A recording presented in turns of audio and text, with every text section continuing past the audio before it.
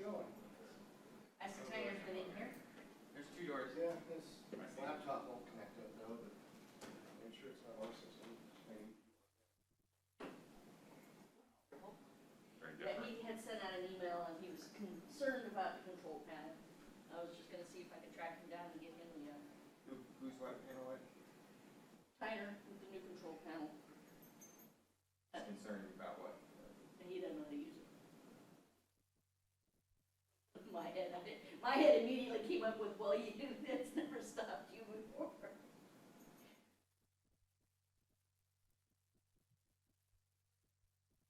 I'm pooping, what's up? I like that, that's fun. But it was true. We all have our phones there. They can't leave me alone. I'm talking to the toilet paper. So, anything else I need to move out, need to move in? Everything that's on their bench, their stuff, because I'm not gonna clear their school. A little better. Hello, Diner. Hey, Tyler. I've had trouble getting your laptop to show up. Well, it's not connected. There's HDMI. Oh, okay.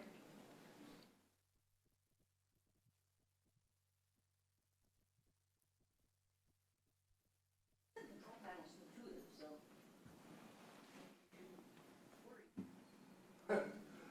Famous last I'll just words, let it right? take, I'll let it take the meeting over. Well, I emailed Swag and Video, I said, we ready to go for the fun and games this morning? They said, we're set to record, and I'm like, that's not what I was asking. But okay.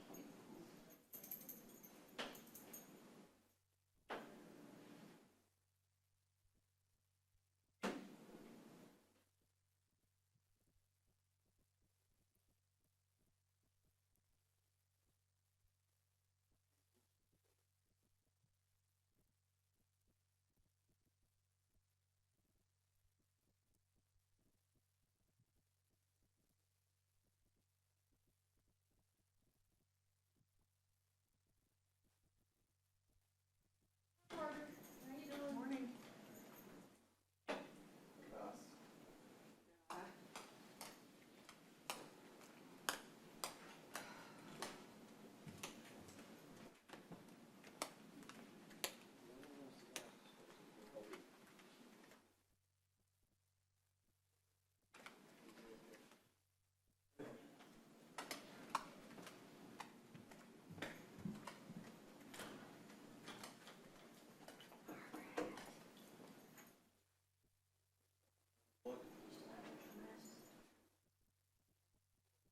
I can do later. There's, on top of the cabinet? Yeah. Okay. Hey Lance, I'm gonna need your, that looks like that. Other one that's like this, but the little one. In Tyner's office for a meeting tomorrow. Okay. Yeah, did you submit a thing on the web?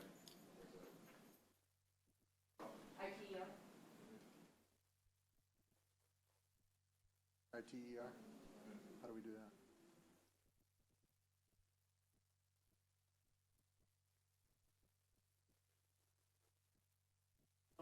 Yeah.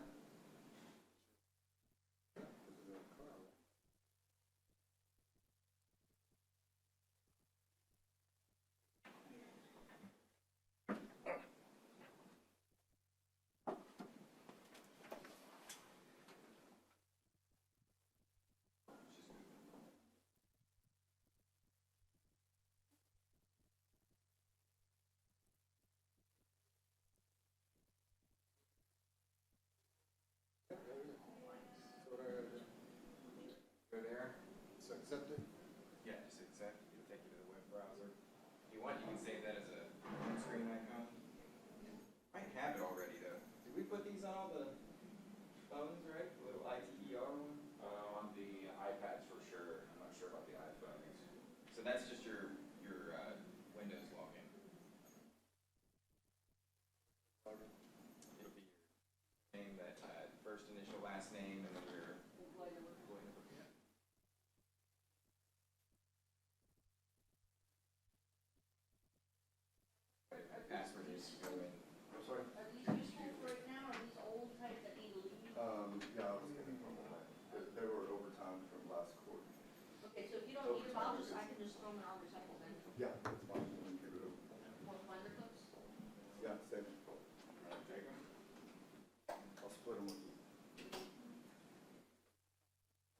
They were, I don't even know where the binder for the cookie jar is.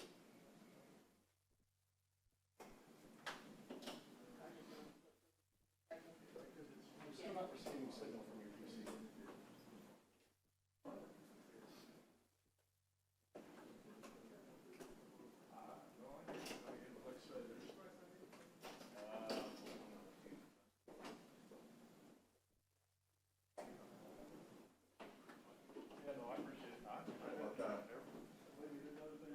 Wow, that actually worked. Somebody wants to change Like the, the settings. I didn't go to the Second screen. There should be a big request in there. Yep. That's it, one, it's so weird. And then it should be meetings. Plugged it back in, and it started working. Okay. Hey, good morning. Showtime now. In there, I think. Tomorrow, right? Test. Can I say today? Our recyclement, You can say it. Whichever day, yeah. I mean, tell them when the meeting is, but Yeah, put it and in the you should notes have if you been want to back set on up the in advance commissioner. or Yes, sir. whatever. I'm gonna need to get an internet connection. And that is? There's a mobile version that I'm not sure why I didn't go to. Oh, this Makes it a end. little easier to fill out. It's an air gap. When we say equipment setup? Yeah, just screen and That projector. is a Juan question, that is not a Connie question, let me go find one. Oh, one's in the judge's conference room right now. Ah, okay.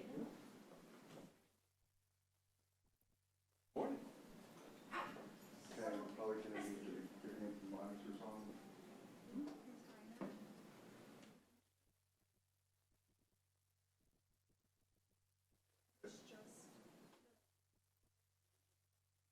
Bothering me. Want to keep mine out? Find the resolution. Find the resolution.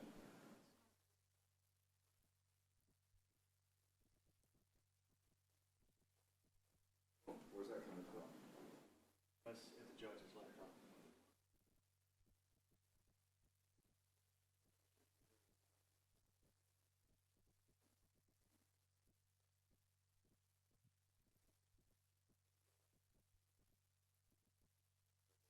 One click?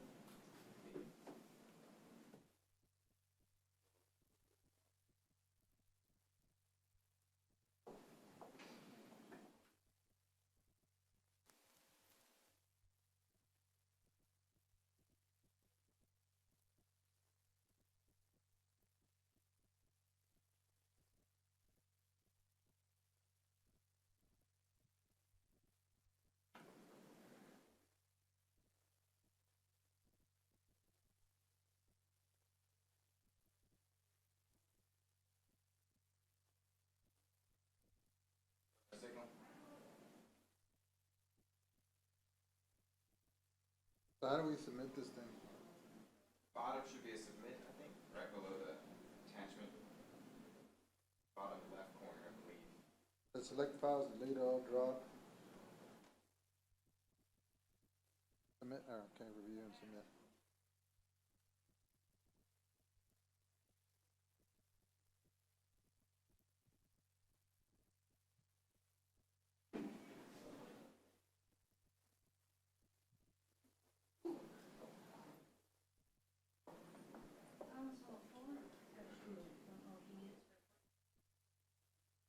Your battery working? I plug this, it's not gonna die right behind. Want me to find out?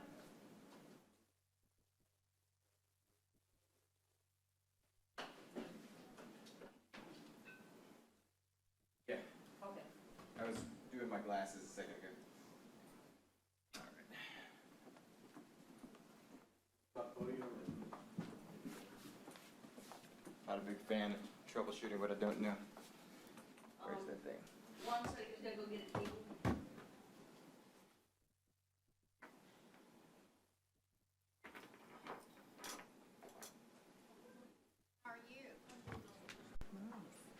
You know what, Tyler, we could put that big picture up here, that, seal.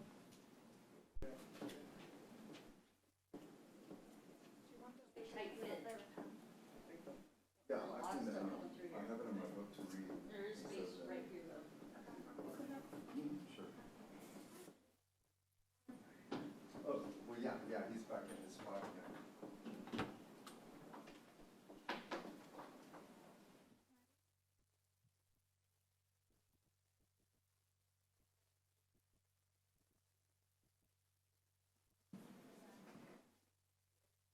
Is it more or is it more? So we need to re-sign it.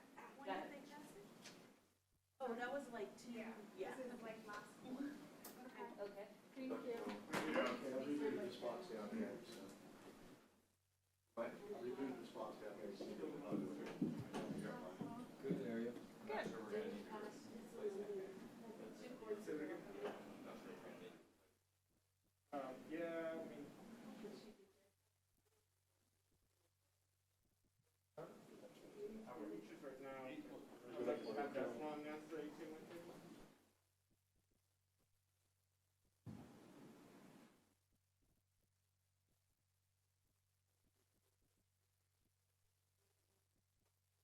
Plugs in fine? Daphne. Look at it here. Oh, the, It says his plugs in fine.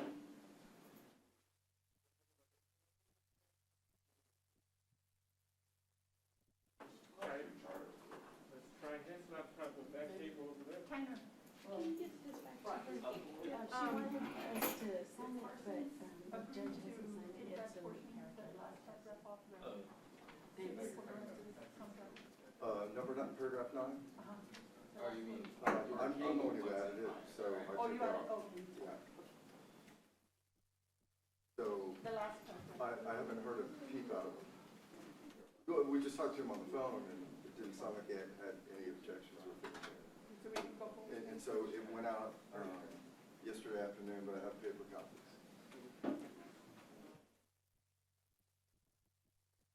We're trying to get this screen up there.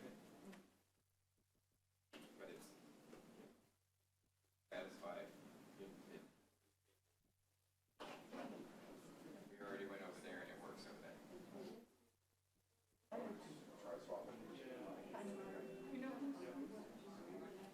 I think this is down.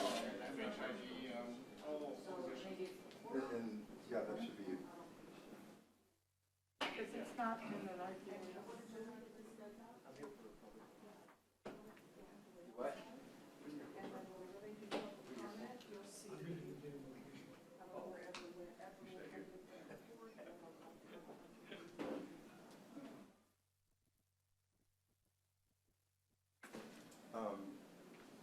do you want me to grab that laptop and try it out, the one that was in here?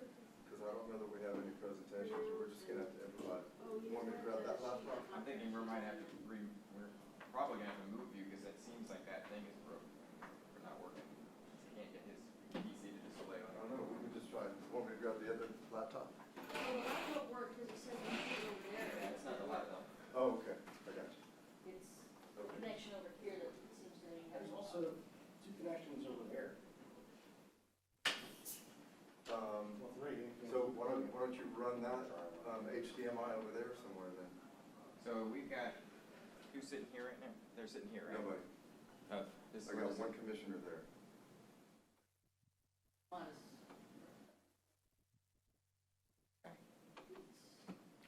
Yes. I know I can get you plugged in here.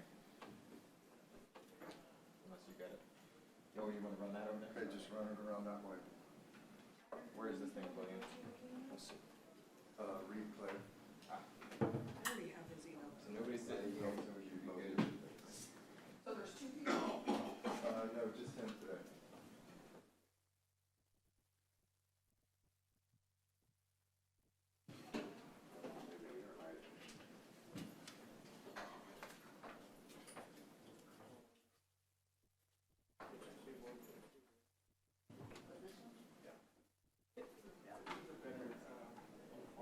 Better connected, we hardwired in.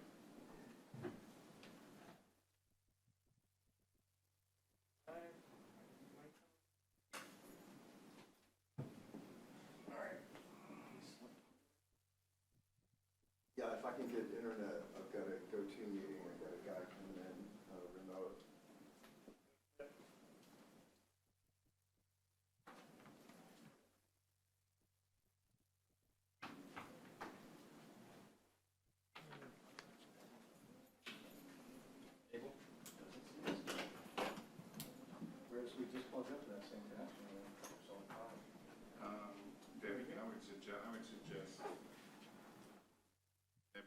suggest the patient experience people, like Mr. so that we're mindful that I can switch Any over. way that we can move you there? Is that breaking any rules?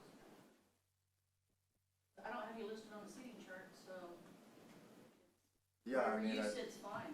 yeah, I mean, if it's gotta work, it's gotta work. Try to put mine over here. Testing. Well, you look 6 feet apart. Nobody's gonna come in here with a tape measure, so. Does this work? Stand on.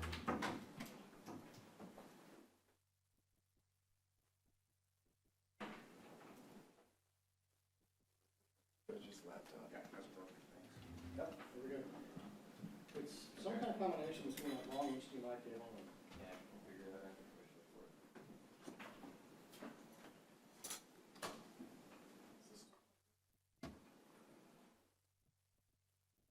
If this is still plugged in, No, it's not. just loop it out of the way here. What'd you say, from over here?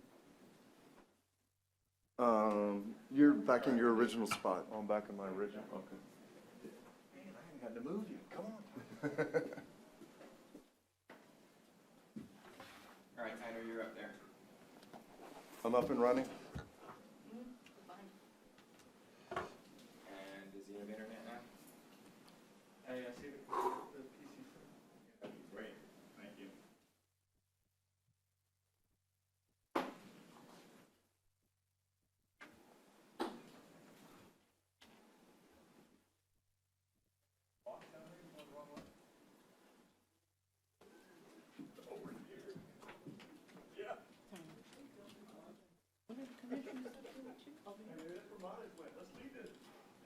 One of them is over here? Yeah. What are you looking Who are you looking for? Oh, I see it. Thank you.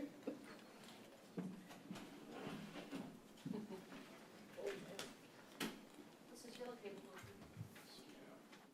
Our goal is to be completely operational and administrative. Is it gonna work? It's not.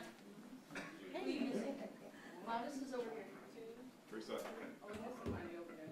Yeah, Joe's over there. Jackass had to be removed, completed. thank you guys. Look, this is my total. I know, but it wasn't everything completed in the last minute. It's, I know. But So that's why you wanted to remove it. it's a project that we. I know. Well, I so can tell you what the commissioner wanted. I don't want to remove it now. You take it off the list.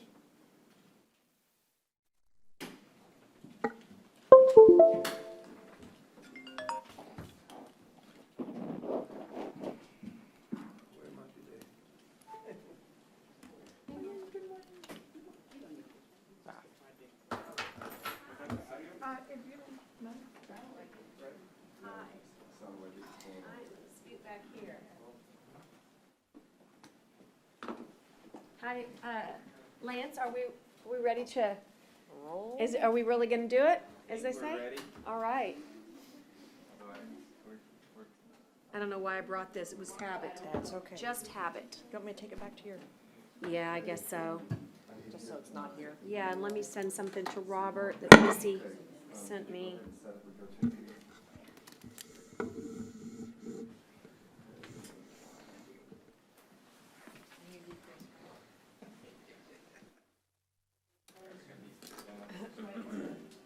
Okay, I'm gonna get involved. Morning, Commissioner, how are you?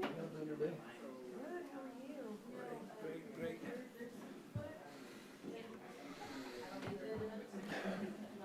Louder. That's me? Put me on left field? Morning, Dale. How you doing, morning? Morning, Mr. Dell. How you doing, Judge? Hey, Dale, I'm good. Hey, Reed, we just emailed you. You know whose call I missed, though, was, Noe. I don't know if he called you or if we're in. Memory. Oh, thank you. Calling my staff officer. Thank you. Oh, my God. Veronica Officer Greg. Any of them to COVID? Okay, good. Thank you, I got him. Let me see, it's 1 minute before 9. I think we're on. Great,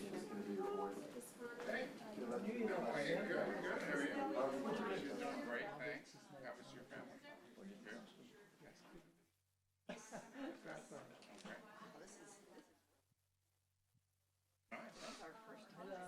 know, great. Really?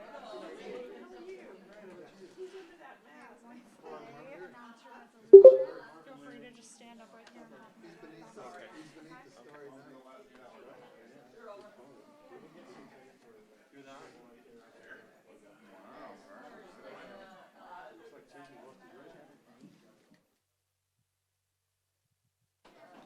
Wow, yes, sir.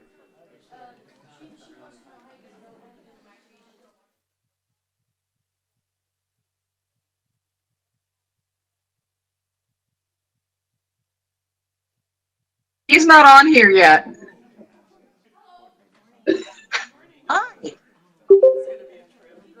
Oh, hang on. I think he's coming on. Hello? Hello? Can you hear me? Yes. We can't see you though. Yeah, I'm on my phone. Oh, all right. No, he needs to turn his volume down. I'm muting myself, so you can't hear me.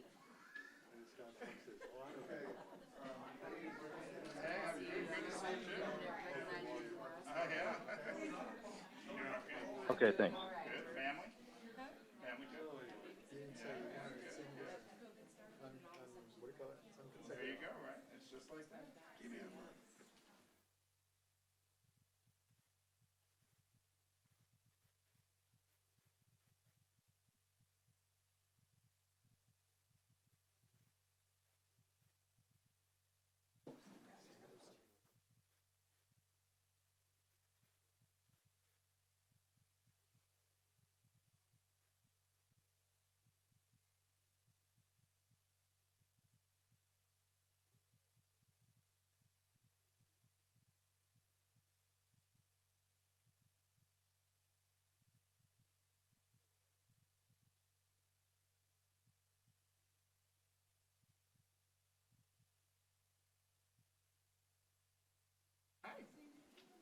Good morning.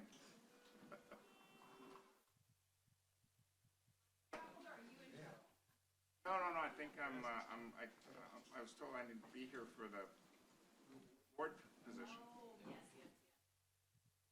I took encourage as to mean be here. Exactly.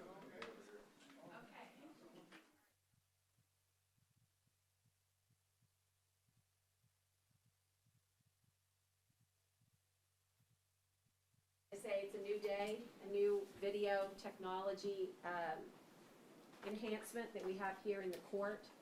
And so that's why we're patiently waiting, just to make sure we. Okay, thanks, Tyner. Okay, now we're ready. Okay. Alyssa. Kara's got it? Kara, oh, okay. But we're good from the clerks, correct? We're all good? Everybody? Okay, I'm missing my gavel. It's here on the right. For a southpaw, it needs to be over here. Hold on.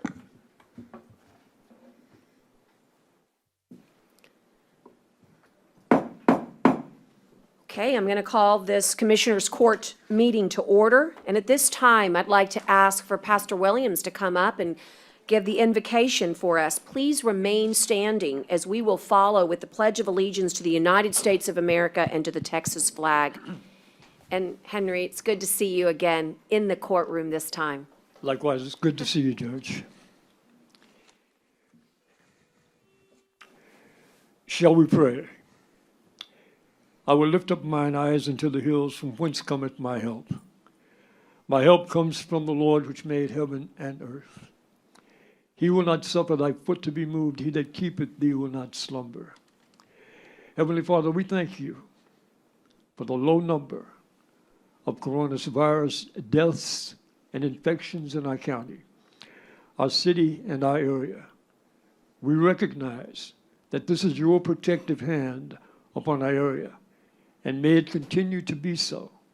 And we thank you for your goodness, your grace, and your mercy toward us. And Father, I lift up to you this morning the county commissioners meeting. Judge Canales and the commissioners I lift up to you. Give them wisdom, give them guidance, and indeed, Guide them by your Holy Spirit in all that is before them. Give them wisdom, vision, understanding, indeed, and all that they need for the proper conduct of this meeting this day. May your blessing be upon them in Nueces County and all that pertains to it. And we give you thanks and we give you praise in the name of Jesus Christ, our Lord and Savior. Amen. I pledge allegiance to the flag of the United States of America and to the republic for which it stands, one nation, under God, indivisible, with liberty and justice for all. Honor the Texas flag. Pledge allegiance to thee, Texas, one state, under God, one and indivisible.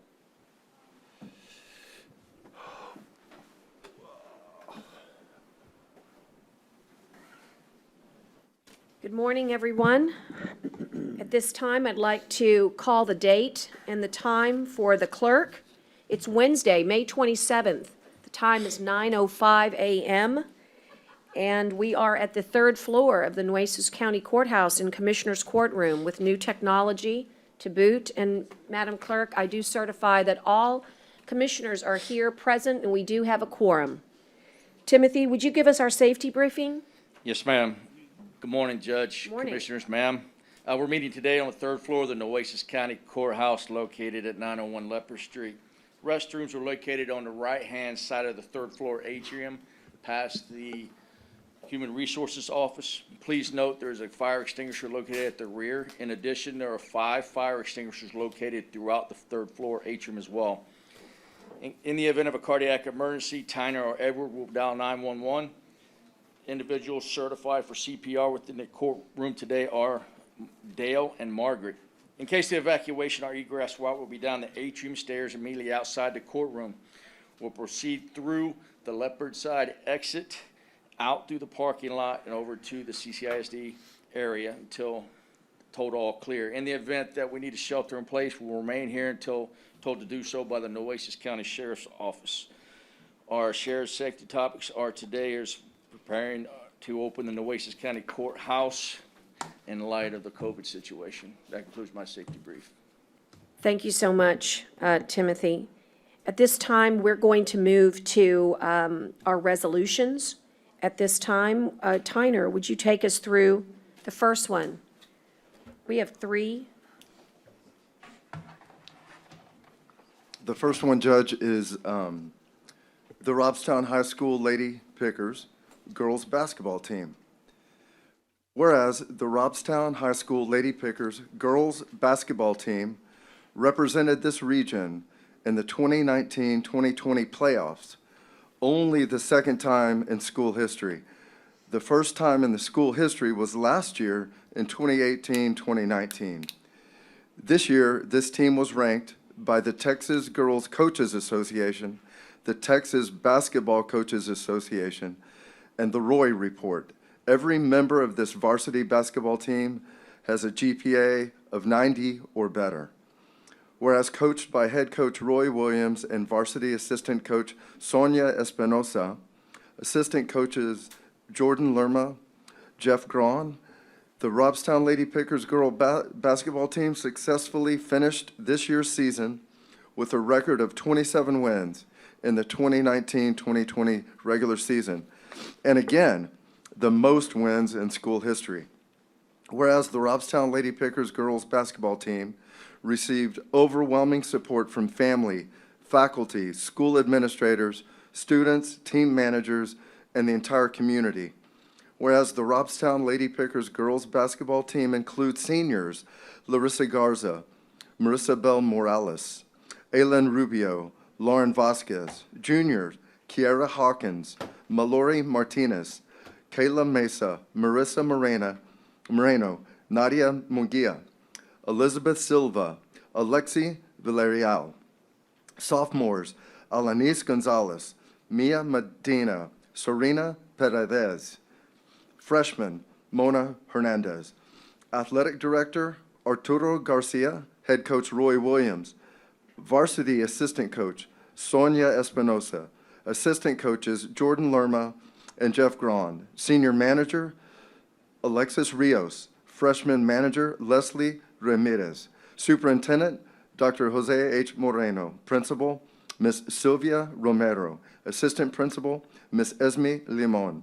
Now therefore be it resolved that the Nueces County Commissioners Court hereby congratulates and recognizes the Robstown High School Lady Pickers girls basketball team on their accomplishments, and further request the citizens of Nueces County to join the court in recognizing the Robstown High School Lady Pickers girls basketball team for making it to the 2020 playoffs for the second year in a row. Thank you so much, Tyner, for reading that great resolution. And Commissioner Modis, I know that you brought this forward. You must be really proud. It's a great feat that they accomplished. It is, we're really proud of them and proud of the community. And, you know, the support that we saw this past season has really been just unbelievable, and the pride that it has brought to our community there in Robstown. And, I mean, you know, when you're lucky and you're good, and you're lucky to have such a great coach there in Robstown, because he's really made a name for himself in West Oso and other schools. But to have Coach Williams there, it just the talent was there. But sometimes, Commissioner Chesney, you need a great coach, and that coach has done so much more other than just teaching these young ladies about basketball. Mm-hmm. It's about really enforcing academics, and they could have gone really far. And sometimes you get those tough games early on in the postseason that can stop you, but we're just really excited for the work that they have done and the pride that they've brought. It's always been a baseball town, and so now we can, I think, safely say that we're a baseball and a basketball town there in Robstown. And so it's just thanks to the coach and thanks to these young ladies for doing just a great job and being great examples on and off the court, and just congratulations to them all. Thank you. And because we can't have them here, we really do want to congratulate all of the girls, their coaches, their teachers, and their parents and friends, and say it will be soon. I promise. It will be the season again. It's not just the season of basketball, but a new season of our lives will emerge. And I want you to have faith that that will happen. And I picked this quote out for all of you Lady Pickers. Talent wins games, but teamwork and intelligence wins championships. And I think he would know a little bit about that. The man that said that was Michael Jordan. So I'm really proud of you, and I hope that somebody is going to deliver this resolution. In fact, we really should make these types of arrangements where maybe you would contact, the RISD superintendent and see what arrangements we can make. Maybe even have a representative at the Keach Library, and I'd be happy to go out with you and hand it off to somebody that would represent the team. Definitely Whatever there, you or wish. during one of the school board meetings for sure. Okay, Yes. whatever you wish. Okay, thank you. Let's tackle the next one. That's, yes? we need to Yes, vote. sir? Oh, Yes, sorry, we do. motion. I'm going to motion. Second. And a second. And all those in favor of passing the resolution? Aye. Aye. Signify by saying aye. Okay, and now we're going to move to a resolution recognizing a really important charitable organization in our community, one that's near and dear to our hearts, and that's the Jasani Smith Foundation. And Tyner, would you please read? I will, Judge. Whereas the Jasani Smith Foundation was founded on March 16th, 2020 by Ms. Kiwana Denson and Mr. Terrence Denson in honor of their son, Jasani Smith, who tragically lost his life to a rip current in 2019. Whereas the purpose of the Jasani Smith Foundation is to save lives by providing education, awareness, and water skills training on beach safety, rip currents, and other coastal hazards. Whereas the goal of the Jasani Smith Foundation is to eliminate the number of deaths, rescues, and illnesses due to rip currents and other coastal hazards by raising awareness and providing water safety training and education programs to safety personnel, students, community organizations, and beachgoers. Whereas the Jasani Smith Foundation set up 2 scholarship funds in 2019, the Del Mar College Memorial Scholarship Fund and the Jasani Smith Water Scholarship for King High School students. Whereas the Jasani Smith Foundation partnered with Nueces County to formally proclaim the month of July as Beach Safety and Rip Current Awareness Month in Nueces County. Whereas the Jasani Smith Beach Safety Task Force is an essential function of the foundation. The task force hosts monthly meetings of interested stakeholders, including the Foundation Board of Directors, state, county, city, elected officials, and employees, lifeguards, school officials, teachers, students, and community members. Whereas the Jasani Smith Foundation created the website www.sanowet, that's SANIWET.com, in memory of the late Jasani Smith, as well as the Jasani Smith Beach Safety Alert Facebook page to alert the public of beach safety hazards. Whereas members of the Jasani Smith Foundation spoke to various area middle schools, high schools, and 4-H clubs about beach safety and rip current awareness. Whereas the Jasani Smith Foundation partnered with the City of Corpus Christi to purchase rip current awareness cards and wristbands for distribution at area beaches, schools, and businesses. Whereas the Jasani Smith Foundation partnered with the Nueces County and the City of Corpus Christi to provide for rip current hazard alerts to the public through the reverse alert system. Whereas the Jasani Smith Foundation and Nueces County partnered with the Texas Department of Transportation to utilize their electronic mobile messaging boards to promote rip current awareness during Spring Break 2020. The Nueces County Coastal Parks Department has since obtained an electronic mobile messaging board of its own to alert beachgoers of rip current hazards on a more permanent basis. Now, therefore, be it resolved by the Commissioners Court of Nueces County that the court hereby Jasani Smith Foundation for its work in promoting rip current and beach safety awareness. Thank you so much, Tyner, and we're just, we're proud to be a partner of the Jasani Smith Foundation in the work that we're doing out, particularly with our Coastal Parks Division, but none of this would really be possible if it weren't for the family. And so we would love to, we welcome you here, and we honor not just the foundation, but Jasani, because I think you're living a life that is dedicated to making certain that, that these safety programs really do save lives. And I have something kind of exciting to tell you, is that yesterday we had a meeting about a new facility that's going to be built out in the Port Aransas area, right by Horace Caldwell Pier. And it's dedicated to education. It's dedicated to promoting learning. And I can't think of a better inaugural place for you to educate people than when we inaugurate that building sometime in the future, for you all to be the first. And so I think that's something that Commissioner Chesney and I, and Director of Coastal Parks and the Coastal Park Board, would really love to offer is a place to spread this important word.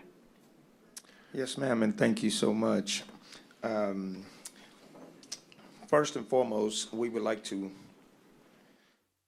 thank the Commissioners Court for all their tremendous support you have provided our family and now the Jasani Smith Foundation. We look forward to strengthening our partnership with the county, city of Corpus Christi, state of Texas, and beyond. The National Weather Service, visiting Corpus Christi, the Port of Corpus Christi, just to name a few, and other business and organizations to promote education and awareness to the beachgoers, citizens who live inland, and bystanders about beach safety, how to respond appropriately when we see someone in distress, and about rip currents, seaward flowing currents in general. In order to be impacted by water currents, a person must venture into its environment, which makes education, research, awareness programs, and initiatives all the more important to prevent injury, rescue, and fatalities. Lastly, we must note that as of today, we have not had any reported rip current related fatalities, unlike during this same time last year. We had many, including our son, Jasani Smith. I would like to think that it is a direct result of the partnership and collaborative initiatives between the Beach Safety Task Force, city, county, state, and local businesses. Let's continue this momentum and work together to keep our beaches fun and beachgoers safe. Please stay tuned for updates from the J. Siney Smith Foundation. During this pandemic, should you venture to the beach or any public place, please practice social distancing and good hygiene behaviors. Thank you for listening and caring. Thank you, sir. If I could, Judge, I certainly will make the motion to pass that. I'll second. Thank you. And wanted to just comment, really, it's been amazing to see how much progress that this foundation has made. And before it was a foundation, this group has made and now has been formalized into a foundation. And truly, without your wife and your family's drive on this, I don't think that we would have had near the effect or near the participation that we've had. When Kawana and I first talked about this, and she said, you know, can you help me do this? And I said, I'll help you do this, but this has to come from you, and this is only gonna, it can't be Brent Chesney or Todd Hunter or Barbara Canales or anyone else. It has to come from your family. And she was, of course, as you know, and you all were very receptive, and the fact that you're able to do this and have the strength to do this is, quite frankly, has always amazed me.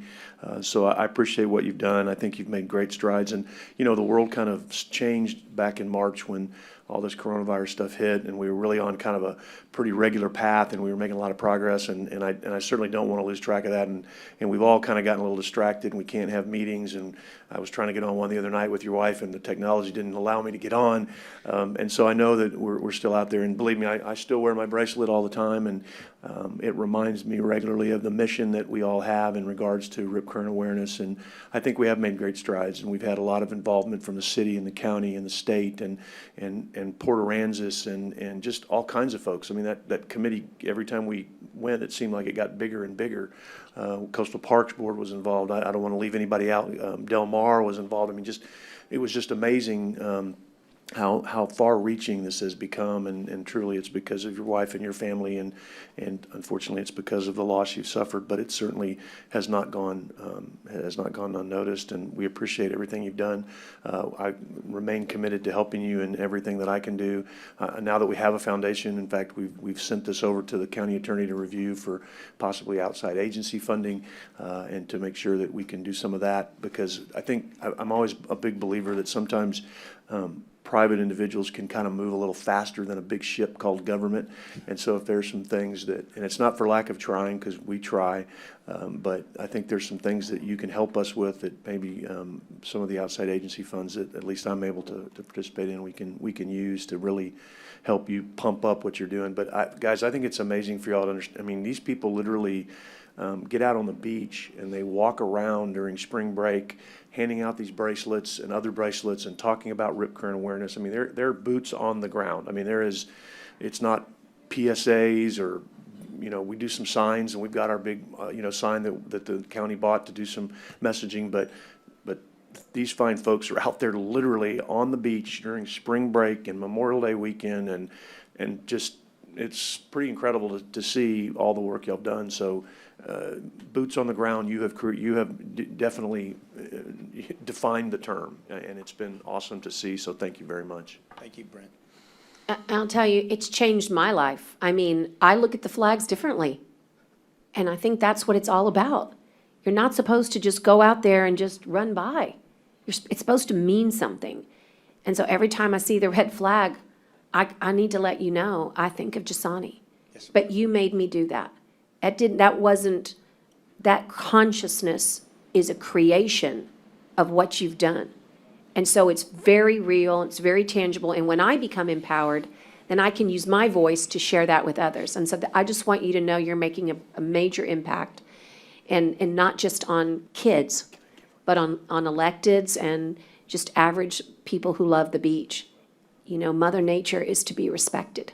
Yes, ma'am. And Terry, I tried to put this in a frame, but we couldn't get it all on one page. Okay. So so I've got a copy of it, and I apologize. I mean, we had the frame here, and it was framed, but we couldn't get it all on one page. We tried different fonts, and we tried everything we could, but I do have a copy of it here for you to take with you, or it's not a copy, it's actually the original, I think, and we've kept a copy of it. So we really, again, thank you for all you've done, and I'm sorry, I know your mother-in-law's here with you today, and I know your wife couldn't be here because she's got to work for a living.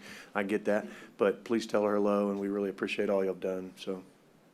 Thank you very much. Absolutely. Thank you. Thank you. And let's take a vote on that. I've got a motion by Commissioner Chesney, and I second it. All those in favor of adopting this resolution recognizing the Jasani Smith Foundation signify by saying aye. Aye. Aye. Pose same sign. Thanks again. Thank you very much, sir. I appreciate it. Good to see you. Right back at you, ma'am. I got to do it. Thank you very much. You're welcome. Okay, Tyner, we have a final resolution, and this one is the London High School powerlifting team, and take us through this resolution. Yes, Judge. This is recognizing the London High School powerlifting team for their accomplishments, whereas the London High School powerlifting team, led by head coach Tony Ramon, recorded a successful 2020 season, placing third in Region 5 for the state of Texas. This is an extraordinary accomplishment, being that the program is just 3 years old. Whereas members of the London powerlifting team were honored as follows: Gavin Chapa, 2018 state runner-up, three-time regional qualifier, 2020 regional champion, and 2020 state qualifier. Cameron Ralston, 2020 regional champion, Region 5 deadlift record holder, 2020 state qualifier. Dimitri Sanchez, 2020 Texas High School Powerlifting Association Academic All-State Elite Team, two-time regional qualifier, 2020 regional runner-up, and 2020 state qualifier. And Dylan Waselski, 2020 regional runner-up and 2020 state qualifier. Whereas the London powerlifting team members include seniors Gavin Chapa, Cameron Ralston, and Dimitri Sanchez, and sophomore Dylan Waselski. The team's head coach is Tony Ramon. Now, therefore, the court hereby recognizes the London powerlifting team for their athletic accomplishments and achievements. Thank you, Commissioner. Move acceptance. And I'll move second. Judge, this is unfortunately one that was another casualty of the virus. They did not get to go to their state meets. They were prepared and ready to go. This was obviously a big deal. You know, anytime that any athlete or academic individual can make it to a state tournament from anywhere in state, but certainly also from South Texas, it's a big accomplishment. So this was definitely one. In fact, because of your conversation with Constance Sanchez, she was reminded to get this to me. So that's where this came from, just so you know. So you helped get this one along as well. So I would move passage and acceptance. So we have a motion and a second, and I just want to say that we wish them a tremendous amount of congratulations for being a true athlete. And I would just point out that while I know it's incredibly disappointing to not reach that pinnacle of the state tournament, that the true victor is the one who steps into the arena. So many people don't have the discipline or the dedication that it takes to devote so much time to be a true student athlete. And so you don't need a certificate from the state of Texas to tell you that you are a true champion. The true victor is the one that puts forth that effort and is willing to step into the arena. So we're very, very proud of all of the athletes from London High School. At this time, all those in favor of supporting this adoption of this resolution signify by saying aye. Aye. Aye. Post same sign. Okay, and then now we're going to move to two recognitions. One, I believe I have with me, Tyner. It is to Leticia Acevedo from the Tax Assessor Collections Office. And she is retiring after 31 years of service to Nueces County. And so, actually, this is not the right one, but I believe we have a Maybe up there, Judge. okay, we'll find it, but is she here in the courtroom? She is not. Oh, hello, Leticia, welcome. She did show up. Leticia, do you feel comfortable entering the courtroom? You don't have to? Okay, I just want to say thank you for 31 incredible years of service to this county in an area that, quite frankly, we cannot do any of our works. None of our visions mean anything if we don't have the dollars to run them. And the way we get those dollars is by being good stewards and making sure that every dollar gets to its proper place. And we want to thank you for making sure that that happened each and every day. So much congratulations. We do have a certificate for you, and if I can get, let me just take a quick look to make sure it's not hiding here. Okay, Margaret is going to track it down. We're going to take a picture. I like that. That's great. You want to say a few words? Ain't gonna bite. Thank you. Does she want Want to say a few words? You want to say a few words? Sure. Oh, come on, okay. Thank you for all That's you've a few done. words. Thank you very much. Thank you very much for your Thank you. service. You are truly valued, Thank and I you. hope that you enjoy, as they say, the second life. I think the best is yet to come for you.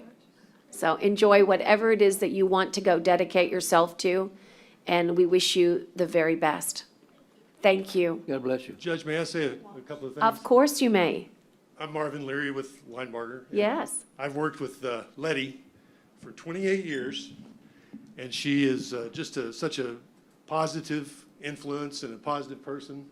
Her presence will be sorely missed at the tax office. She's really good about taking those frustrated, somewhat angry taxpayer phone calls, de-escalating them, and making people happy in the end. And she will just be sorely missed, I tell you for sure. Some people are truly hard to replace. You're one of them. She's one of them. Very good. Thank you. Thank you.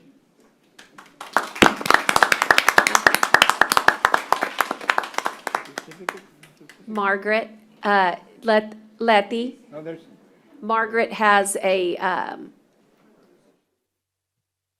Tyner, would you be so good to pass that resolution to Leticia? The resolution, forgive me, the certificate. And we can't forget about the watch, Judge. It's all about the jewelry for women, always. That's right. Please accept this small token of our appreciation, not only for our love and affection for you as a human being and dedicating so many years here, but just, it means so much to know that people dedicate their entire careers to one place, you know, to make a difference. And just wanted you to know that that watch, when you wear it, I hope that you will think about the good times and not about those disgruntled taxpayers. But just know that you made a difference every day here. Thank you. Thank you.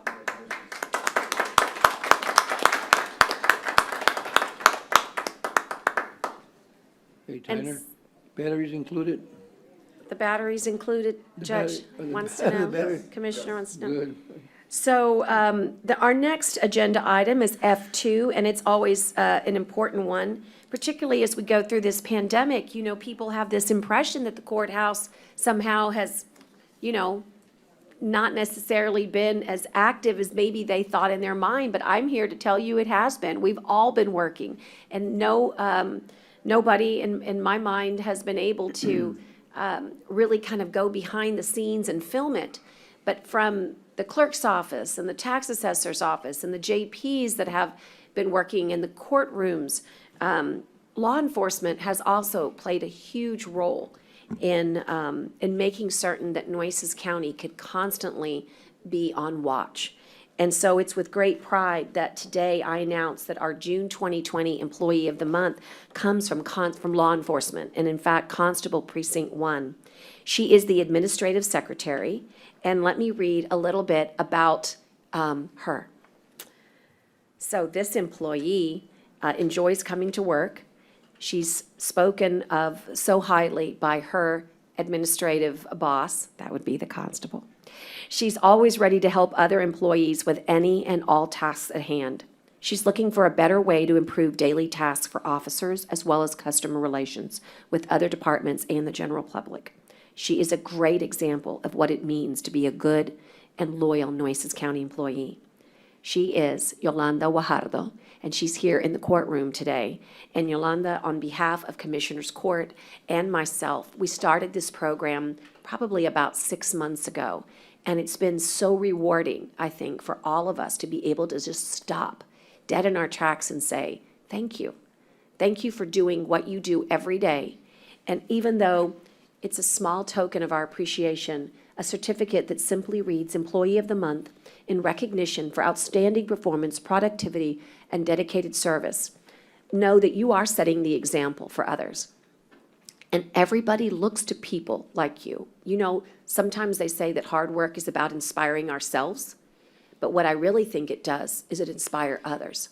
We do it for ourselves, right? We have to be felt fulfilled in what we do every day. But when you set that high bar for yourself, it truly does inspire others.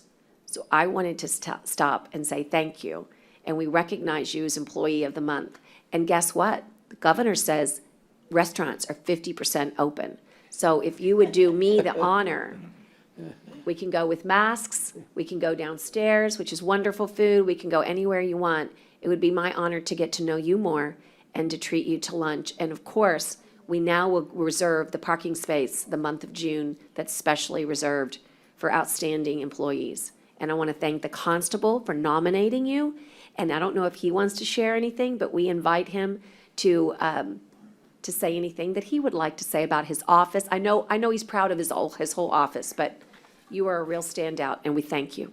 Thank you, Judge, and thank you, Commissioners, for instituting this program to recognize our much underdeserved employees that we really appreciate. I just want to say that Yolanda has been with the office longer than I have. I've been there 17 years, so I have no idea.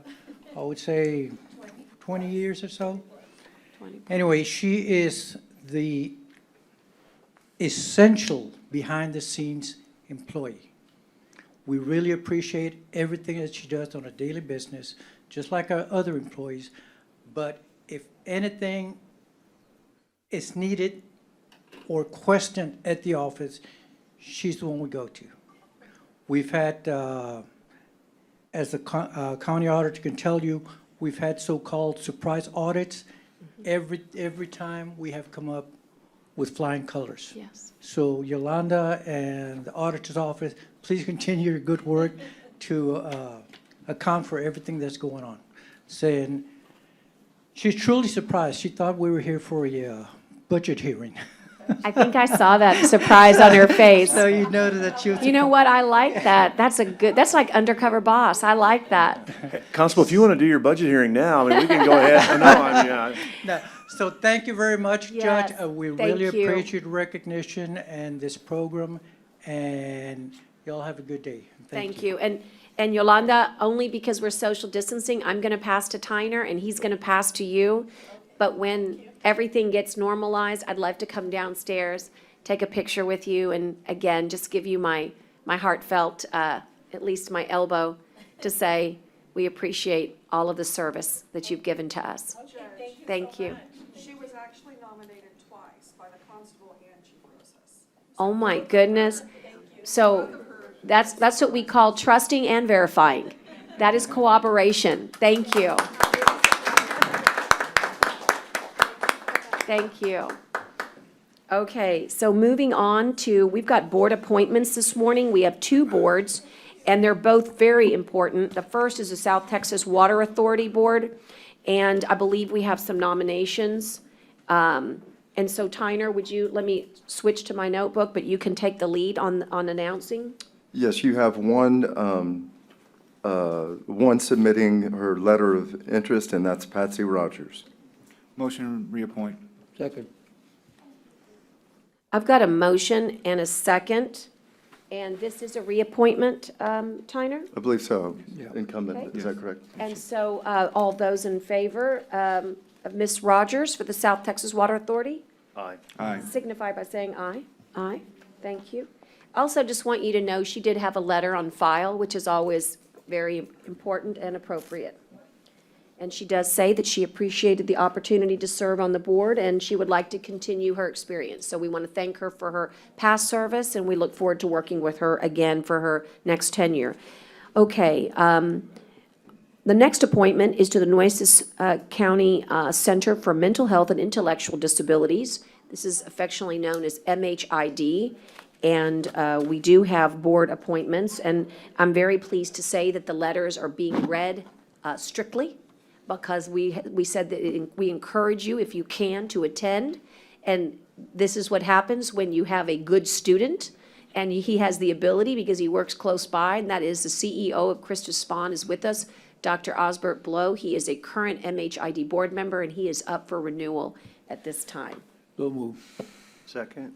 Got a motion and a second, and all those in favor signify by saying aye. Aye. Post same sign, and Dr. Blow, I don't know if you want to say anything about, as they say, anything about anything, but you sure do know a lot about what's happening in the world of healthcare, and it just gives us an opportunity to say thank you for everything that you've done for us during this COVID-19 response. It is a testament to the healthcare system that we have had a very low number of hospitalizations, a very low number of ventilator treatments, and a very low number of mortality. And, you know, this is probably everything. I can say this because of Christus Spawn. It is both divine and that which he gives us, your healing hands. And so I'm just really grateful. But as it pertains to behavioral health, thank you for your service. And as you know, we're always looking to expand, not diminish behavioral health care in our community. So. Well, thank you, Judge. Thank you, County Commissioners. Thank you. I appreciate the privilege and honor to continue to serve. Thank you so much. Tyner, we have one more, I believe. Well, actually, Judge, Several more. you have 3 more Okay. incumbents and a new applicant, and you have room for them all. Okay. To a point, and that Let's would. do the So moved. renewals first, okay? So move. Second.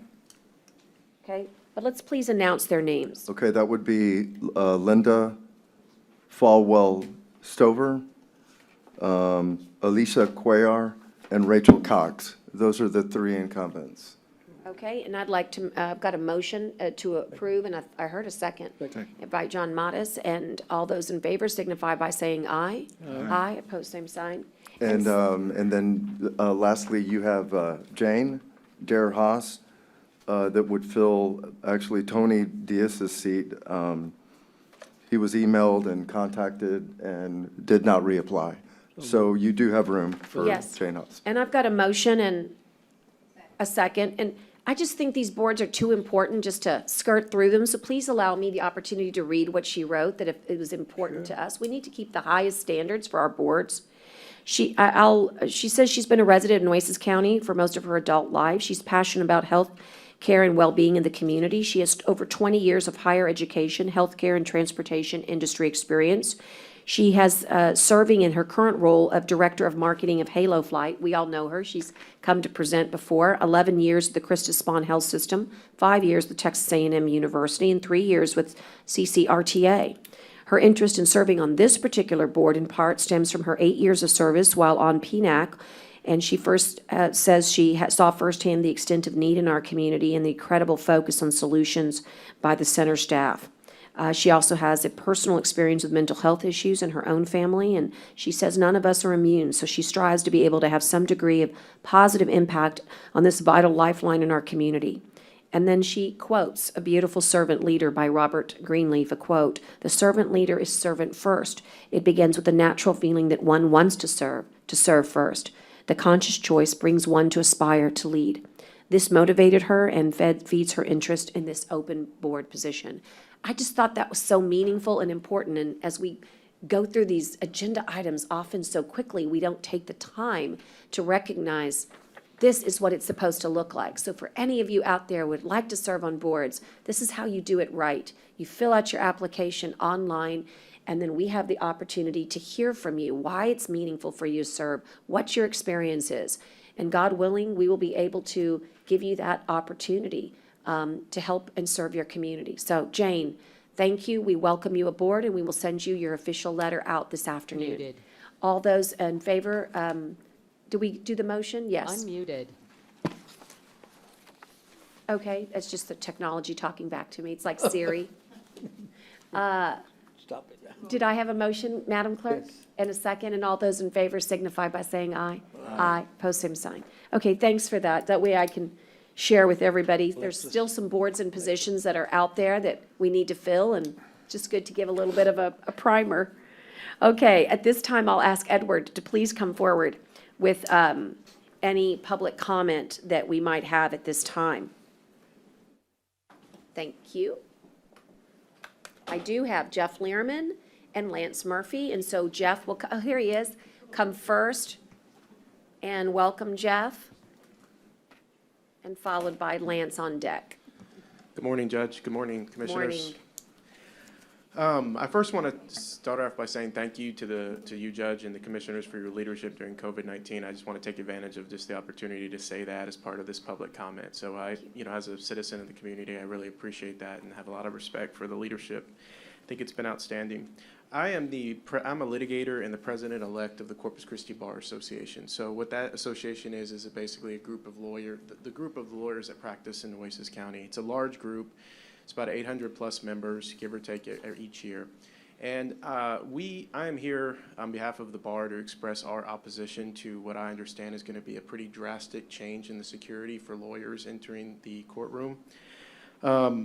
I understand that the decision hasn't been rendered yet and that it's going to be discussed in executive session or as part of the commission. But on behalf of the bar, my membership is outraged by a couple of things that I think are important to raise to the commission. The first is the bar really didn't get a seat at the table to have any discussion about this matter, and we feel like we should. We feel like we're just as vital of a part of this courthouse as the staff, as the commissioners, as the judges, as everybody.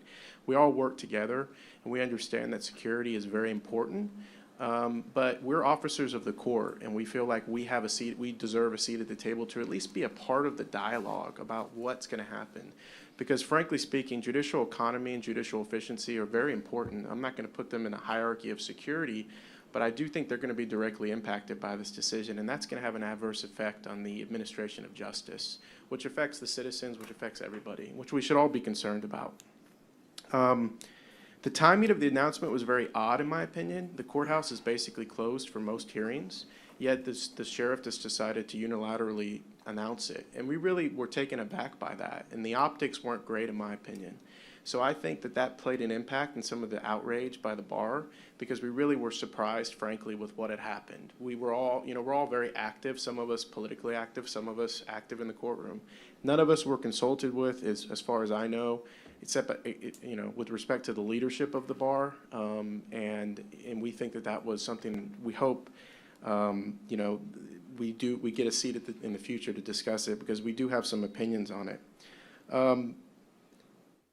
As far as I know, there's been no security concerns in the decade plus that this security badge system has been in place. So I think it's important for us to understand what data the county's relying upon to make this decision. I understand that the security report may be confidential, but I do think that there is some public disclosure that would be helpful to understand really what security concerns does the county have with lawyers. I mean, as far as I know, as I said a minute ago, 10 years plus, there's been no security concerns with officers of the court. So I'd like to see what evidence, some of us are lawyers and we rely on evidence. I'd like to see what evidence the commission is relying upon for this drastic decision. And this may seem trivial to some people, the security badges, this may seem like, well, lawyers really, in light of everything that's going on, this isn't something that really is of paramount, but it really is, because we are representing citizens of this county every day in different matters, and if we can't get to the courtroom, if we have to wait in excessive lines, the administration of justice suffers, and if that suffers, then everything else suffers. And on behalf of the bar, which I represent, I'm going to be the president in a month, and Kathleen Day, who's the current president, we want to make sure that our opinion is heard on this issue, because it is an issue of importance to our membership and constituency.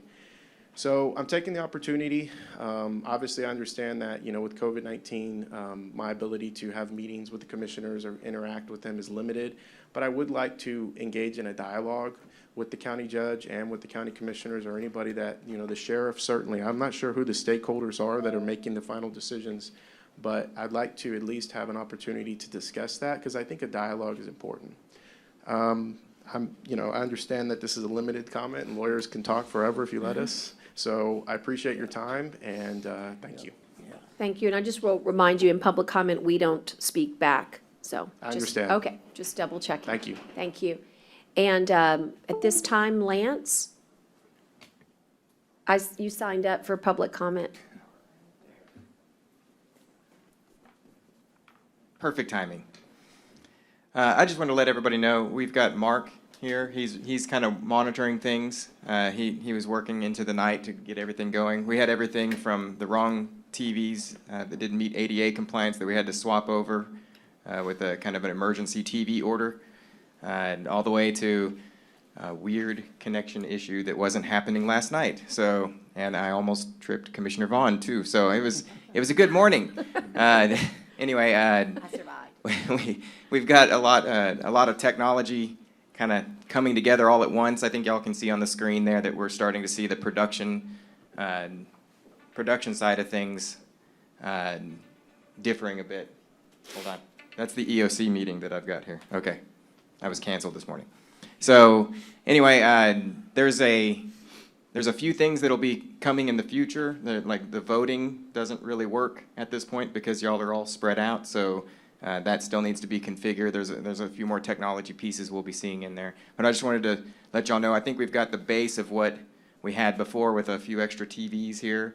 And we're learning it, and Tyner will be in training, I'm sure, as soon as we get it all put together. Thank you.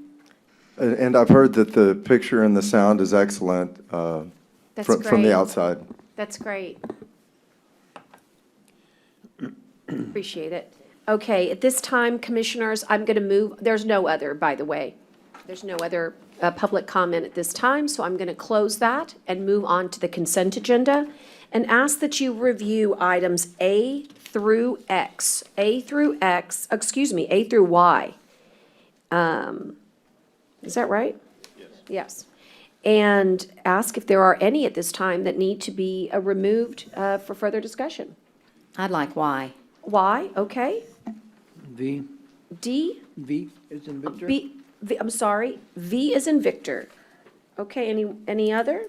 I believe Maria has communicated to me that, excuse me, we need to table N as in Nancy. All right, let's take that one first. I've got a motion. I'll second it. Maria, I just want to make sure that doesn't interfere with any of our timing with that particular grant. No, we're good, and my apologies, I was trying to catch you before court. I'm sorry. There's some additional just kind of language changes that need to be made to the contract, so we're waiting for those to come back. And So- they'll come back to you via DocuSign. So basically, it was just a change, there was some indemnification language that needed to be changed in the Okay. contract, as well as it referred to Nueces County Development Commission, which it should refer to Nueces County. So Judge, should those we- are the small. Got it. Would it How be about- easier just to pass that contingent on that Contingent? language being done? Is that all okay? right, Laura? Set So a it doesn't have to table? come back till June 10th? Can we pass it contingency upon those edits?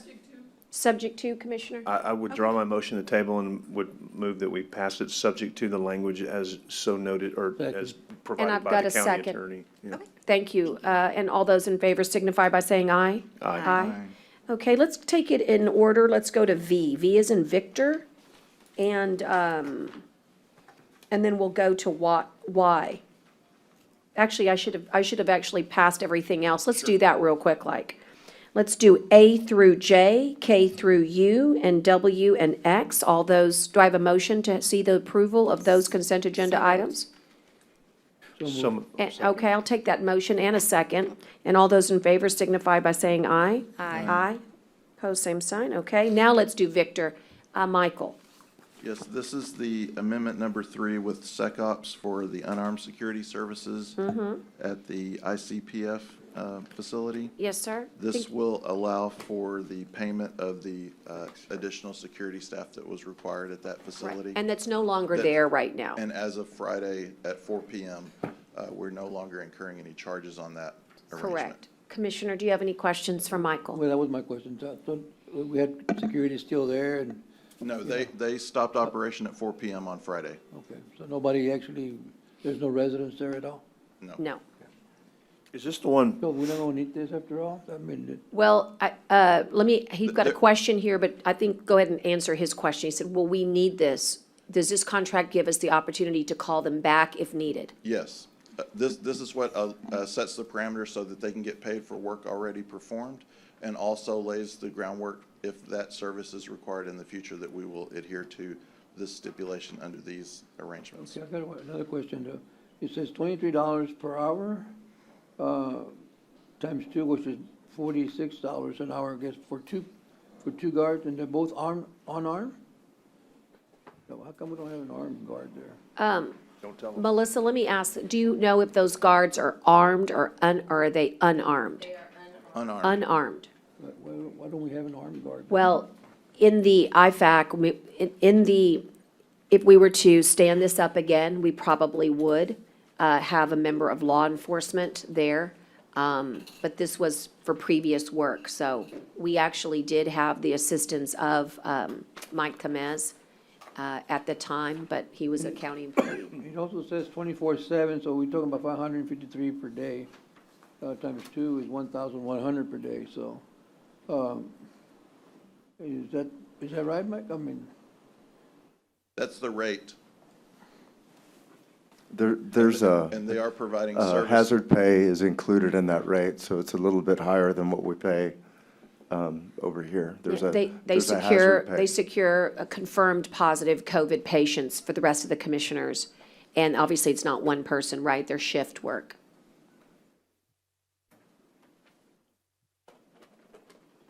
Just, is this the one for the holiday, or the place that I must be, anyway, everybody, it's all over the news Yes. anyway. I actually just wanted to compliment Michael, because I was on the, what do you call Phone? it, EOC, yeah, the phone on the EOC when he picked up that, that may still be going when it needed to stop. So I just wanted to compliment you on being diligent and watching the money of the county and the taxpayer, Sure. and it's appreciated, I think. If I'm getting this right, I think this is the same thing, so I appreciate you doing that. Yes, it is. Thank you. And we don't we never want to anticipate needing to do this. Well, but. But if we have to, I will tell you, this contract in place is gonna really be very, very helpful. So it's Yeah. gonna get them paid, but it's gonna open up the door so we don't have to reinvent this wheel again. And, so that's Right, good. similar to the hurricane preposition contracts that we have. Right. It just, gives us some flexibility if this Correct. need so we don't pay arises. no rooms right now at all? Zero, Zero until we recontract? Zero. We have to. Okay, only when we need it. okay. Okay, so move. Okay, I've got a motion Second. and a second. All those in favor signify by saying aye. Aye. This will be part of our expenses that we will submit for reimbursement, commissioners. Thank you. Let's move to item number Y. Marvin's here to help as a resource, but let's set the table. Commissioner Vaughn, these are the tax deeds, and they go to the highest minimum bids, and there's a listing of number 1 through 20. And would you address your question to Marvin? Okay, I have a couple questions. Okay, so we had 20 properties. What was the delinquent tax on all those properties? Just an Combined average. together, oh goodness, let me see. There was a thing in here.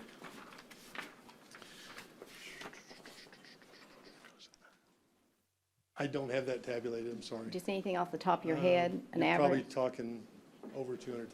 Okay, and so we got back, And that would be to all entities, not just to the. yeah, so you recovered 8,164.60. I'm trying to understand what you have written down. 50,000 in cost of sales? Yes, ma'am. So explain that to me, cost of sales. Okay, so first let me go back. The total bid amount that's being bid for the properties is $113,400.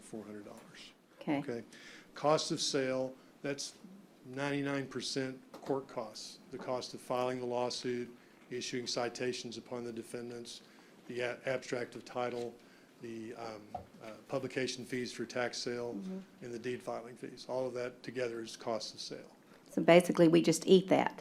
No, you're getting it all back. We're getting all of that back? That, when we sell something at tax sale, or in this case, at Okay. resale, the costs get paid first. Okay. Per the property tax code, you pay off the costs, and then the remainder gets distributed to the taxes, and in the case of any properties in the city of Corpus Christi, to city liens, pro rata based on the total amount due to the county and to the city. Okay, and when y'all go out to bid for these, is that the one that's done on the steps at the county courthouse, or how do y'all do that? I'm just curious. The first thing that happens when we file a lawsuit and prosecute it to a judgment, if people don't pay, we issue an order of sale to the sheriff. And the sheriff conducts the auctions that you see on the courthouse steps on the first Tuesday of every month. These properties have all been through a sheriff's sale, and nobody was willing to make the opening bid. The opening bid at a sheriff's sale by law is the aggregate amount due under the judgment plus costs, or the value of the property, whichever is less. So if you've got a vacant lot that's been mowed 50 times and the total is, and the taxes and the liens and everything in the judgment is more than the value, then the opening bid is value. Usually people are not going to pay retail at an auction. No. Okay, so we go out, after they're struck off, we go out and put up signs on them, and we solicit written offers. We send out lists of the properties that are available on our website. We have folks fill out a promulgated form to submit those offers through our office, and we bring them forward to the Commissioners Court, the school boards, the city, Delmar, and everyone has to act on them and approve them. And if you all approve them, then the bids are accepted. Some of these properties, we have multiple bidders on. So we're bringing you the highest and best bid right now to approve as a sale price, and we'll go back and schedule a second auction amongst those bidders to get the most we Just can. curious, is there a certain group that's buying these properties? Well, there's, in any county, you're gonna have a group of people that do this All the basically time. for a living. And it's not just tax sales, but they buy property at the bank foreclosures, they buy property at tax sale, they buy property on the open market. This is what they do. So you're gonna have that core group in every county, from the 5,000 person county up to Harris County. Yeah, because this is some good stuff here for if you can get it cheap for whoever's doing it. So I think my question is, because, I mean, I never see this where it's up for sale, up for bid. So where do you advertise other than just putting a sign? Okay, so Don't tell me the caller times. I won't tell you. Well. No, we're required by law to publish a notice in a local newspaper for the sheriff's sales. And that's done once a week for 3 consecutive weeks before the sale. And we do it on Mondays. So if you ever open your Monday paper to the what's left of the classified ad section, you'll see the tax sale takes up about most of one page. Now, after that, for the resales, we put the signs up on them, and they're up on our law firm website. And anybody, we get lots of emails and phone calls from out of town and out of state from people wanting to buy property down here. And a lot of the buyers come from out of town. And once we finish implementation of online tax sales, we hope in the very near future, then all of this stuff will go up online. We'll come to you with a proposition, come to you and the other taxing units with a proposition to, let's put all of the resale properties we have left online at a reduced amount over a 3-month period and get rid of them and get them back on the tax rolls. And the reason I ask this is because people do ask, they're wondering, how do I get that? And so to me, this is an education, what you're doing. That's the reason I ask you this stuff. It's And I very appreciate good. it. And also, can we go back to the online part? Because we've been waiting Yes, ma'am. for quite a bit, and there was a time period that we needed to wait, Yes, ma'am. and that was a 90-day. Yes, ma'am. You And we- published your rules on November 22nd. So we're getting close. So that ended in February, and we're working with the auditor's office and the sheriff's office right now on the implementation. There were certain things that the county is gonna have to do, like set up a dedicated bank account and manage it to take in deposits and to make distributions of the sale proceeds. So we've been working with the auditor's office and his staff, and with the sheriff's office and his staff, and with our vendor partner, Real Auction. In fact, we are gonna set up some webinar training next week for the auditor and sheriff's staff to move this along. So I'm hoping that in the very near future, Okay. we will go live with our first sale. That's great. It would be great if we could have a goal. Like, do you think by the end of summer? I'm hoping August or September. Okay. That's what we're shooting for. Dale, you August or feel good September. about that? Okay, because the good news, Court, is that you remember last year, that was one of our goals, and so, but getting it will change the way you were just basically saying, that might not be the best method. The old ways are obviously good if you're a professional, you know to go to the caller times, you know you're looking there if that's your business, but if it's not, the internet, it will attract buyers from all over the country, potentially, Absolutely. so. When we would do this in the past, when we'd amass a large number of properties like this, we'd come to you with a proposal to do a one-day live auction here at the courthouse on a Saturday. And we conducted a dozen of those over the years and sell 150 properties in 2 hours, and people check out and write a check. So now it'll be more like, the online version will be more like, people are gonna go on, it's like eBay, they go in and enter proxy bids, and then if they win, they get an email, they get a phone call, and they've got 24 hours to wire transfer money into the dedicated account. So it's gonna be a big game changer. We'll get a lot more, I think, outside participation from outside of the county. Thank you.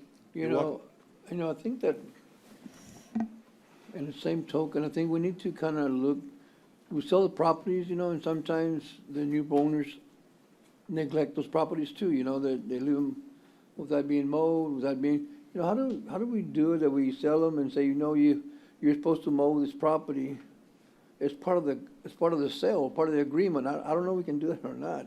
But, because we have that problem with the original owner, and somebody else buys it, and we have the same problem. The property is overgrown, they don't cut it, so I don't know if we can do that or not.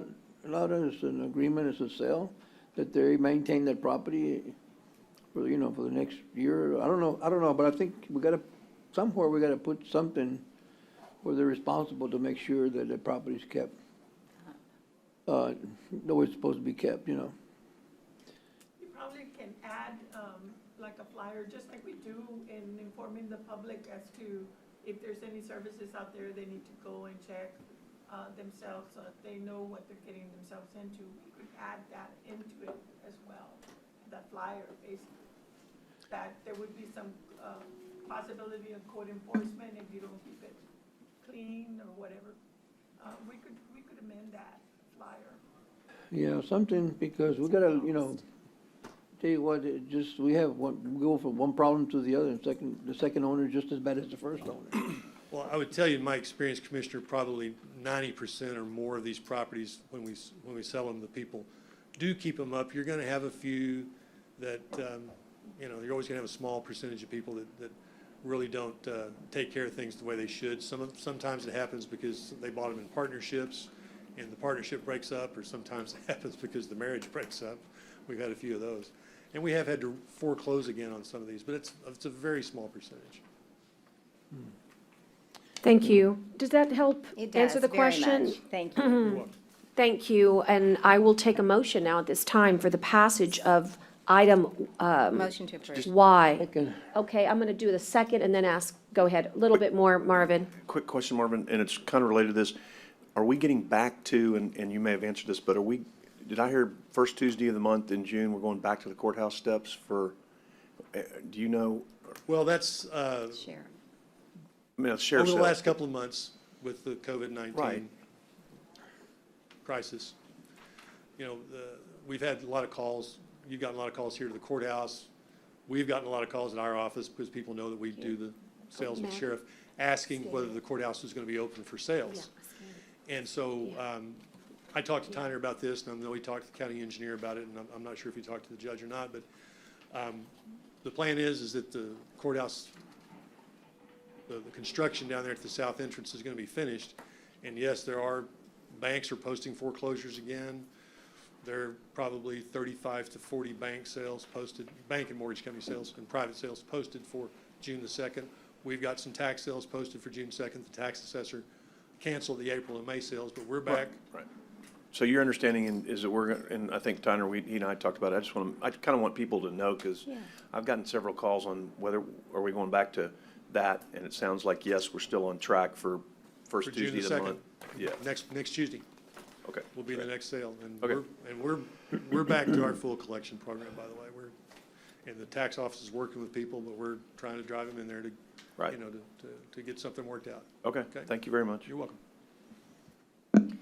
Okay, and all those in favor signify by saying aye. Aye. Aye. Pose same sign. Okay, moving right along, we're going to move to the regular agenda items now. And I'm going to take one out of order. And so Jason, if you wouldn't mind, you're number 1 and number 2, but I've got a gentleman on the phone, and I gave him a window, and I'm doing pretty darn good because I said 10 o'clock, and it's just a little after 10. So I just want to make sure that Tyner gave him the heads up, but we have Reed Clay going to join us via GoToMeeting, and this would bring us to item number 3 on our agenda. That's receive a report from Reed Clay on activities related to state and federal programs for COVID-19 response assistance and related matters. And just give us a second to get him online and get you all a minute to start pivoting to COVID-19, the CARES Act, and other state and federal programs. Reed, can you hear us? Yes, sir. Hi, Tyner. Hi, Judge. Hey, good morning, Reed. Okay, super. So Good morning. I'd like to kind of set the table here just a little bit. Actually, yesterday and just this morning, I flipped to all of the commissioners another opportunity for us to seek funding as the United States Department of Commerce has announced availability of $1.5 billion in CARES Act funds to aid communities that were impacted by the pandemic. And we've never, and I kind of checked around, I don't think we've ever gotten an EDA grant, that's an Economic Development Administration grant. So it's another bucket of money.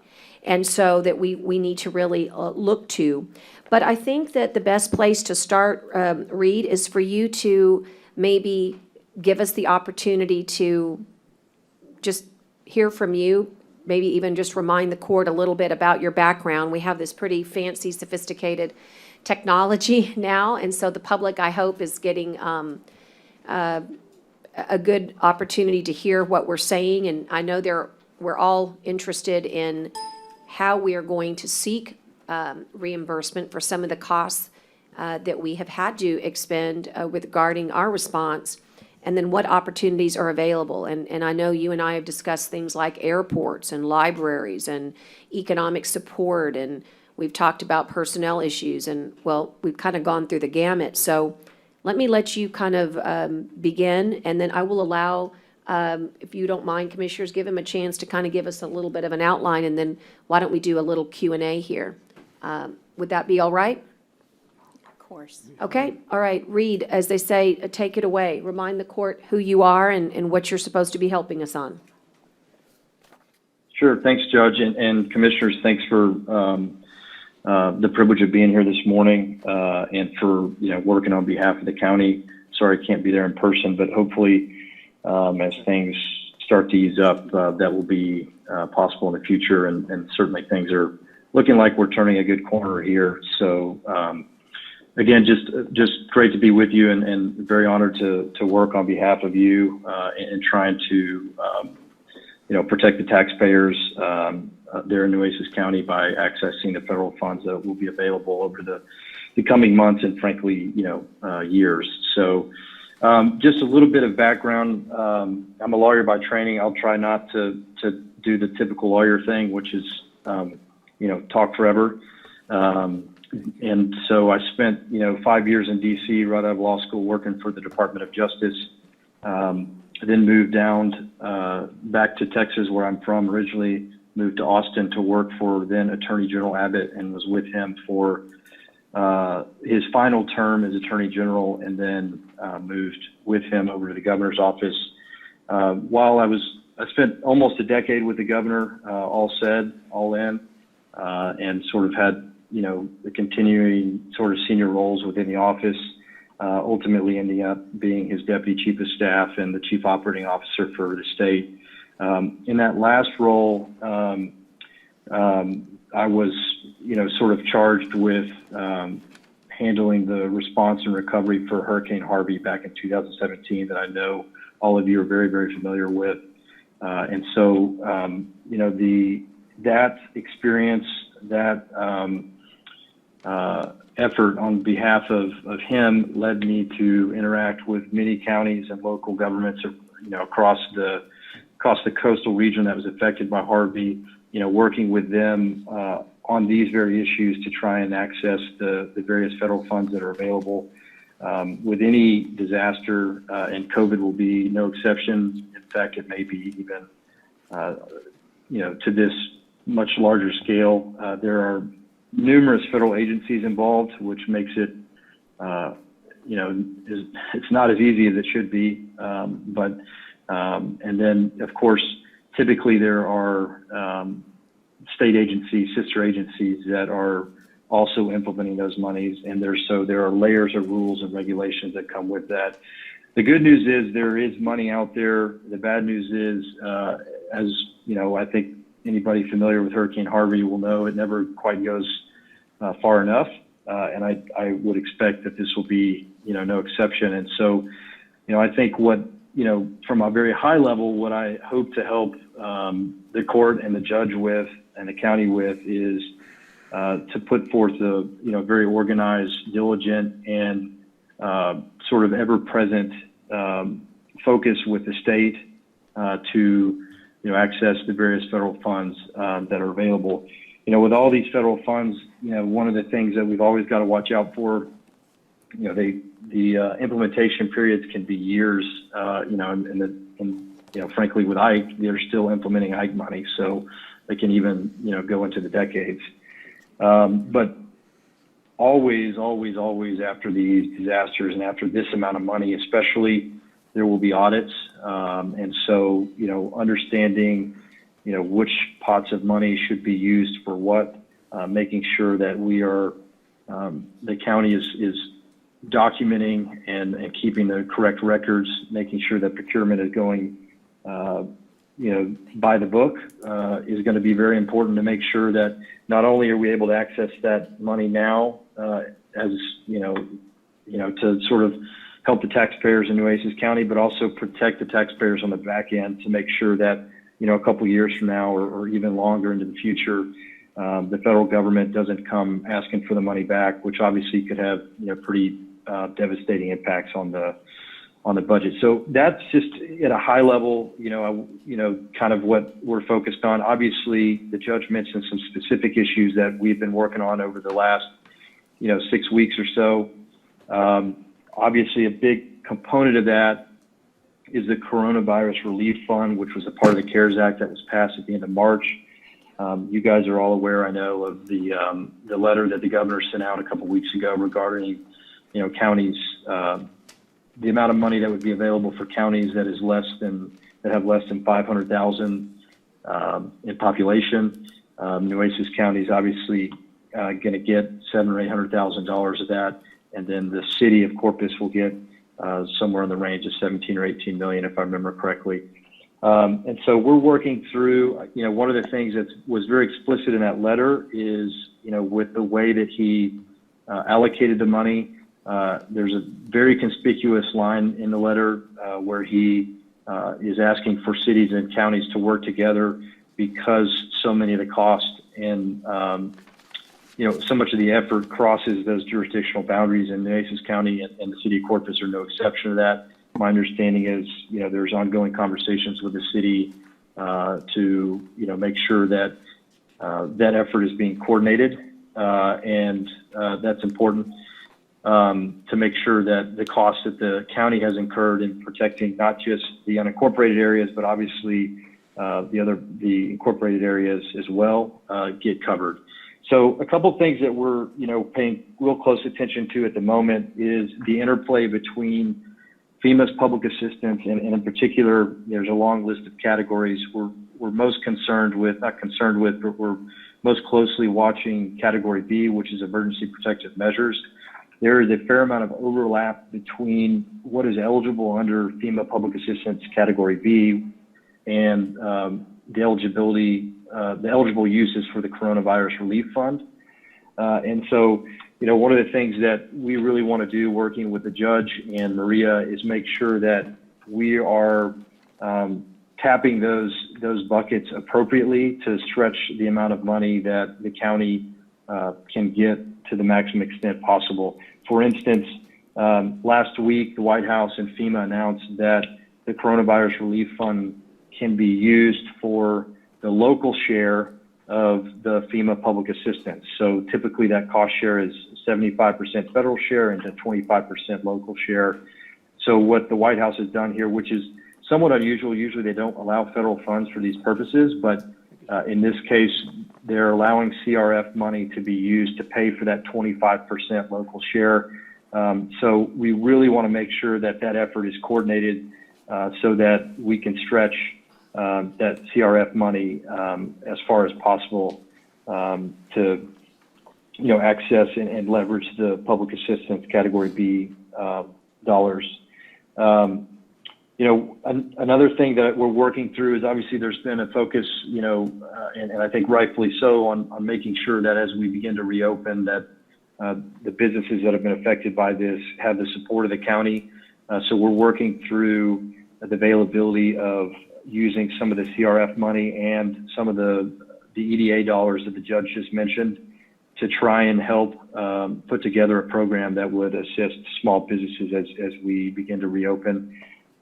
With respect to all these issues, one of the things that I saw in my time in the governor's office is the local governments that tended to be, most successful were the ones that were, most organized and, had the paperwork and data to back up their request.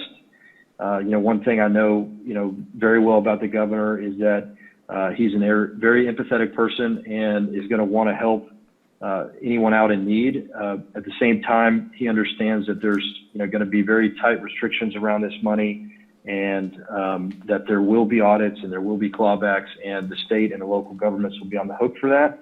And so one thing that I think he did in Harvey, and I think we see evidence that he is doing here, is he's going to make sure that there's a documented need behind every request and every grant of money, and that's to protect the state, but also the local governments from those audits that we've been talking about. As such, the CRF is being run mostly as a reimbursement program. One of the things before that letter even came out, one of my very initial conversations with the judge, I advised her to, really start to document her cost, and sort of, categorize those to the greatest detail possible. And I think, she's been doing a good job of that. And I think that's really going to prepare us well as we go to tap the various, pots of money that will be available for the county. But one of the things I also noticed about the counties that were, successful in getting Harvey money is that they tended to be, present. I mean, the squeaky wheel gets the grease. I mean, there's a fine line there between, wearing out your welcome, but also being very present in front of the state.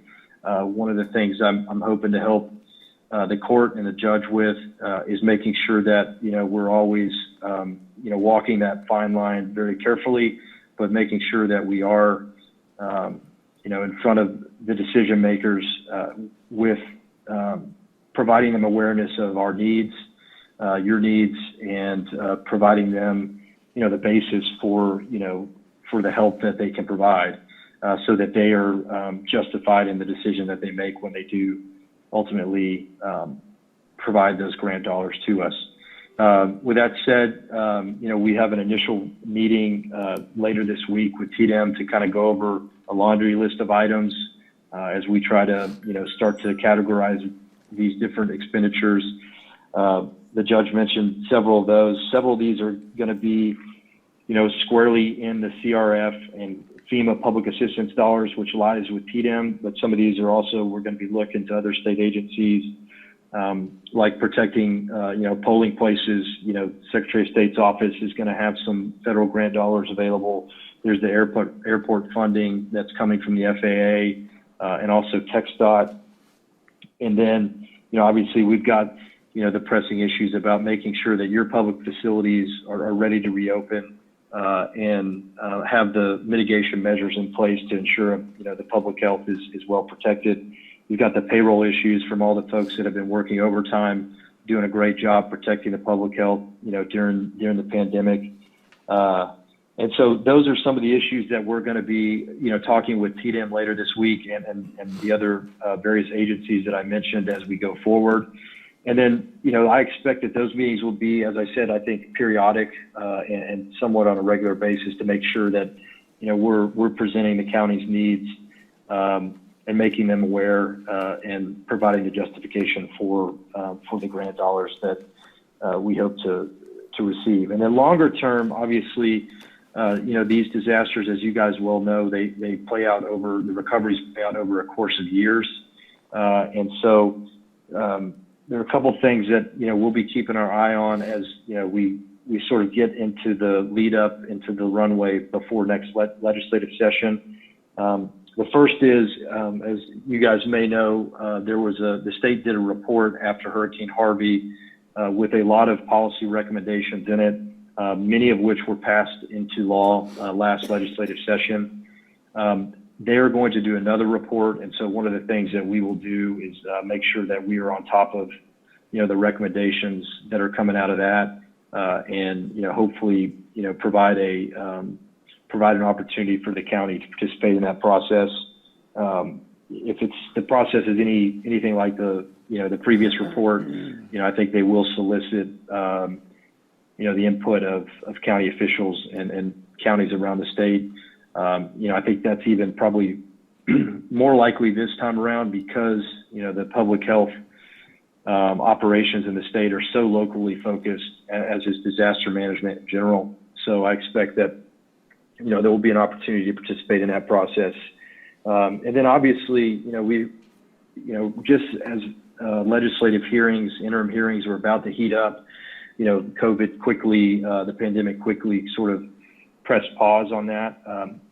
I would expect that later this summer, those are going to pick up, and I would expect that the interim charges will also include, some new interim charges, probably on both sides of the Capitol that relate specifically to COVID and specifically to the, the federal appropriations and frankly, whatever state relief may come next session.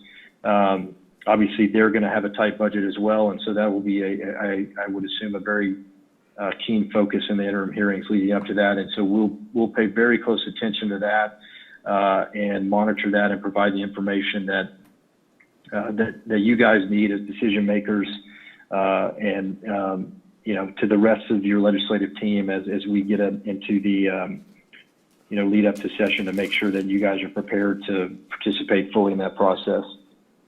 So that's kind of, I guess, from a high level, what we've been working on over the last 4 or 5 weeks. We've got obviously a long road ahead of us. One other thing that we're watching very, very closely is the potential for, what they're calling phase 4 funding out of DC. The House passed a bill out a week and a half ago or so, and that bill included significant money for local governments and state governments, both of which would be, to the benefit of the county, both to shore up the state budget, but also obviously your own budgets could potentially be impacted by that funding. The Senate is moving a little bit slower. I think, both the White House and the Senate are a little bit in the wait and see approach here. I think they want to see how this plays out and then address needs as they become clear over the long term. Regardless, I do expect some sort of funding. There has been a debate between the House and the Senate up there about whether or not to fund local governments. If I were a betting man, I would bet that there will be, I don't know if it'll be the $1 trillion that the House passed out, but my guess is that there will be some form of additional relief for local governments and state governments that comes out of a compromised bill. Sometime, early next month or late next month is my best guess on timing at this point. So obviously we're watching that, communicating with folks in DC to get whatever intel we can on the progress of that phase 4 stimulus. And as we get information, we'll be passing that along to, the judge and to Tyner. And, just one last point, I hope that you guys will feel, comfortable reaching out to me either directly or through Tyner or the judge. I don't want, obviously I'm happy to be at however many commissioners meetings you would like me to be here to provide an update and to answer any questions. But, I don't want to have to wait for, every commissioner's meeting, commissioner's court meeting. So please reach out to me directly if you've got questions on specific funding or anything else. I'm happy to be available and answer whatever questions and get whatever information that you might need. So I'll pause there. I think I did do the lawyer trick and kind of talk on there for a minute. So I'll pause and just see if there's any questions that maybe I can answer. Thanks, Reed. I'll open it up for any questions. I just wanted to say for commissioners, I've kind of compiled a list of all of the different issues that I have been working on with Reed. And also included Maria from Grants and Tyner as well. And I try to encapsulate them in just little small paragraph form, and I sent them to Tyner, and he's going to get them to you. Some of them are exactly the overview that you were just provided, and then there's sometimes I get a little bit more,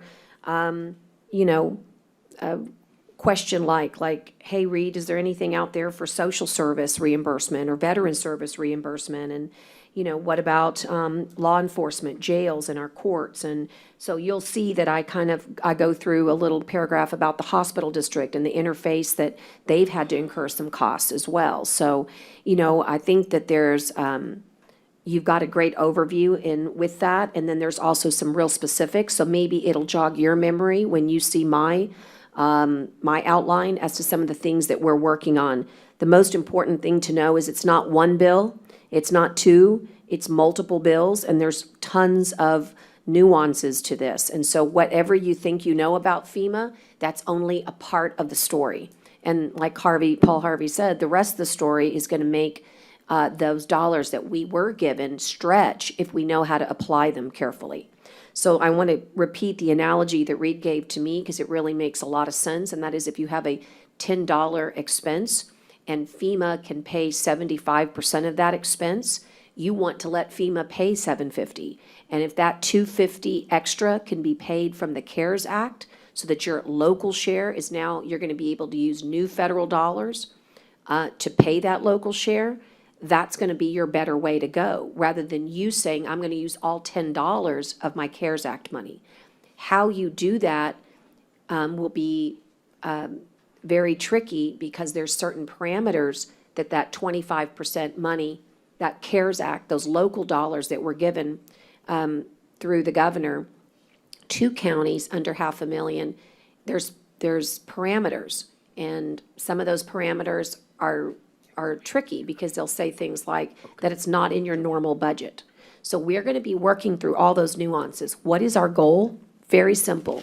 Our goal is to maximize all the dollars that we've expended to find reimbursement for those dollars. If they were an appropriate use, we'd like to get 100% of that money back in. That's the goal. And you're going to do that by utilizing EDA, FEMA, CARES, and it's going to have a lot of different opportunities. There's also a regional amount of dollars that are coming to our COGS that Maria has identified, and I think our region is up, we'll have $700,000 additional, right, Maria? 721, I think, additional available to our region. We will work on those dollars as well. So understanding what money you have out is part of it. Documentation, huge. But understanding which bucket to go ask for reimbursement will also measure our success. So on the economic support piece of it, I want you to know that that's very important, I think, to all of us. Our small businesses have taken a hit, and being able to use some of these dollars that were given to our city, county would be a very appropriate use. And so we are going to be working with Reed and the governor's office to make sure that we can ask for those dollars, but what kind of program and what kind of metric that small businesses would have to, we don't know yet. We don't know if it's an application process or, a grant process, a loan process. We need to seek more guidance there. But those dollars are a permissible use under the CARES Act to provide economic support for small businesses inside counties. So we need to, as much as we want to get repaid, we want to help people too. So that's going to be the second prong of that. Let me just finally say before I open it up for questions, part of your scope of work was to assist this court with agencies and state agencies in particular. And so in the communication that was needed during the time that we were dealing with STX beef and some of our issues and concerns that we had with the plant, I can't thank you enough, Reed, for assisting us, not only getting me a direct line to and in working with communications with all elected officials and all state agency leaders. We were able to work not only with our own local delegation, but we were able to extend that up when we needed to. So if you want to really know sometimes how things get resolved, sometimes they get resolved because you're bringing the right people together. So when we said we'd like to test everybody on a Friday at noon upstairs on the 5th floor, Chief Kidd said, when would you like to do that? And I said, Monday. He said, fine, we'll do it tomorrow.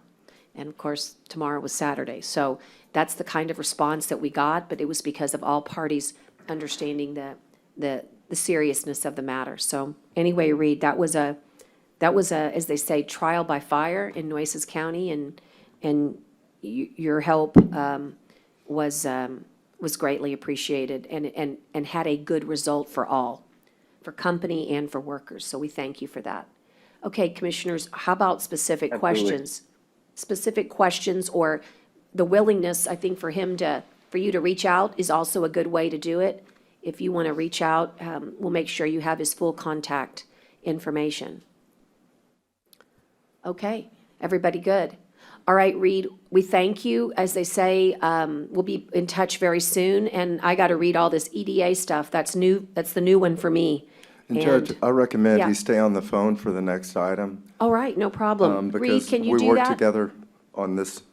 We on have this another resolution. item, okay, we have another item coming up on the agenda, but it has of interest to you, apparently. Is it the Borchard? It's the CARES Act funding that the court requested me to request a portion of the city's funding, and we brainstormed Oh, last week great. on how to do that. Great, absolutely. I thought we were going to the fairgrounds, trying to No, figure no, out how no, that was no. relatable. Okay. This would be item 4. I have a question, hold on. Okay. I have a question, let's go back a little bit. Tyner, Judge, did you guys want me to talk a little bit about that process now, or do you want to go ahead and proceed to wanna the next hold- agenda item and then? Let's do the item, but hold on, we do have a question coming in from Commissioner Gonzalez. Just to clarify that, Mr. Reed, Okay. thank you for everything you've done, I appreciate everything. I'm sure you know, I just want to clarify something here, and I don't have a copy of the contract, I guess, what we contracted Mr. Reed for, or how long was it a consultant? Till September 30th? September 30th? Because you talked a lot of things about legislation, and we have a legislative team, so I just thought that legislative team could be doing a lot of the things that he's talking about, since they're the boots on the ground in Austin, so. I'm just kind of confused here, because I think we went from funding to everything else. And I don't have I'd like to see a copy of the contract, what we have with him, but. It's right here in my hands. I'll give it to you right now. Sure, thank you. And, do you need it back right now, Ted? No, I have it memorized. Okay. So, I just need to know, kind of, if we're going from one to the other, or what we're doing, because I know we contract in for certain purposes, but when I start hearing about legislations and talking here about other things. Right, so we don't have a federal legislative team at all. So our legislative lobbyists are not registered lobbyists at the federal level. So getting information from our feds to the state is something that I think all our legislative team is aware of. But this is really for the specific purpose of making sure that as we go through this coronavirus recovery, both economic to us and economic to the community, that we have a specialist on board who really understands those nuances. So our legislative team, for the purposes of the court, they are working very, very hard for us. They all have, by their own making, by the way, kind of divide and conquer state agencies. So for instance, Patricia Shipton is working very heavily right now with Maria and Melissa and Juan, and as we're putting forth our Texas Water Development Board grant, which is due June 15th. That's a huge monster grant that has to do with watershed basins. In addition, we also have her focusing somewhat on our CTIF grants. That's the County Transportation Infrastructure Fund. So Patricia is kind of working with both TxDOT agencies and who did I just say? The Water Development Board. And then we also have Joel Romo working with us specifically, really targeting on CDBG mitigation and the General Land Office. And then we're also working, and of course, he's a team with Hugo Berlanga. So everybody has a real set focus, but when it comes to getting our star requests heard and loudly heard, all 3 members, Hugo, Joel, and Patricia, our legislative team, have been invaluable. They're also in direct contact with all staff members of our 4-person delegation, Colcorst, Hinojosa, and Herrero and Hunter. And so keeping them up to speed on all our mobile testing, all our star request needs, and everything else is just huge. But people want to know how we're going to make our community good again. And that's how there's 2 ways. We've got to be healthy fiscally, our budget, and that's going to depend on our businesses surviving. So the economic support piece of it is something that I think that Reed has a real specific expertise in, because that was almost the exact challenge after Harvey, is how do we rebuild and how are we going to get dollars to the right communities? So I think that's, they're both doing it. I think his point is that as interim hearings start, we need to be ready for more dollars that are coming down the pike, either from the states or the feds.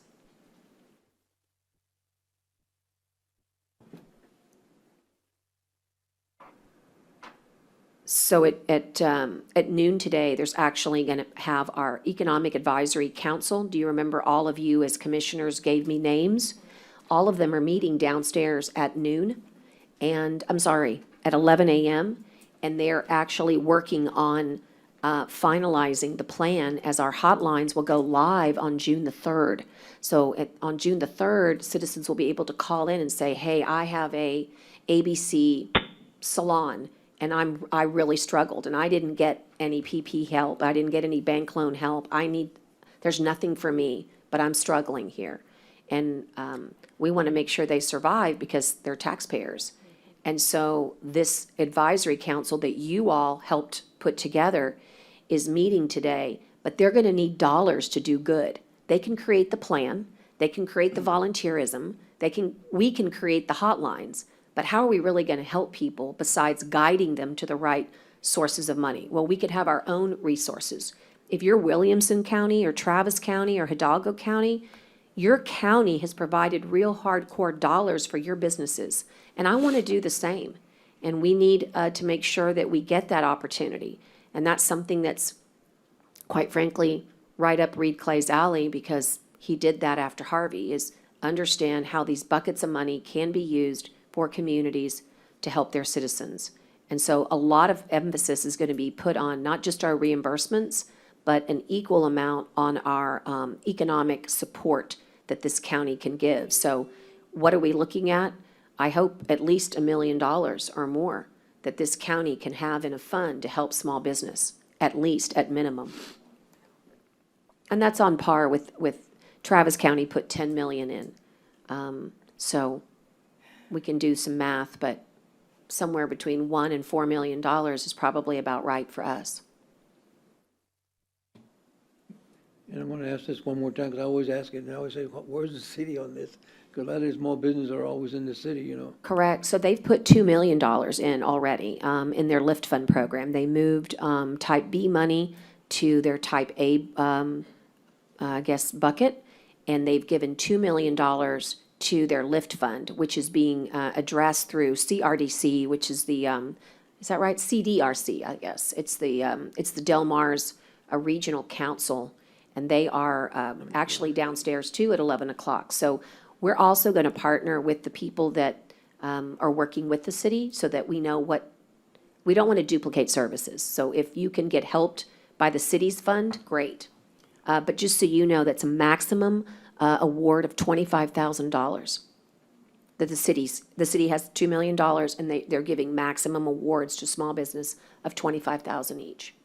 I think we just need to be careful on that in putting out a number, because if the city respectfully is only doing $2 million and they're a $1.2 billion company and we are a $100 million company, then I don't know that them putting in two and us putting in one is fair. So I would just caution us to not throw a number out there, because I agree with Commissioner Gonzalez. 80% of the county is the city, and they have, and I know they got a big budget deficit coming with the sales tax losses and things of that nature. And this is one of those times that I guess thankfully we don't get sales tax. So I just would be cautious. We all want to help, but trying to figure out how we can help and how much we can help.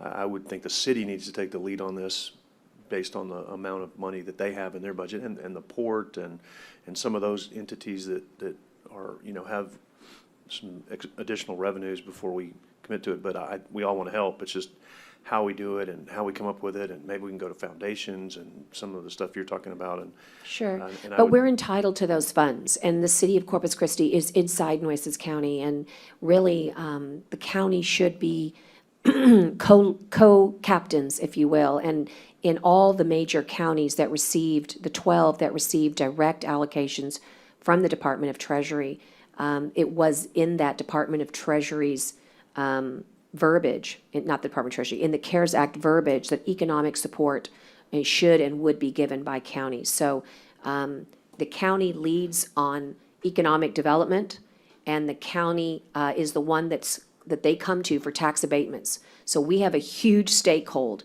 in business. And it's really, I think, incumbent upon us to make sure that we get whatever fair share is, whatever dollar that is. And So you're not saying money from our general fund then? Or are you saying no, different fund? CARES Act. So Right, that's so- 17.9 million that the city got. Right. So they won't reach that amount of money So the for 1 to reimbursements. It would so- come out of that pot of money. Okay, so the 1 to 4 that you're talking about would not be out of the county's general No. fund? Okay, and that, No. okay. No wonder you were Yeah, anxious. I was, Yeah, that's- no, when yeah. we say economic support, the CARES Act contemplated dollars being given for small business. That makes And sense. so that 17.9 million, I'm asserting, some of that belongs to reimbursements, and some of it belongs to economic support. And we will be working with the city on that. But yes, that money comes from there, so. Gotcha. That helps me. Feel better. I do feel better, thanks, for what that's worth. Oh, ye of little faith. No, Okay, no, just so ask. good questions. Great Keep faith. asking questions. Keep sending them to Tyner because he's a good facilitator for all of the court. And there's a lot of questions to ask about. But like I said, the goal is to maximize all the buckets of money. And we're just used to FEMA, right? That's what we're used to.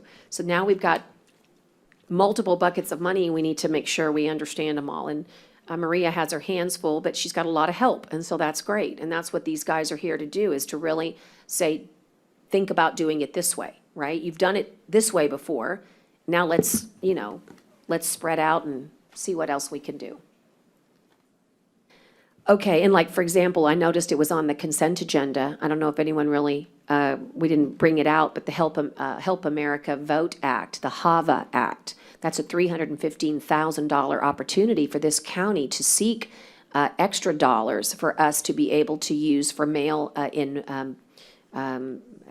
for the extra dollars that might be needed, let's just say it that way, that might be needed for election processes. We know people over 65 who love to go vote the polls may say, I don't want to do it this year. And so Kara has a budget for a certain amount. And if has a reasonable, foreseeable expectation that that budget's not going to cut it, the Secretary of State said, I've got an answer for you. It's called the HAVA. So we're going to Help America Vote Act. We're going to help us vote, I guess, by accessing whatever funds we can. And Maria's working on that grant with Kara. But I want Reed to look at it too, so that we can make sure are we choosing wisely from all the right buckets? So I think it's a really interesting process. It sure makes us work hard, doesn't it? Sure wish we were number 12, Reed. If we're number 14, everybody, in population in this great state of ours. Had we been number 12, we would have gotten 100% of the money direct from Treasury, and we wouldn't be having all this discussion. But we didn't. We weren't that fortunate. We're number 14. And so that's our lot, and we're not going to cry about it. We're just going to get to work, and that's all there is to it. I don't mind working hard, and I know you don't either. So we're just going to go after what we need to do. But by God, we better get an expert in the room, and that's what this is all about. So, okay, no action needed. I think we can move on to adopting the resolution requesting the CARES Act funding from the city of Corpus Christi. And so, Tyner, you worked with Reed on this. You have language. So moved. How do you want to proceed? Second. A motion all I and a need. second? Okay. I only wanted to point out. Go ahead. Our burn rate, I asked Dale last week, was 960,000 as of the 20th. In CARES Act, we only get 830,000. It makes sense for the city to help us when the county's COVID response is primarily in the city limits. The drive-through testing and all the other stuff that we do. So anyway, this makes sense. And everyone's had a chance to look it over, right, Tyner? Yeah, I believe Okay. so. It's attached to the packet, and we thought about getting innovative and saying, hey, because Reed says the city of Corpus Christi is going to have to prove expenses to get their money.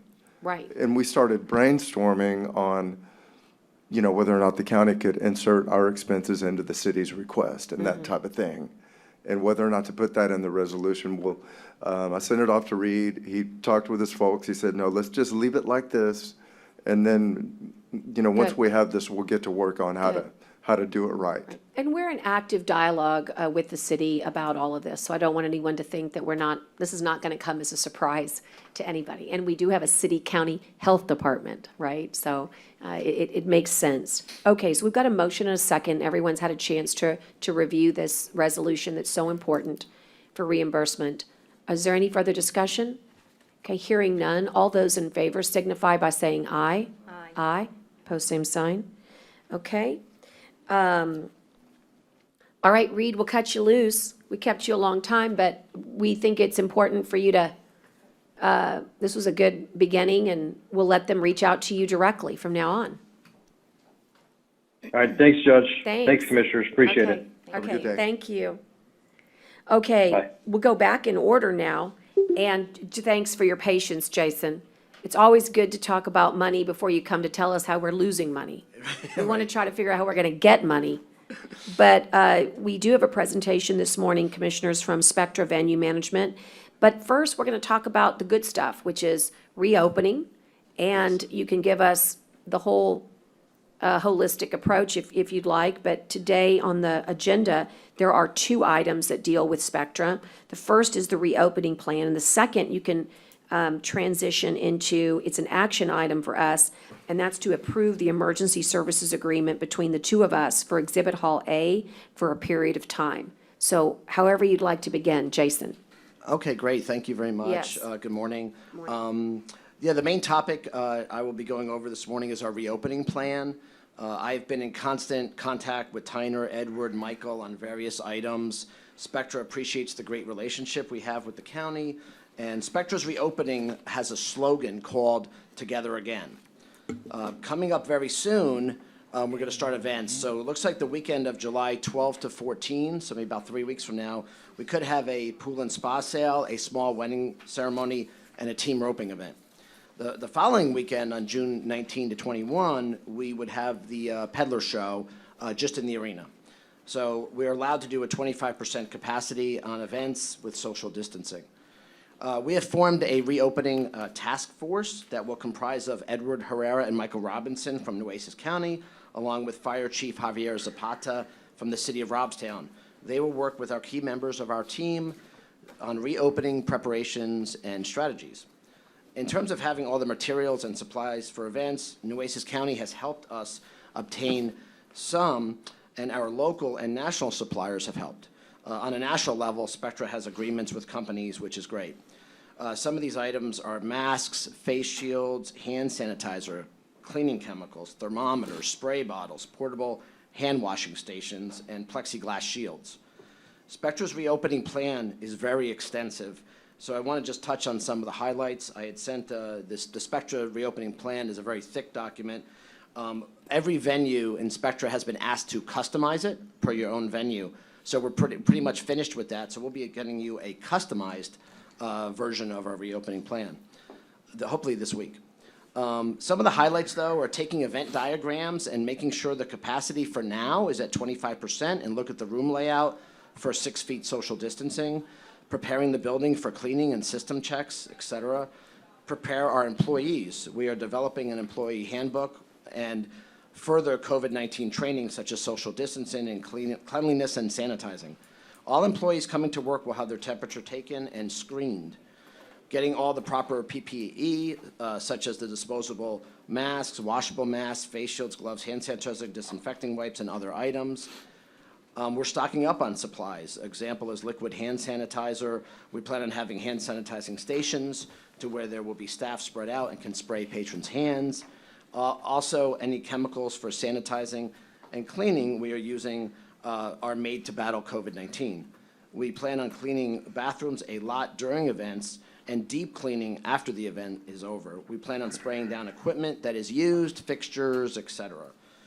Food service is going to change a lot. Plastic shields and sneeze guards separating the public at the concession stands are being installed. This applies to portable food areas and bars as well. Serving drinks will have lids. Condiments will be individual packets and individual servings, and these will be in sealed cups or baggies. No presetting of any foods for catered meals. This also includes glassware, silverware, cups, salt, pepper shakers, and even centerpieces. All utensils will be rolled in a napkin and also not preset. We'll be doing individual portions of any condiments to our guests. We're in the process of obtaining some portable hand washing stations, which are very interesting and they're very reasonable, for our bar areas, portable food location, and other areas for employees to use. Besides sanitizer, they'll be able to wash their hands right at that location. Buffets can happen, but we will have to serve the items and have a portable shield in place. Hand sanitizer stations will be at entrance points and other areas for events. Lots of signage will be placed around to help the public, not only for social distancing, but other things like hand sanitizing stations, et cetera. We will be doing staff training on new procedures. We also want to create a friendly environment as best we can under the circumstances. We are known for excellent customer service and being friendly to the public. We will be using extra staff not only for cleaning of bathrooms and equipment, but also for hand sanitizing stations and assisting our clients and the public with any needs. With all the events, we are making sure we convey to the events all the challenges that are occurring for safety. We definitely want to have a safe environment for everyone. Hopefully this gives a good overview of our reopening plans. There are a lot of big and little details that need to be done for reopening. We have accomplished several so far. We still want the clients and the public to enjoy themselves and have a good experience. We have a great dedicated team of people that work hard. Even over the last couple months with no events, the staff has been very busy talking to events and managing our event calendar, preparing for reopening, special projects, and the emergency services that are happening out there with Nueces County. We also did a virtual online tour to promote the facility for future bookings, and we're looking at doing another one. We are confident we could start back with events next month and have all the equipment necessary in place. As of right now, there are limitations with the 25% capacity, but this could change shortly in the near future. There are some events that have postponed to wait and see about the higher capacity levels. Some of our events, such as the Peddler Show, will require their vendors to wear masks. The Peddler Show would also like the public to wear masks to enter as well. So does the county as owner want to require people to wear a mask to enter an event? There are a few of our events that want to make it a requirement to wear a mask. So that's kind of a question of if they can do that. Also, per the governor's orders, rodeos and equestrian events can start back up at 25% capacity with social distancing effective May 22nd, which was a few days ago. We do have a couple team ropings that have been waiting to get an event date, and we hope to have our first one on June 13th. On another note, we are also preparing for a possible hurricane and emergency preparedness with the county. We have stocked up on some supplies, such as sandbags, fuel, et cetera. Having been through it before 3 years ago, working hand in hand with the county, I think this has helped in what we are dealing with the fairgrounds and COVID-19. The N95 mask cleaning operation and the drive-through testing have gone very well. And as always, any equipment or supplies that the county would possibly need, if we have it, the county can come and get it from the fairgrounds to use. Today, as we speak right now, the Corpus Christi Food Bank is giving, for the second time so far at the fairgrounds, a food giveaway. This time, though, last time they kind of had to bag it as they went along, so my understanding is that it's already bagged, and they'll be able to put it in their cars, and I already got a text message that there's a long line of cars out there for people to get food today. So, and I'm not sure, I heard a number of maybe there's 600 bags. If that's the case, I think it's going to go pretty quick. Yeah, Jason, listen, if we didn't already know it, and maybe maybe people don't know it, so let me at least reiterate.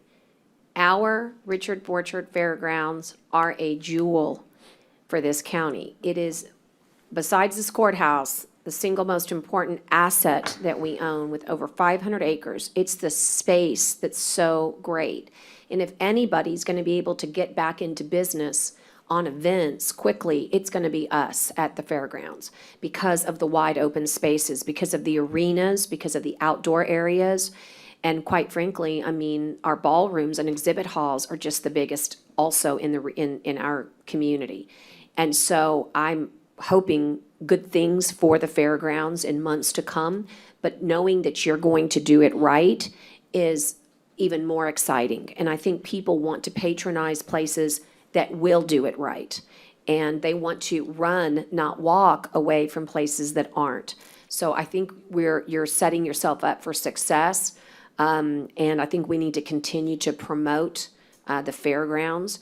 But let me just say that we could not have done it without the fairgrounds because of again, the space lent itself to mobile testing, to the Battelle cleaning system, to the morgue trailer, and to all the other opportunities that you gave us, just knowing that it was there.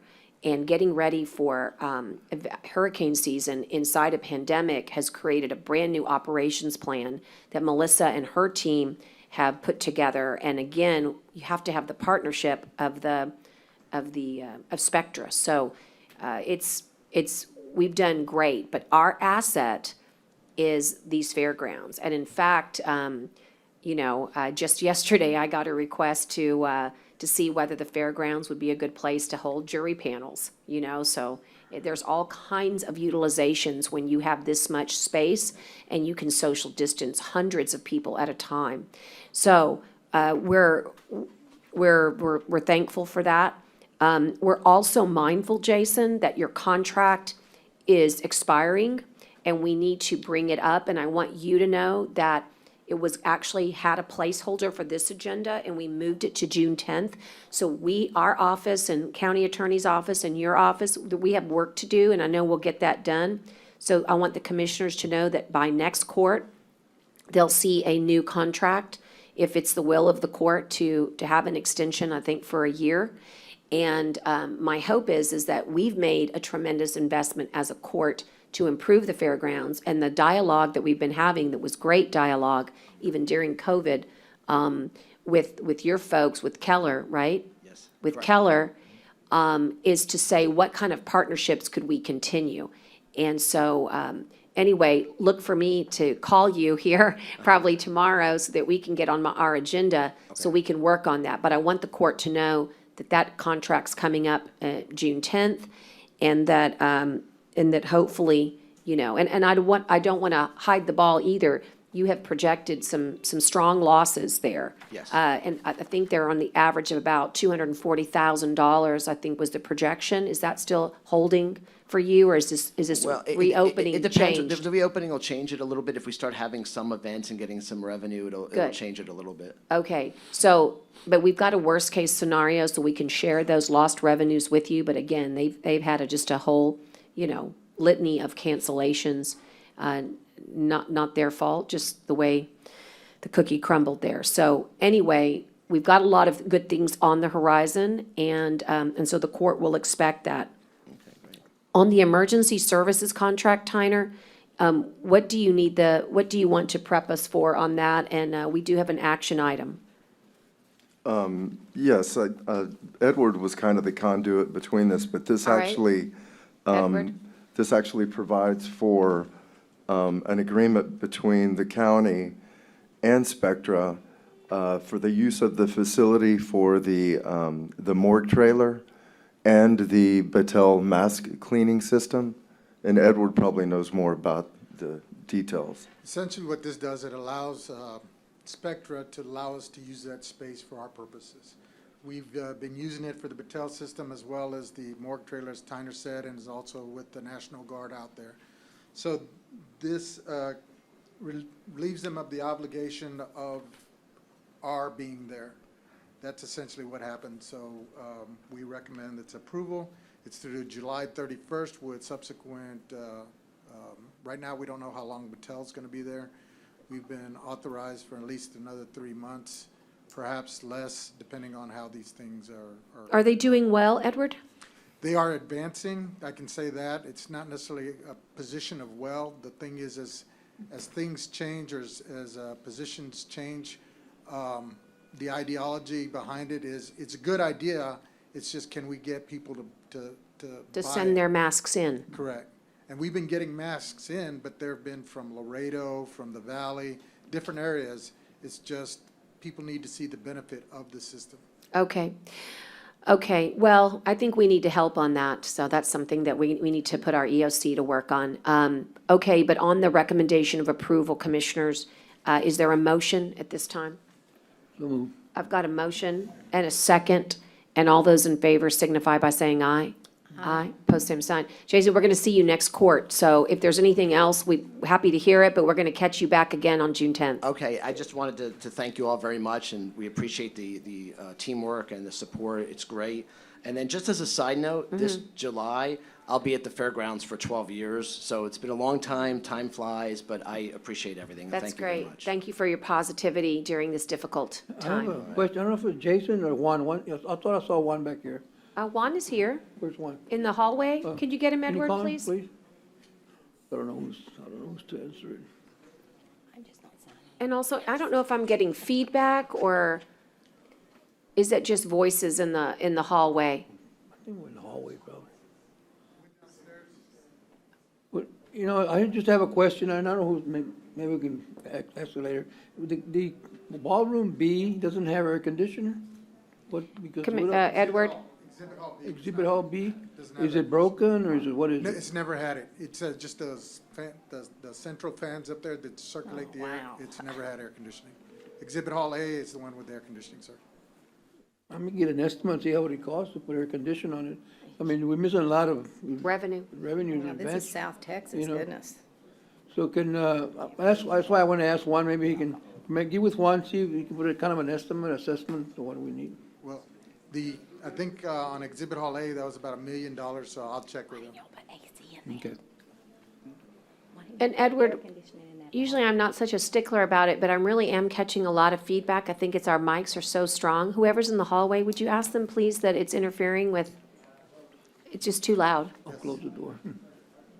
Okay, so that moves us to item number 5 then, which is to discuss and consider the approval of the Fifth Amendment to the Geo Group, Inc. Detention Centers Agreement. And I was going to look to Laura to this, but also Dale, please feel free to pipe in. And then I do have a question on this, but the essence of this is that the Geo Group manages 2 detention facilities for Nueces County. And we have a contract, and since 2008, let me repeat that, since 2008, we have not had a price change on the Coastal Bend Detention Facility. It's been steady since 2008. Did I say that already? I think that's 12 years of $1.25. And through negotiations, we've been able to negotiate a new price of $3 per inmate. And so this will really do a great, will have great benefit to our bottom line. And of course, we don't know that it will be at its maximum, but if it is at its maximum, it will produce an additional $700,000 worth of revenue to the county. If it's running about 80%, which I guess would be a very conservative approach, it would be a benefit of about $500,000 additional dollars to the county every year. And this is a stream of revenue. So it's not a one-time shot. It's an additional revenue. On the East Hidalgo facility, those I was not as fortunate to negotiate that contract, but we'll have another shot at it here in the future. But on the East Hidalgo, it will remain the same. But on the Coastal Bend facility, again, the contract that's before you is to reflect that price change from $1.25 to $3. And Laura, my question to you, if you'll set the stage for the contract, is, of course, every time the Department of Labor changes their wages, right, we come to this court for approval. And so therefore, when you see the contract numbers, you're looking at those numbers as to what we pay GEO. In other words, those numbers are everything included, correct? Right. So in other words, you don't see the contract that says $1.25 and $3. So maybe set the stage for that. Judge, just so you know, from what I understand from the contract, there was a change as well for the East Hidalgo from 5075 to 6862. But that is not to us. That has to be the United States Marshal Service on a Department of Labor. Let's double check that. But we do not. That's why I'm saying it's a little confusing that it doesn't reflect if they have a change. Dale's going to, I think, help answer. Go ahead. Yes, Your Honor. As we go through the process, the rate you're talking about is the entire rate that we charge the Department of Labor, or the U.S. Marshal Services for the entire service contract, which includes their rate and our rate of $3. It's built in. It's built in. Okay. Then when GEO bills us, they bill us for the smaller amount, less than $3 for our portion of it. So we have to still negotiate with, because it's our contract with the U.S. Marshal. It's not GEO's contract. It's our contract. Correct. with our total rate of, with the amounts, on the list. But do you feel comfortable telling the court that the 125 to 3 is built in those numbers and we don't Yes. have to worry about that? That is correct, it is built in the Okay. numbers. And the reflection of the higher amount has to do with the U.S. Marshals rate with regards to their labor force. Yes. And so that increase is not our increase or to our benefit, it's to the benefit of the workers through the U.S. Marshal Service? Well, it's the, for the, services of the GEO services with their, like, they have a union for their Their employees? Their employees as well, and their costs go up as ours do every year. As ours, okay. And they renegotiate their rates every year. However, this year, they renegotiated because they also have building costs that have increased. Before, they were just doing the labor costs. Right. This is the negotiation of the entire cost of the entire facility plus labor, including our increase for our side, because our cost has gone up. But the entire bill that we're submitting to the Department of the Marshal Service includes our cost plus their cost. Great. And so, is this contract ready to go? And, okay. Is there anything else that any commissioner has a question regarding it before we make a motion? I have to tell you, I worked hard on this with Dale's office. I'd really like to commend Dale, but also, is it okay if we give a lot of credit to Elva? Oh, she worked very Okay, very I'd hard like on to give a this. lot of credit to Elva Fuentes, who really brought this to my attention last year and said, Judge, do you realize that we haven't had a rate increase in so many years? And she had been trying so hard, and there's so many things that I won't go into right now as to impediments, but we were able to, I was able to meet with the vice president of GEO and able to negotiate a better rate for us. And as I said, I don't know about you guys, but if I had a little confetti popper, I might pop it. I might pop it, because it ain't easy getting an extra $700K around here.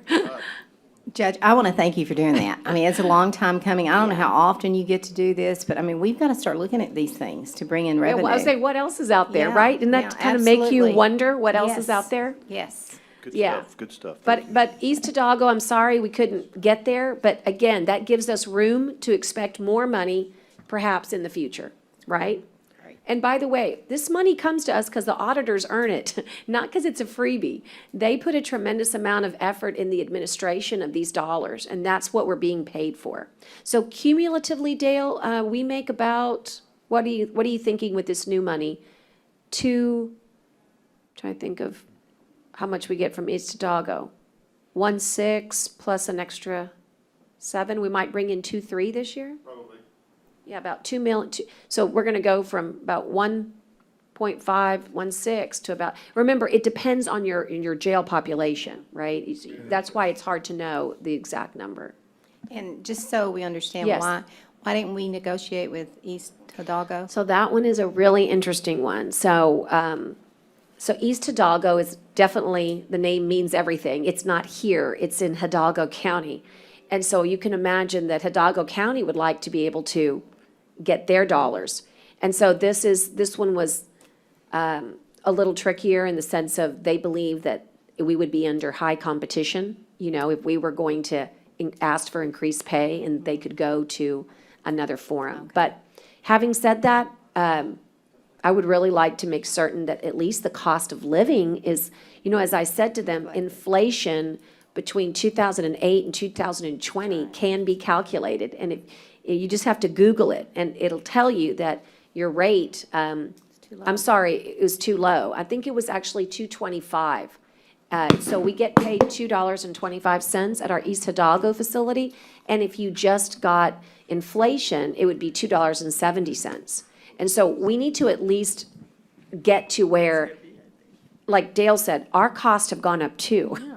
You know, and so if we're paying longevity pay and we're paying inflation for our folks, so Dale and I, we think that that's, what are you thinking, Dale? Well, like you're saying, we really going to negotiate real hard for the coastal band because we actually do have an employee at that facility. Right. Where in the East Hidalgo, we doesn't really have one, either we transport back and forth. So it is more of a importance to get this rate first, and we can always fight for the one in East Hidalgo later. Right. And I just want to thank the GEO group, because you have to have, any good negotiation requires partnership. And I explained to, his name is Mr. Black, which is kind of weird because that used to be my name. It actually was the same name, James Black. And so I explained to Mr. Black that this was about building a new relationship. And I think that that meant something to them too. And I think we provide a lot of value to them. You know James Black too, didn't you? Yeah, that's what I'm saying. Isn't that strange? pretty ironic. Ironic. Okay, so having said that, any more questions for Dale or for Laura? So Laura, just so I can learn, so this contract, you're gonna send it to then the Marshal Service? Is that who we send it to?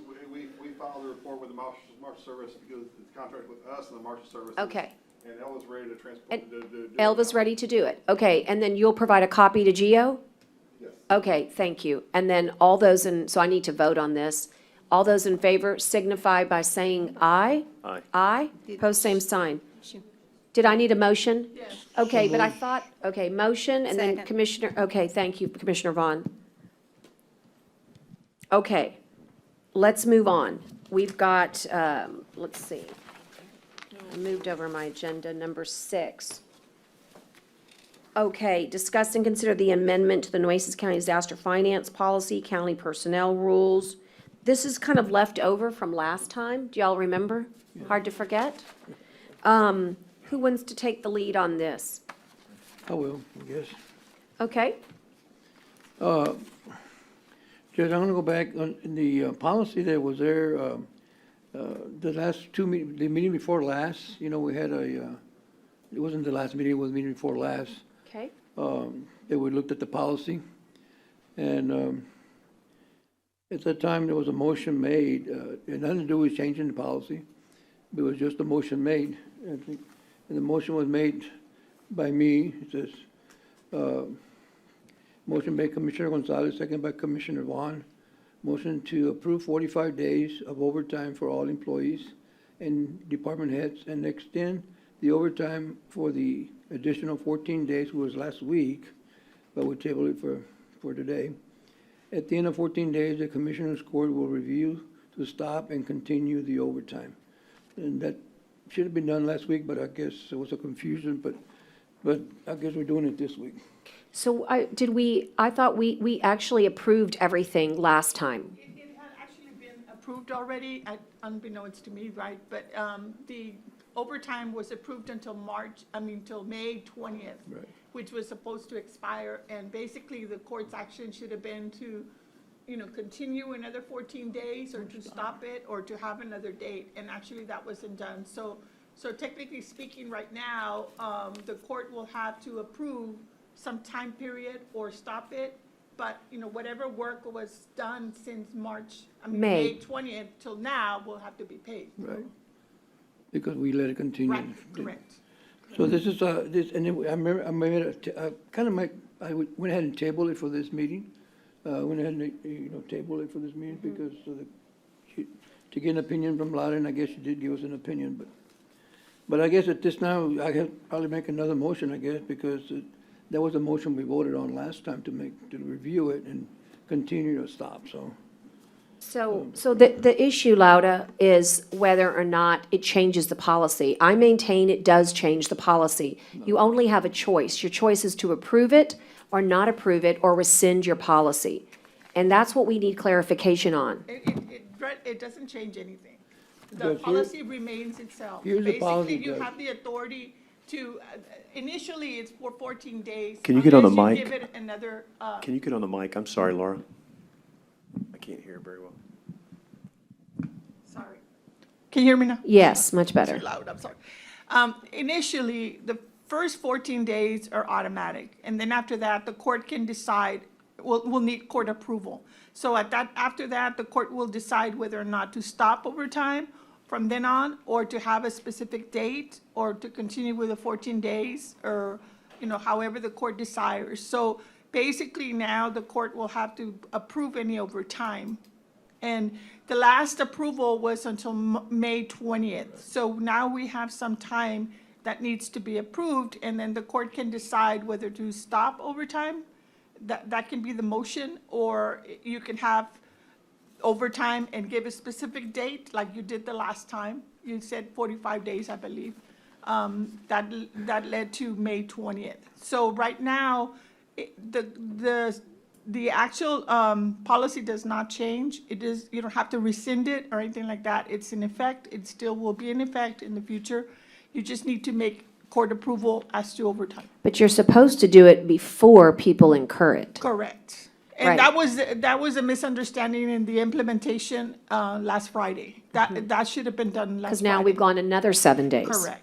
Right. But we have to pay the 20th through today, correct? Yeah. Correct. So the motion is that you want to discuss is to stop any further overtime at this Well, my time? motion would be that we pay employees what we owe them from the 20th of today, because, you know, we let it run. But my motion, in addition to that motion, is that we, as the Commissioners Court, we stop the overtime for essential employees. That's my motion. For what does that mean, essential? Because we have essential employees that are exempt and some that are not exempt. Department heads, Okay.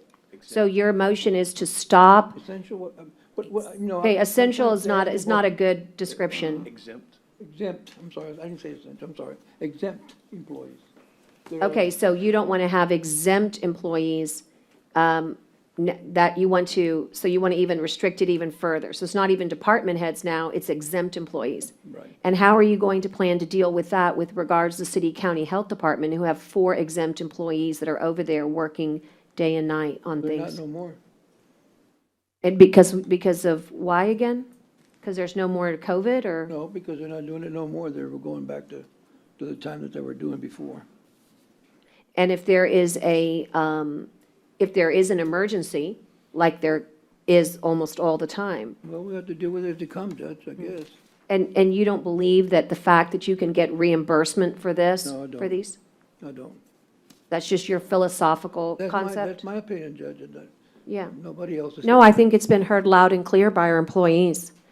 Okay, so is there any further discussion? Commissioner Modis, do you have anything to say about this? No? Commissioner Vaughn? Well, I agree, Jag, on the directors. I agree with that. I think it's slowed down now, Judge, so I'm not real concerned about it slowing down. And I would think that you could bring it back in here if it happens and we have an emergency. It won't be reimbursable if you do it that way. It will not be reimbursable. Let me just say that But again. we're not sure if we're going to get all that money back, right? Well, yes, it will be reimbursable because we're not changing the policy, is what Laura just said. So yes, it will be reimbursable anytime that we reinstall or reinstate that, is what our county attorney has, and put it in a written opinion that we all got as well.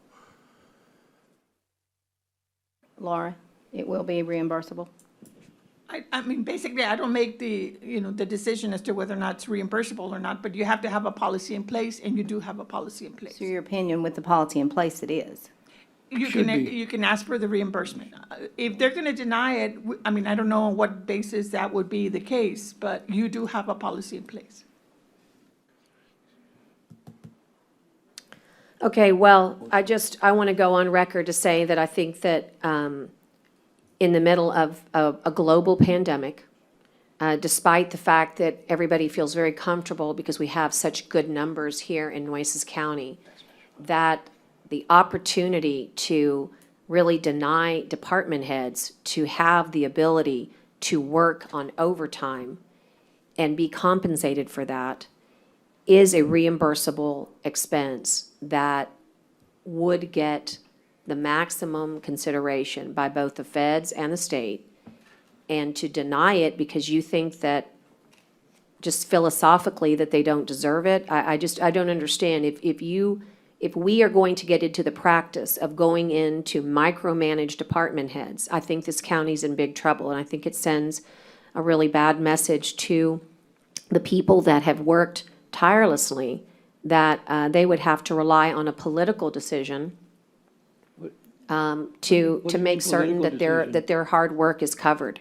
And I have not been told by the city or the health department that, for example, if the governor, we just finished doing all the nursing homes, testing all the nursing homes. It's my understanding that we're going to move to jails next.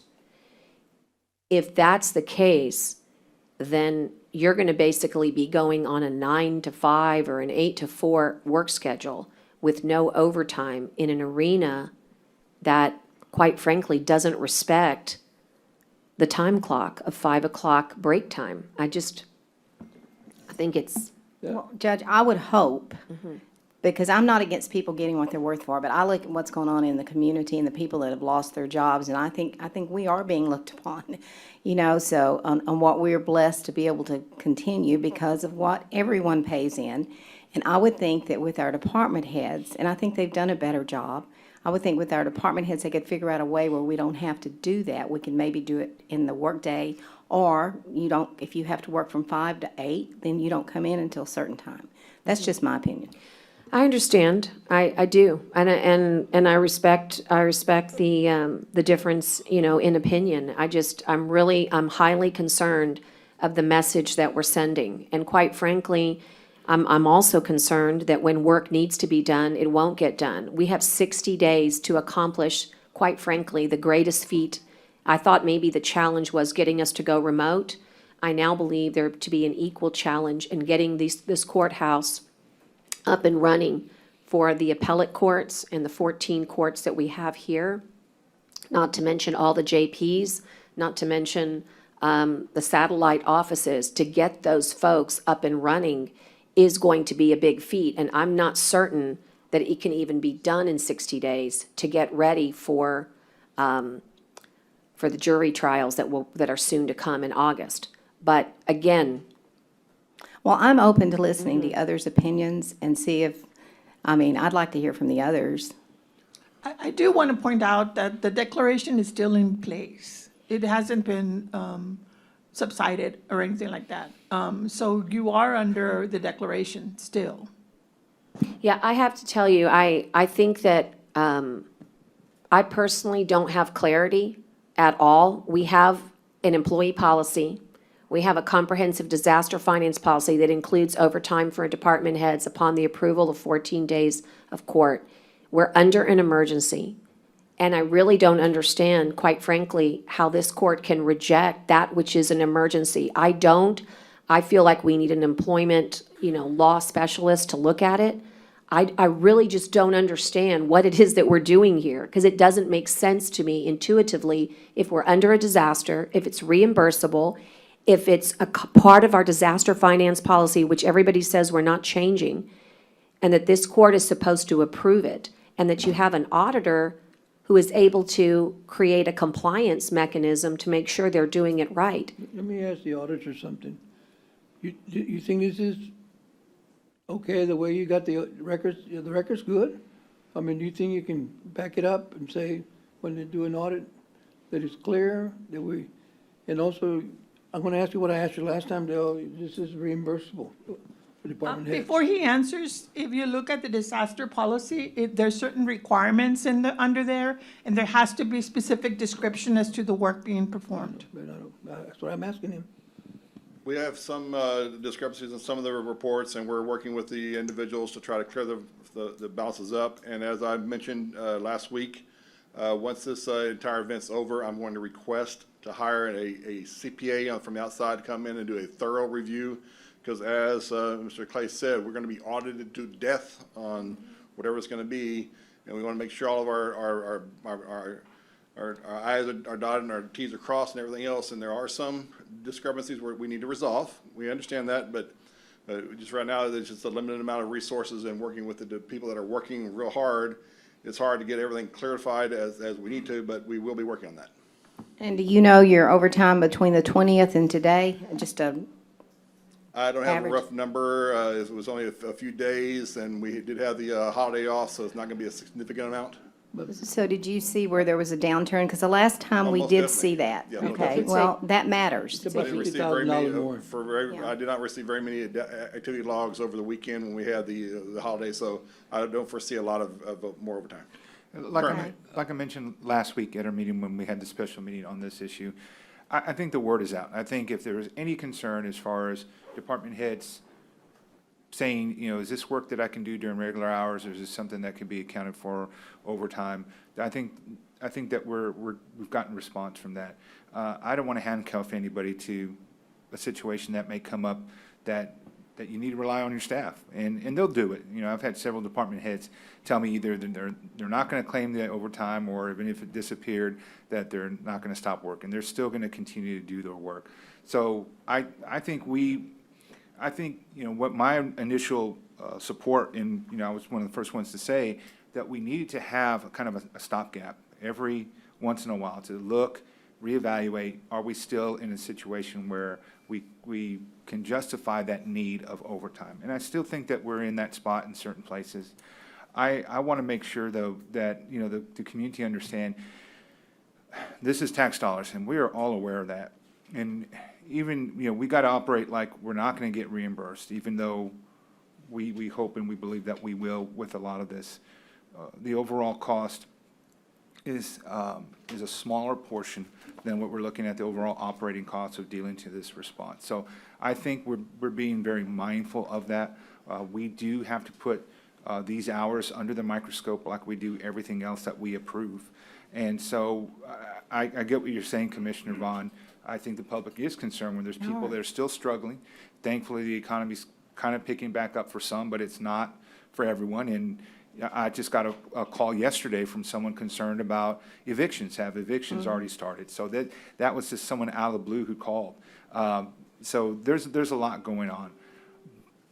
But if we were to look at all the government, every government entity, there's a lot of overtime being put in for this response.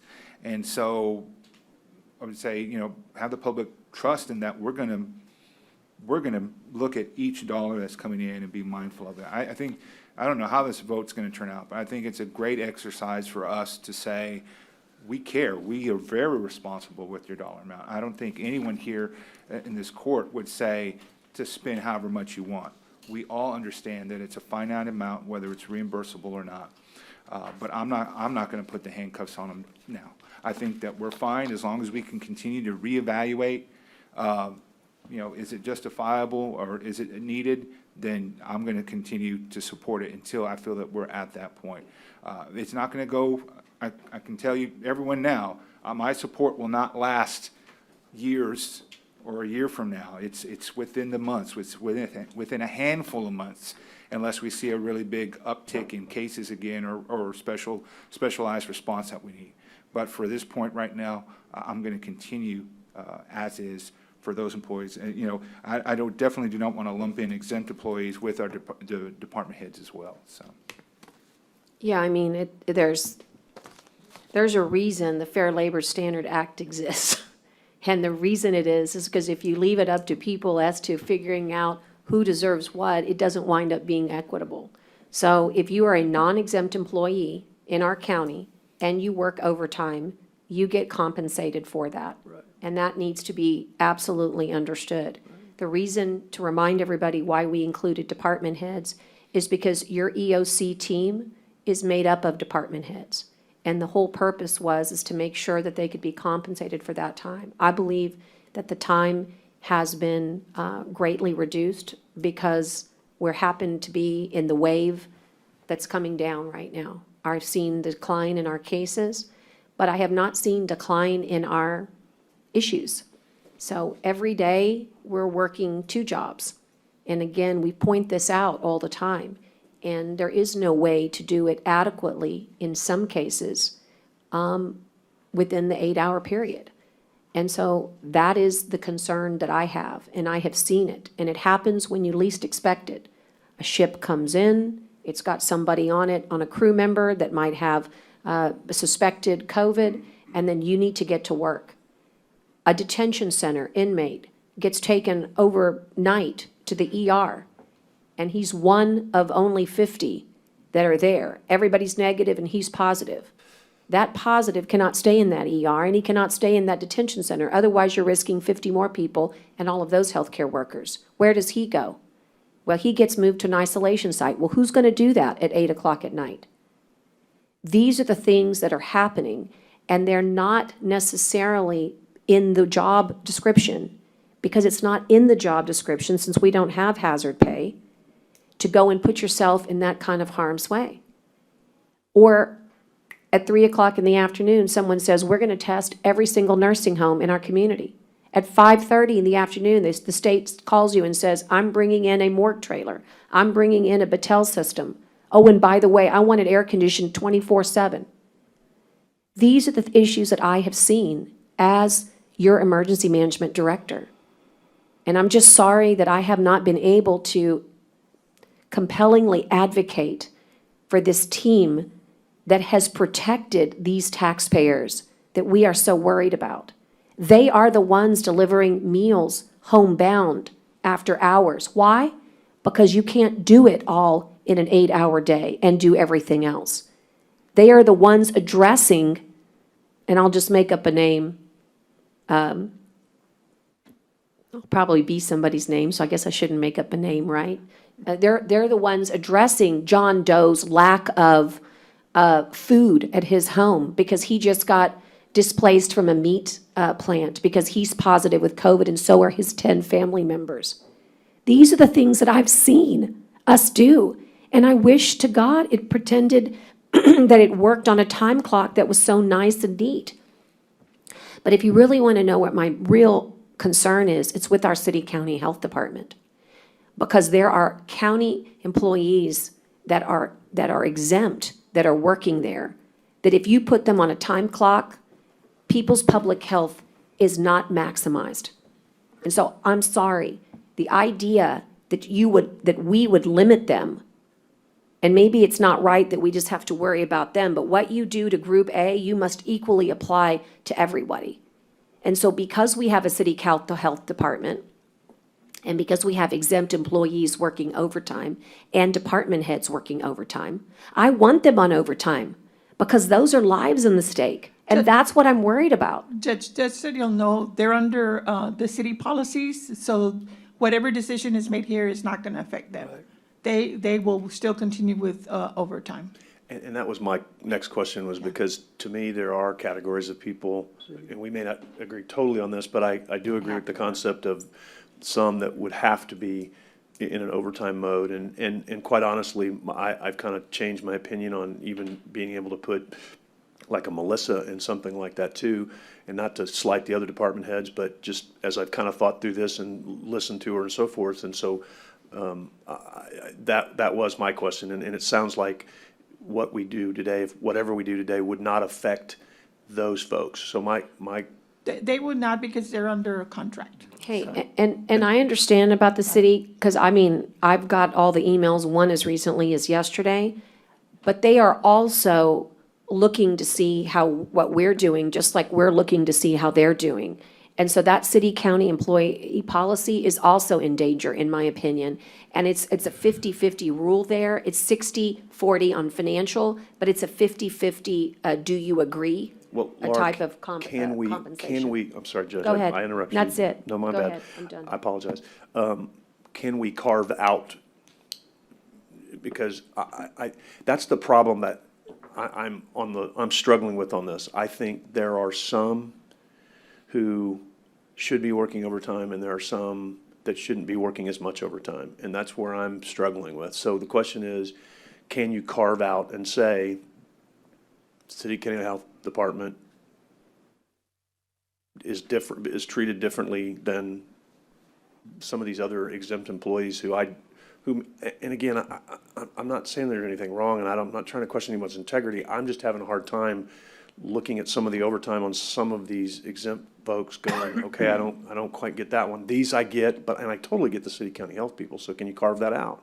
You certainly can carve it out, but agreeing with the judge, I mean, we don't know what the city policy, whether that's going to change or not, and they will stop, overtime or not. I have no clue about that, but contractually, we have a contract with an MOU with the city, and basically they follow city policies, and so you can carve that out. You can carve out those employees. Yeah, now you're just looking at exempt employees. Right.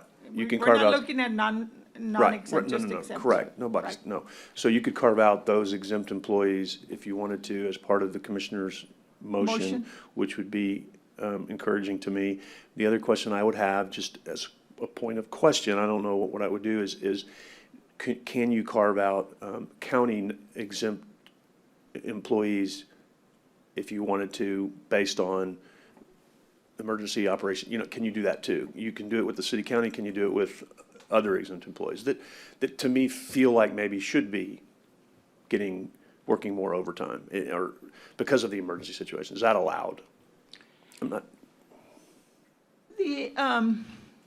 The policy just basically says exempt employees. It doesn't categorize anything. So technically speaking, you don't want to change that policy. You want to keep it as, essential and exempt employees. Okay. So certainly you can make that carving out, but keep in mind that the policy is for all exempt employees. No, again, I'm asking on we're not touching the policy. It's the motion For he's the making. decision whether to go forward on Right. overtime or not. Because, Except for the health department. right, and so you could definitely do that, is what you're saying. Yes. And my issue is with doing this every 14 days is I feel it's unfair for people to think they're going to get it, and then we come in here and say, "Oop, no, we're not going to give it to them," right? Meaning, it's hard, I don't know how you, like, we have to approve it every 14 days. You can give a different date. You can say 20 days, you can say a month, you can say 45 days Right, from now. but if we say, we're going to come back in 14 days and look at it, to not approve something that's been worked, to me is almost, is bad too. So it's hard to not approve something that's been worked if we've told them it's okay to do it. So I'm struggling with a lot of this too. I'm very clear on the law on this because I think you've made that clear, and I think we're not touching the policy. And I quite, honestly, just as rendering an opinion, I'm comfortable on the, I'm comfortable carving out the health department, city health, county health people, and I'm comfortable saying no to any more overtime on department heads. It'd be nice if I could carve out Melissa, but I don't think you're telling me I can do that. So, and I don't mean that disrespectfully towards the others. I just think it's, we don't seem to, we feel pretty confident that unless something miraculously happens, we're not getting reimbursed for the overtime on the department heads because we didn't have a policy at the time.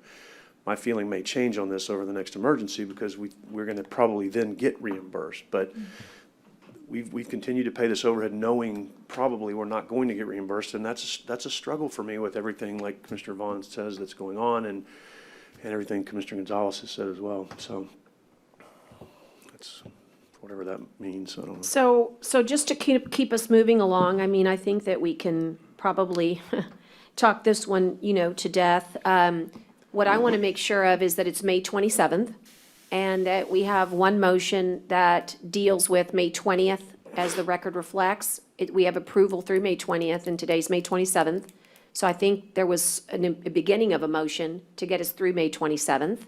Right. And so I'll take that as a motion, and I'll second that, and at least take it in pieces. And all those in favor of seeing those 7 days being paid signify by saying aye. Aye. Aye.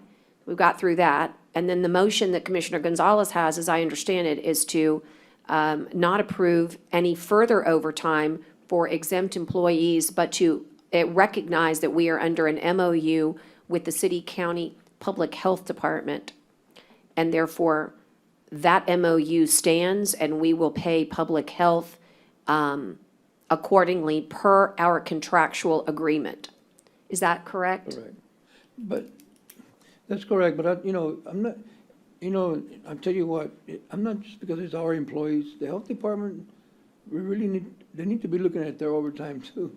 The health department, we look at their overtime and it's, I don't know how some people there make that much overtime, but I like to carve them out because that's their line. I mean, that's their field. That they're the first line of defenders on emergencies, But I think they really need to pay attention on their overtime. This is just something, Judge, that I look at. I totally get it. I mean, I understand how you feel about it, and I feel differently. I feel like you hire a professional to do a professional's job. If you don't think they're doing it right, if you think there's any abuse, if you think they're not watching it, you need to document it, and they need to be held accountable for it. And I think anything else is that we don't support that, So I think they've done a great job. I think they've deserved, to be honest with you, I would suggest, given the closeness of the situation, that they didn't get paid enough, that they've been held in limbo, that they've been working hours and hours and hours, waiting on politicians to make these types of decisions that are micromanagement in nature. And quite frankly, not in the best position to see the work that they've been doing. Do they care about the taxpayer? They should. They're taxpayers themselves. But I think it's almost borders on the absurd to say that so-and-so deserves this and so-and-so maybe not, or it's all about our subjective positions. And because I've been able to view every single department head, I don't find that there has been any abuse at all throughout this county. In fact, just the contrary. I think there's been extraordinary record of service, and I think we've honored that by this vote just a moment ago.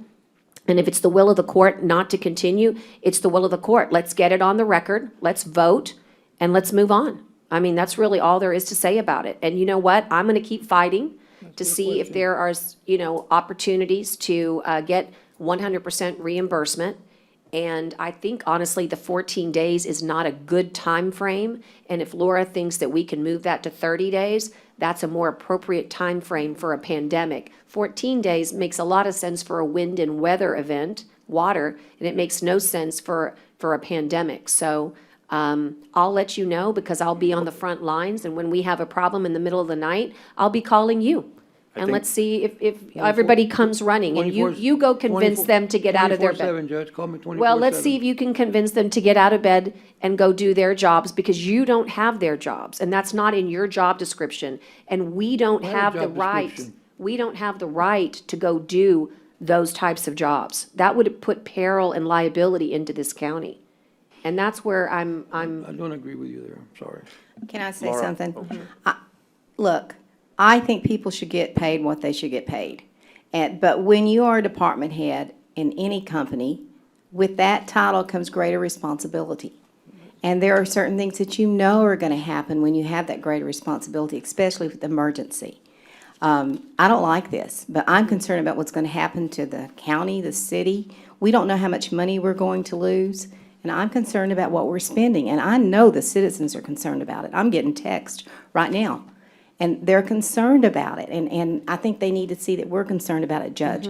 But I don't want. I hear you. I just don't want people to think that we don't care, because we do care. And it's a balance, right? It is a balance, and I see the ones that are making a high salary, and then I see the others that don't make as much, and they do need that overtime. It helps them in these times.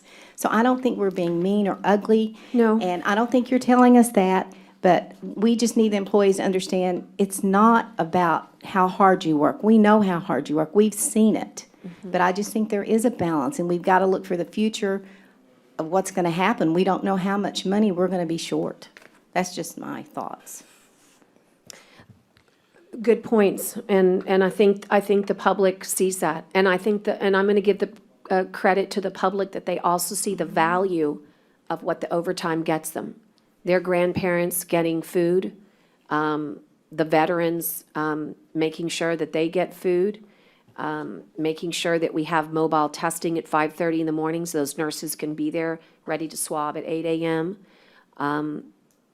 Doing tests round the clock to make sure that if you're a positive, you're getting isolated as quickly as possible. I think that it's a balancing act, and I think that what I want us to recognize is that the $150,000 that we've expended so far cumulatively, including city, county, public health, that you've gotten a value for that over these past 3 months.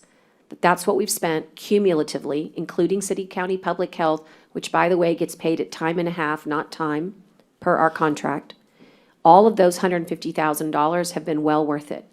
And if I put together all the Purell and all of the cleaning and all of the disinfectants and all of the fever checkers, I would way exceed, and the masks, we would exceed that $150,000. And I ask you to consider that balance of $150,000 worth of human capital versus way over that, what we've spent in other sanitizer. And I say to the public, I with confidence tell you that I so care about those dollars that I will tell you that human capital took care of you during this pandemic.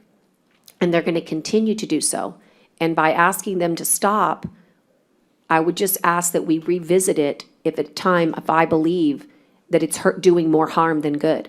Because that's what I think this vote, for me, it's going to do more harm than good for our citizens and for the value that we're supposed to be. We're supposed to govern in a way that protects the best interest of the community. And I don't think have a this- time revisiting it. Yeah, I I don't appreciate have a that. problem with that. I appreciate that. Well, right now, it's every 14 days, and And I think we said or the next regularly the scheduled. next regular Commissioners' scheduled Court meeting. was So what we'll we- wait to the next regular scheduled meeting. Okay, so with that, we'll let the motion stand for the clerk, and who will second? Second.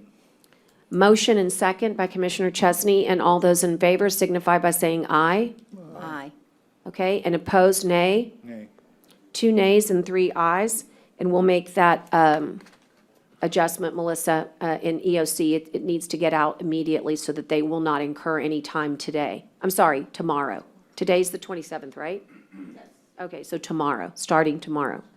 Okay, moving on, we're going to move on to item number, let's see, 7. This is one we put on every single time. Melissa is here to answer any of your questions. If anybody has any, I would ask that Melissa come up, and this is to basically just discuss any COVID-19 issue that you might have, commissioners, that have happened over the last time since we last met. Sometimes things come up, and Judge, I did want to just make a quick comment since on this item. We had two very successful, a weird term, as far as turnout, and I wanted to thank you for your help in getting those mobile COVID sites set up in Port Aransas and in Flower Bluff. They had it's 126, I think, in Port Aransas, and which is a lot of people for a city that size, and 141 in Flower Bluff. Todd Hunter and Senator Colkhorst have been very helpful in staying on top, at your suggestion also, to shepherd those test results coming back, because we have had some delays in other areas.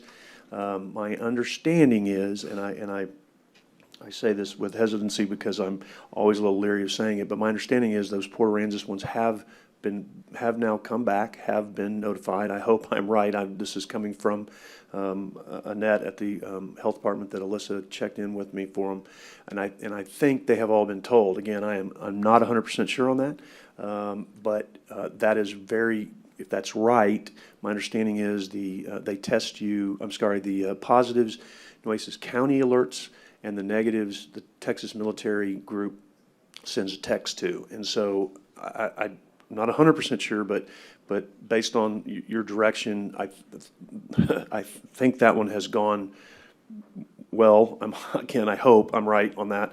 And then Flower Bluff will be the next one that we'll stay on top of. But that is those are for anyone who's trying to set those up. Those are really important to do to get out into our community. Thank you, Edward, for your help with that also. Sheriff, the constables, I can't think of everybody that I should be helping. City of Port A. The City of Port A, thank you. They gave us the site. They helped us get the word out. In Flower Bluff, the same situation. We used the Polston building out there, but we had the Constable Clark was out there. Constable Sherwood was in Port A. We had Flower Bluff folks all over the place alerting people. The Flower Bluff ISD sent out emails, the Flower Bluff Business Association. So we really had a good response, great response. And I think we got people tested, quite honestly, that I just don't think would have gotten tested, because it was hard to get from Port Aransas into Corpus Christi. And so having that opportunity, I would highly or even the recommend island. that. Absolutely. And as you and I have discussed too, the next one I'm looking at and I'm still trying to figure out is doing one over on kind of that south side part of my precinct, Church Unlimited, which has already been a vetted site. And then maybe go to the island, but since we were in Flower Bluff and Port A, maybe those people got covered. I'm not sure. I need to kind of check, but that was a very positive experience, and I'm just hoping I'm right on those tests that they've come back, because I've been told. So I spoke with Tatum last night, and many of them have come back. We do have some that are pending. We've now identified, Melissa, I get a chance to tell you this, a little, I guess, a flaw in the system. And every time we see these pending tests, we're assuming that they're really pending and they haven't come back, like in 14 days. But what I've now figured out with Tatum is that some of those pending tests are tests that where people never showed up, but the system they registered. So you're seeing them and they're showing pending, because there's no result, but they never got tested. Okay, well, that's So- good. So that is something that we know, and I know that we did hit positives from that testing site because of my discussion, but I know that they were not Port A residents. So, Oh, the ones that tested positive were not Port A residents? as to the results that we got last night, when I was on the phone with them about, I'd say it was about 7:30, that's what I know, but we haven't gotten the whole batch in. But when you see that they say that there's 40 pending, I can't tell you right now that there's truly 40 pending. It could be 10 pending. Because and let me, because I'm getting But we questions go on already. addresses So the three that that were hit positive from yesterday's batch in Port A. in Port A were not- testing were not Port A residents. Thank you. Mhm. Okay, thank you. And that's something that I learned, last night, but again, I've been here, I haven't had a No, chance to that's go to EOC to reveal that, but the point is that all these great sites, and we've been working with Commissioner Vaughn on her sites, and yes, testing matters, and it matters because you get to isolate, so all of those good things. Melissa, one of the things that I didn't do a good job of, but maybe you can address, is just reminding everybody. So can I ask one Mm-hmm. question before you get off that? I apologize, because I want to make sure I'm clear, because I've been working on this morning, trying to get this. Is the three were not Port Aransas residents according to the addresses, meaning the others that were from Port Aransas, none of them tested positive? The caveat to that, Commissioner, is that I can only tell you out of the ones that we received. So I need to see how many let's say you tested, how many, 100 and what? 126. 126, so out of the 126, I'll text Annette, but we only got so many back. What do we have? There was 11 no-shows. 11 no-shows there. So when you see pending, But wait, you said but we tested 126. Well, actually, there was 126 with 11 no-shows. So it would have been a possibility of 137. Right, so but of the 126, I'm waiting to see how many, have you seen, yeah. I mean, how many of those, Okay, then I need to ask that question, because I've been trying to ask these questions all morning. Right. Not from you, but. So basically, there is a way to there's a portal, and I can ask Dr. Pro, who's our regional advisor, and Annette, to look at that portal and see where we are. All positives get reported back to the health department. It was important to me, because of the size that Port Aransas is in that community, to be monitoring those very closely. My theory is that you wouldn't have driven from Corpus Christi to go to Port A to get testing, but clearly you did, okay? That's what that revealed, right? But but again, Corpus Christi is Padre Island, Right. could be- right? Right. So I'm not sure what it means exactly, but I'll get you the exact amount of tests that have come in, and I'll get you the exact amount of tests that are pending, knowing that those 11 are stuck in there. I know that for a fact now. Okay, well, that's good to know on the pending, Okay. but if I can just determine if all the tests in Port A are back. They're not. I know that for a fact, Okay, you last don't- night. So the three that you know of are. Positive. Not Port A, that are positives. Did Some not- of the others have come back, but not all 126. That's correct. Okay, all right. That's correct. What was happening too, Judge, is that the call center at the health department, we're sending them to Port Aransas because we weren't doing testing here. So not, a lot of them are being sent over there. Right.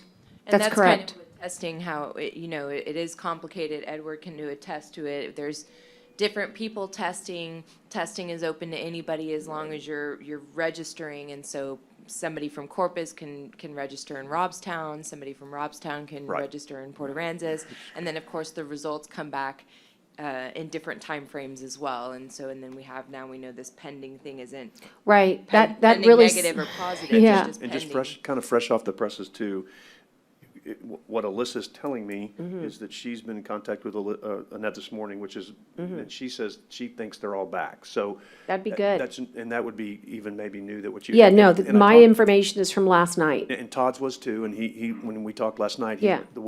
that's why we were checking, because he kind of read it like he thought they were back, Yeah. but to double check. And I so- want to point out that that's what advocacy does.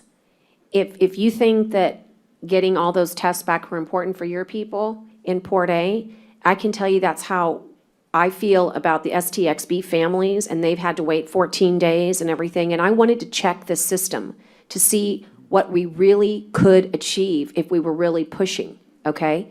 And it shows you that we do not have a consistent return of tests in a time frame that's acceptable. And that is happening all over Texas, and it's why we have been working, Melissa and I and everybody really that's from the health department, working on trying to get us to be, us meaning Nueces County, to be the regional lab so that we can test even the guard swabs here at our health authority lab or at the Christus Spawn lab. That's the only way to get the results quickly to our folks. And we're so fortunate that we can do it. But even when you have the chairman and the Senate of Health pushing along with this commissioner's court, you still don't get results back quickly. Well, and that's a good point. Todd has been phenomenal. He's called me every day on it. But I do need to say, Lois Colcourse has been very involved in this, and she in fact mentioned to me that because she represents Port A, I got her involved as well, and she mentioned that she's had a very lengthy conversation in person with the governor. I don't know if it was in person, and there's a large degree of frustration on these tests coming back, and there's a lot of push from, and I know Senator Hinojosa has been doing this. And I'm sure. Well, she's the chair of health. Right, Yeah, and I'm sure Representative Ferrero is. I don't want to leave anybody out, but I just know these two on this particular one because it was Port A, it was my precinct, and there's a lot of frustration on these tests coming back, and there's a lot of push from Senator Hinojosa, Senator Colcourse, Todd Hunter, I'm sure Abel, just because it's frustrating, because we're turning these tests around pretty quick here in Nueces County. And if we're able to process them here, we can get them done very quickly. They're very well aware of Dr. Blow's the machine he has, and they're so we've got to get these tests back. I mean, I've still I've got a couple of people that have texted me and said they did some in Rockport Fulton. They've done a couple in Robstown. I know John and I talked about that, and it's frustrating. I mean, we've got to get these tests back because I knew one guy that tested in Robstown. I brought this to the judge's attention. Tested in Robstown, it didn't come back. Waited a couple, 3 days. He felt like he was really sick.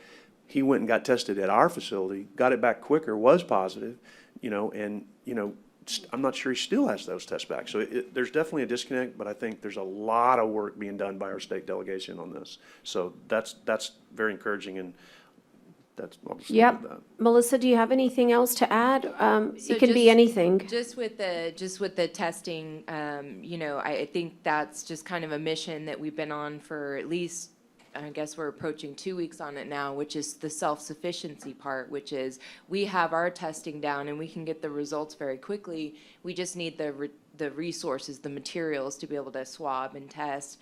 And so we've been working with our state partners and Judge taking that on up from there to make sure that we can at least get the resources we need. If we can take control of the testing in our jurisdiction, we'll kind of eliminate some of that confusion that comes with those long wait times. And then now you have, like you said, Commissioner Chesney, someone went and got a test somewhere else. Now you have these 2 test results. Are we going to have 2 positives? Right. Is that going to be counted twice now? And so if we can do it ourselves, we can get it fast, we can get the results back fast and eliminate some of the confusion. But it just takes time to make that happen. Or Go ahead. you can have a positive and a negative, and then you have to retest them again. Exactly. Even more confusing if it comes back that way. But one of the things I did want to say, just while I'm standing up here, is I don't know if you remember my budget presentation from last year. One of the things I said is we have to be careful with emergency management. If the state comes down and mandates certain things, that we'll be really behind and we won't be able to keep up, and our office will require a tremendous amount of change. So I think something I just want to state right now is one of the things we're not addressing as much as we are addressing the financial costs of the county is this incredible amount of overtime that's being worked by the same individuals. So I think something that we need to be addressing just as much as the financial costs of the county is where we're short on personnel and where we're short in the departments, especially because people do take on the roles that they do during a disaster. So I just encourage you guys coming forward, and as we're getting into another budget year, to look at the budgets of each department, not just emergency management, knowing that all of the department heads participate as members of our team. And if there is a request for extra personnel per department, I hope that you would consider those types of changes, because it really is important to look at how many hours are being worked by a small amount of individuals and see the short there. I have a question. Yes. And a comment. I agree with you on that, because life is too short to work 80 hours a week. And if there is especially in your department, I think we do need to look at that, because I think that you need to use people that are down below too, under you, because I think all the departments do a disservice if they don't let those employees know there is a way to go up. I have a question on the nursing homes. Who is testing the nursing homes? Is it the health department or the guard? And how many have been tested? How many are left? So the City of Corpus Christi Fire Department, Edward, you can come up as well. They were tasked with doing that. I believe they've completed all nursing homes now. That's correct. That is awesome. The guard is actually targeting, or has done some as well, so it was a combination of both the guard and the City County Health Department and the CC Fire. And it was all done within 14 days, which is what is so incredible, which is where the whole backlog kind of got worse.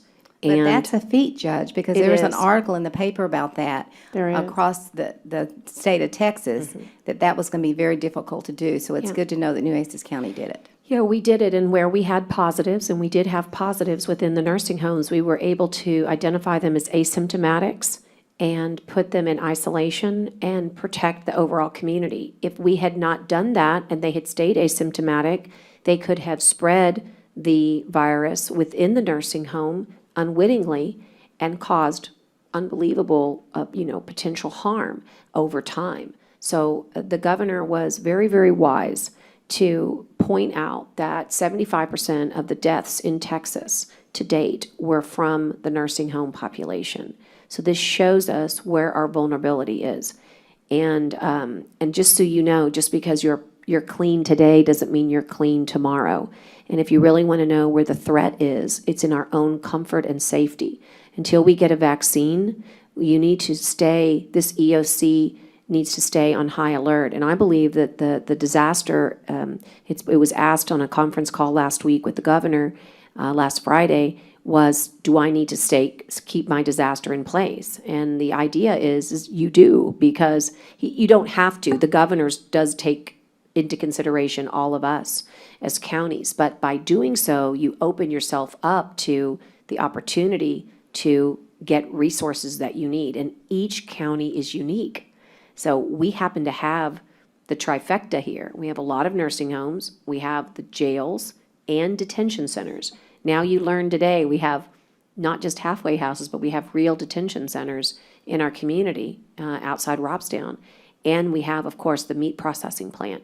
So those were the three that the governor really attributed a need for testing. And so he was able to focus fire chiefs. And so Chief Rocha, if you see him, be sure and thank him. He did all that. And how many people are left in quarantine in the hotel? 0. 0? That's good. 0. Melissa, any? The only other thing is our office I'm not saying shifting gears, because we can't shift away from COVID-19, but we really are dedicating our efforts now to hurricane season. That's a huge reality for all of us.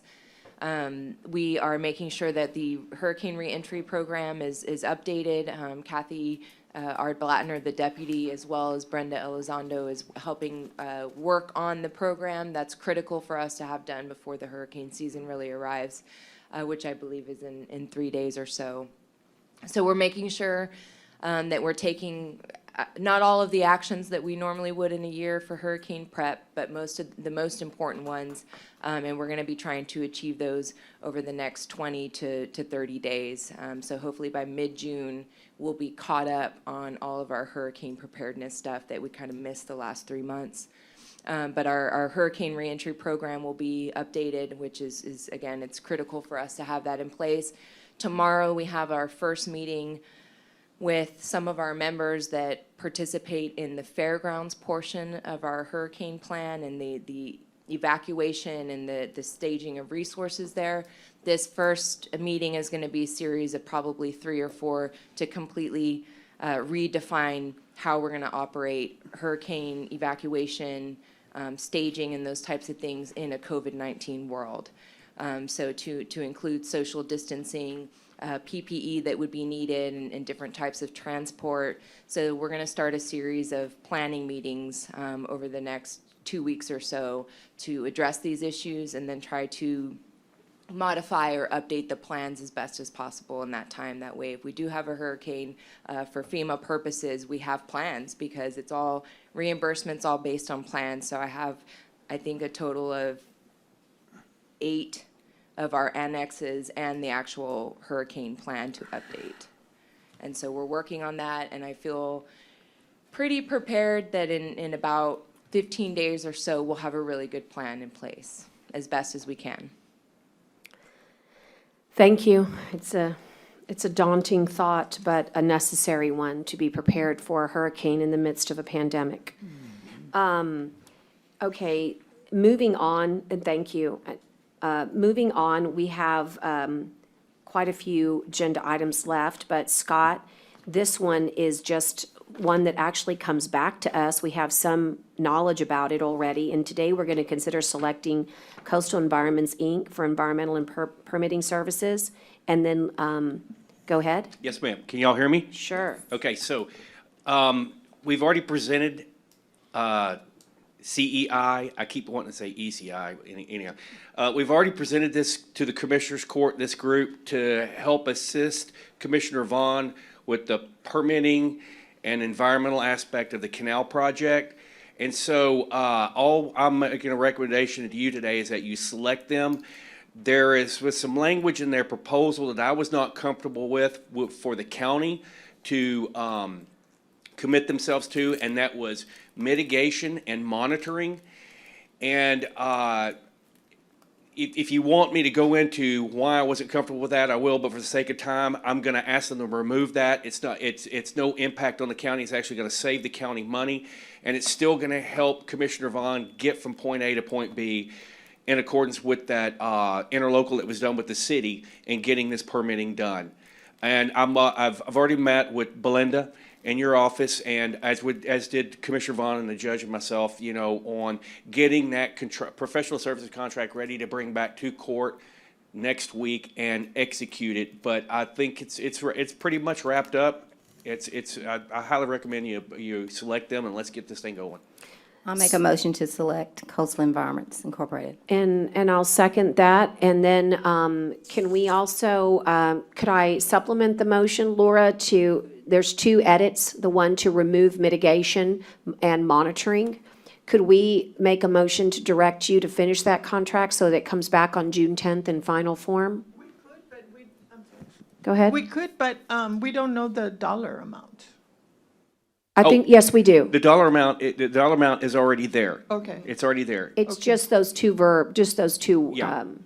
just the monitoring and the, actually, there were 3 changes, if you'll recall. The third talks about that we would be holding this permit for a third party in the future. So there were 3 things. Right, not Not that it would be our permit. right, correct. Okay?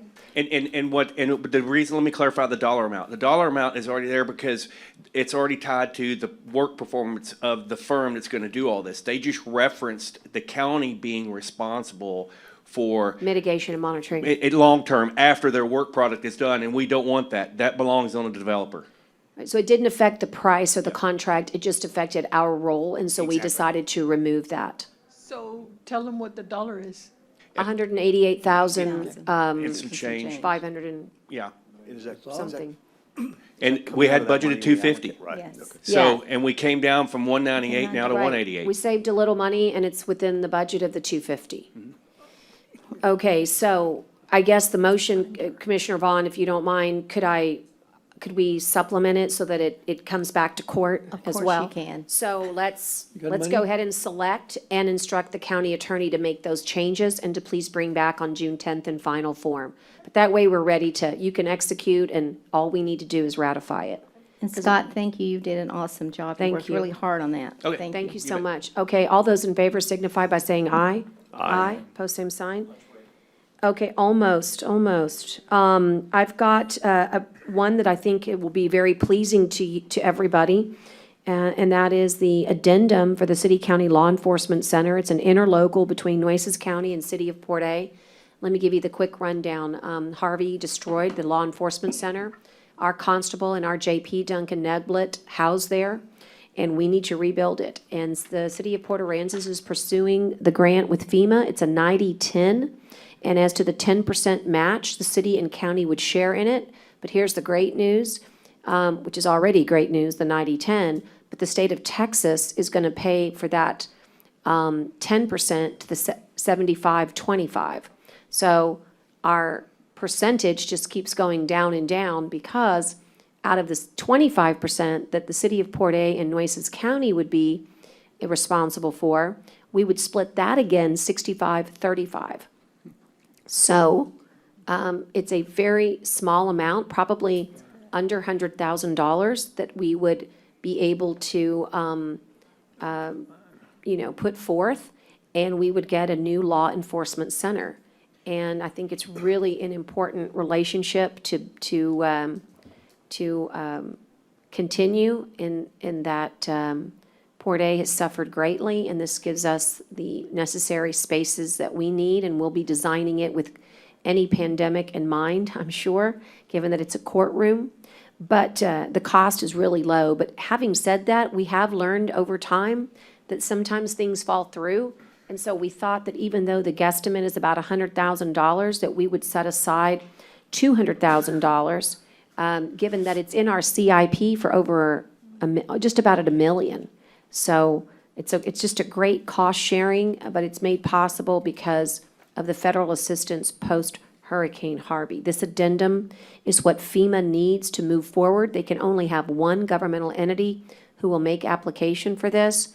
And so City of Port A will take the lead, and this interlocal agreement that's before you for passage identifies the relationship that I've just laid forth. Commissioner Chesney? Yes, Judge, I would certainly move passage, but I wanted to add, and you did that very well. The significance of this is the city of Port Aransas taking the lead on this, as you will note in the document that's attached, means they're going to pay for everything up front. And we're talking about a $10 million building probably, and I always hate to throw numbers out, but it's not a small little piece of building.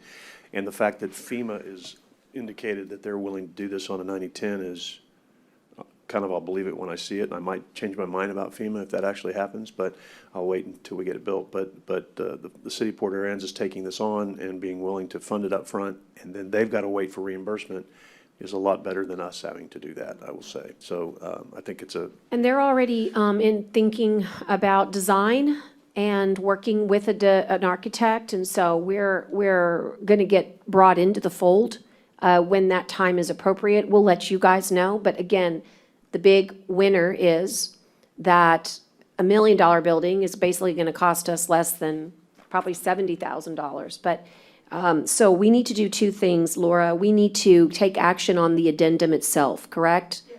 And so let's do that. Yes, Could I get a wanted motion? to make sure you had the correct one, though. It should be, under the therefore, there should be itemized 1 through 8. Yeah, Is that and the one you have? Judge, just to keep it clean, we did not put the actual CIP in this. That's Belinda fine. recommended against it, and we'll bring that back. That's fine. I We'll keep it emailed the clean. final out. I just want the Commissioners Court to know that my intention is to set aside this money. That way FEMA knows that the match is secured. And again, we went from some huge amount to a very small amount, so. We're not gonna build anything until they get the money from FEMA first? Yeah, they're in charge of that's, I they're not going to get the money, they're going to get a commitment. From commitment. FEMA, I know, right, and that's what I'm saying, and Good they're luck. going to front this, they being the city of Port Aransas, and then they're going to get reimbursed by FEMA is the way, I think Parsons explained it to us, the city manager explained it to the judge and I yesterday. And I'll be assisting them in the advocacy of this, because there is no doubt in my mind that a community that was ravaged by a Category 4 storm 3 years later needs to be able to have its justice system rebuilt. And so we're going to assist them. They have been given some assurances. And FEMA is not the enemy. FEMA is not a pot of empty gold that's just waiting for people to go and get. And so, we just do this too much. We hate too much. We don't learn the system. It's there. We just need to be smart enough to know how to go get it.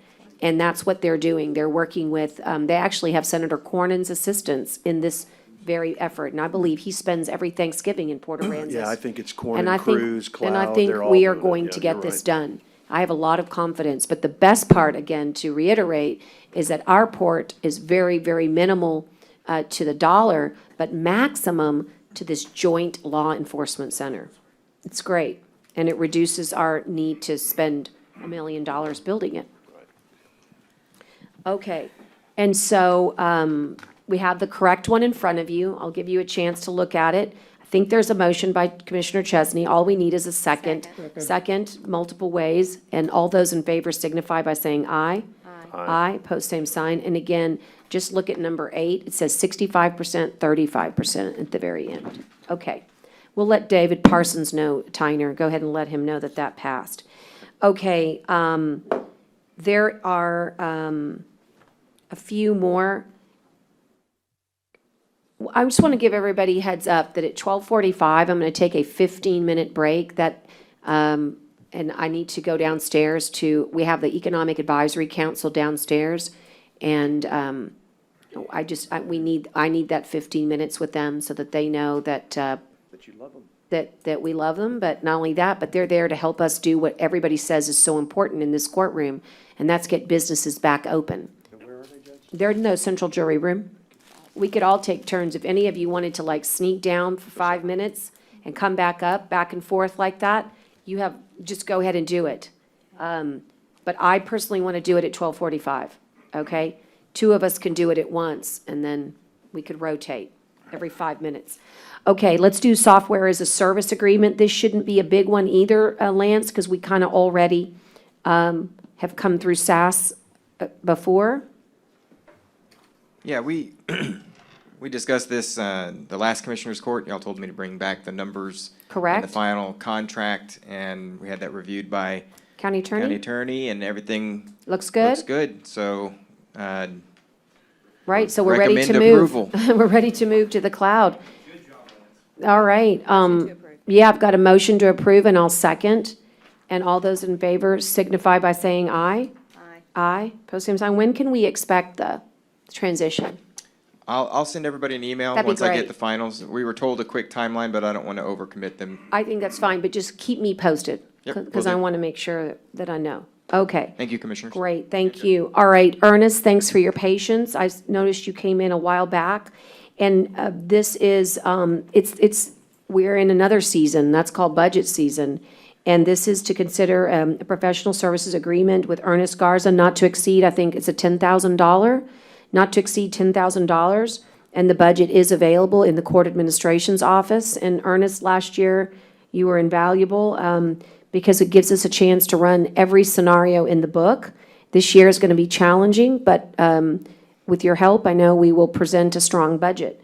So Ernest is here for your questions, but the idea is that he becomes a resource for our side, as they say. And he also helps as a liaison to Dale. When we're kind of running around like crazy, he can go back over there and say, explain this, or give me information about that. Commissioner Vaughn needs that, and I know that Dale's accessible, but he also has, I don't know how many packets that he's working on. So it's time to move to your budget thinking right now. So move. Second. Okay, motion and a second. Any discussion for Ernest? And Ernest, timeline, are you ready to start working now? Yes, Judge and Commissioners, we're always available to you. We do like, I actually enjoy this, and we know this is going to be more challenging. You're one of the few. Yeah, I'm one of the few. I'm one of those. One of the crazy ones. few. You're a rare one. Yeah. And I- thank Dale and everybody else for, Yeah. and It's a puzzle at the end of the day, isn't it, sometimes? yes. Well, like some things, some of our pockets will be full on the left, and it'll be, like like Geo brings us extra dollars, and then it'll say, the good Lord giveth, and then he taketh away, right? Then we'll be short on revenues. And so it's gonna be a little bit of this. So I'm looking forward to getting into it, and it's not too early now to meet with Ernest. It's not just about your office. What are your projects that are out there for your budget? We need to see what those are now. Come on and bring them, and make sure that you work with Ernest and Maggie. But if you want to bring your projects, like, that you know you want to have in this budget, this is the time to schedule those meetings. So, okay. Thank you, Ernest. Thank you. All those in favor signify by saying aye. Aye. Pose same sign, okay. And the next one is a stormwater retention pond. Scott, I'm sorry, I would have put those together for you if I'd That's okay. realized you That's were going okay. to present. I'm going to be real quick. Okay. Okay, so we've gotten the RV park finished. Everything's going good. Yeah, leave it right there for right now, Tyner. Leave that slide right there. And so this is the stormwater retention pond that's up there. That's to the west side of. You see a Google Earth shot which shows partial development there, but that's all done. And then you see the outfall which goes towards the jetty, and that's where the pond gets full. The water runs off. So the goal here was in 2017 we were going to try to fix part of this problem. Then the hurricane hit and worsened it with storm surge and silted it in. So we've got to re-excavate the footprint of the stormwater retention pond, fix the outfall so it's positive instead of negative drainage. But it's not. We're not just going to do that. We're actually going to reestablish the pond there so it functions as a riparian wetland, and it also has public access for bird viewing. This pond has been critical. Yeah. Oh, hey, there you are, Scott. This pond has been critical to the Texas Bird Classic. I know Ms. Holt over in Port A, she's been on my rear end for years about getting this project fixed. Anyhow, and the school uses it for the Texas Birding Classic. So you see the little red line? That's conceptual right now as far as public boardwalk. Then it would connect to up there where the World War II gun turrets are. Yes, we have two 155 millimeter Panama gun mounts that were up in the jetty during World War II. One's on our property, the one to the south is on our property, the other one's on UT property. Then we would strip the road there. Then you see the orange line, I did that because it's UT. Anyhow, that would be Jace Tunnel's part, because we've always had this vision that we would take the wetland and the xeriscape stuff that they use with their auditorium with those kids, connect to cultural resources along with environmental resources. And you got this corridor of connectivity because they come through the park all the time anyhow to go do stuff on the beach. And so that's the concept. Now, if you'll go back to that other one, that's the conceptual stuff. And yeah, we're right there. Okay, so, okay. I like that one. It'll come back. Okay, so this is what we're proposing to do in this project right now. And so you only see portions of the public access right there. And you see the retention pond, and then you see some wetland enhancement. Then you see us fixing that outfall right there. So now everything will positively drain to the pond, and it'll drain out to the ship channel the way it was designed to do. And they will actually create this habitat, not only for the public, but for our registered users as well who want to come in there and do bird watching. Now scroll down on that slide there, Tyner. Just scroll down. There you go. Keep going. Keep going. Keep going. Keep going. Go. There you go. Go. Stop. Okay. So this is conceptual, in that this would be more or less a phase 2 to get us that connectivity up to the UTMSI. And again, this is conceptual because we don't know what the footprint of the RV park is going to look like as far as designed out in phase 2. Now go down one more, Tyner. Keep going. Right there. Okay. And this would be even a further concept of what this would look like, long-term planning. Again, conceptual. Only the first slide is what we want to do. This is all conceptual to add functionality and usability for our guests, especially for that, that environmental, get out there, get in the grasslands and see the critters and stuff. So, Tyner, if you'll go back to the slides, I want to show them one thing, and I'll point this out, and I'll wrap this up. And it's going to be this one right here. Okay. So this gives you an idea. This is your park. This is the boundary, just so you get a bird's eye view of what we have to work with over there. Everything in green. The little rectangular green box, that's what we lease from the Corps of Engineers. Everything else all the way over to the Dunes condo. Yes, we own that 10 acres there on the south side of Beach Street. Very valuable chunk of land. And so this is kind of the limits of your park up at IBMcGee, just so you have a concept. So I've got a professional services contract on the table here for you to select, and but the contract's ready to go. Yeah, no, we got it finished. I got it finished with Teresa. We did. I got the attachments fixed and got all the exhibits done. Okay. Well, let's do the select piece first. And Yeah, and let her double check. So let's do the select piece first and. Yeah, I gave it to Teresa. She's got all three Okay. originals. We'll let Tyner check while we're doing the selection. right there. I always like to tell the audience, even though, because we've got the budget, we've got our agenda packets, but the audience doesn't. And so just remind everybody the funding source.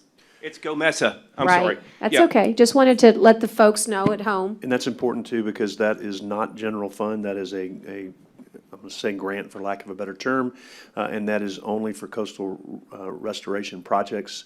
So this is a project that fits, according to the auditor and others, under the coastal restoration funds, and It's one of the greatest it's a funds, neat and it's project, only yeah. available to a few states, including Alabama, Louisiana, Texas, and Mississippi. Correct, not Florida. And not Florida. So we are direct recipients of these dollars. To remind the audience, Go Mesa dollars are derived from federal leasing revenues, oil and gas revenues. So people want to know why we love energy. This is why we love energy, because energy leads the way to give us dollars for the environment too. And we have to have that balancing act. It's very important for a county that relies on its economic engine being energy and its tourism energy being the environment. And if you don't see that, that's, as they say, open your eyes, because this is a great example of how it works in action. And Go Mesa has tripled their funds this year to the state of Texas, and those monies go directly to the general land office, and then we get our apportionment. So we're going to move this year. You'll see this in the budget from where we were to about 3 times that amount. So somewhere around 700,000, we were at 666, around there, 667, Scott? We had 543 in 18, 614 in 19, and now we're 1,018,000. Right. We're And 1,018,000 right This year, now. 2020. And Right. when we say Go Mesa, we really mean Go Mesa, right? Well, and what I would I- It move- stands for Gulf of Mexico move- Energy Security Act. And I can Right. tell you the whole story about it. It was created in 2000. No, don't do okay, that. never mind. Move passage, thank No, you. it's a great thing, and the most important thing about Go Mesa is that it's not only bondable money, if we ever wanted to do that, but it's bondable, but it's also allowed for economic development purposes. So it has a lot more flexibility than a lot of other environmental grants.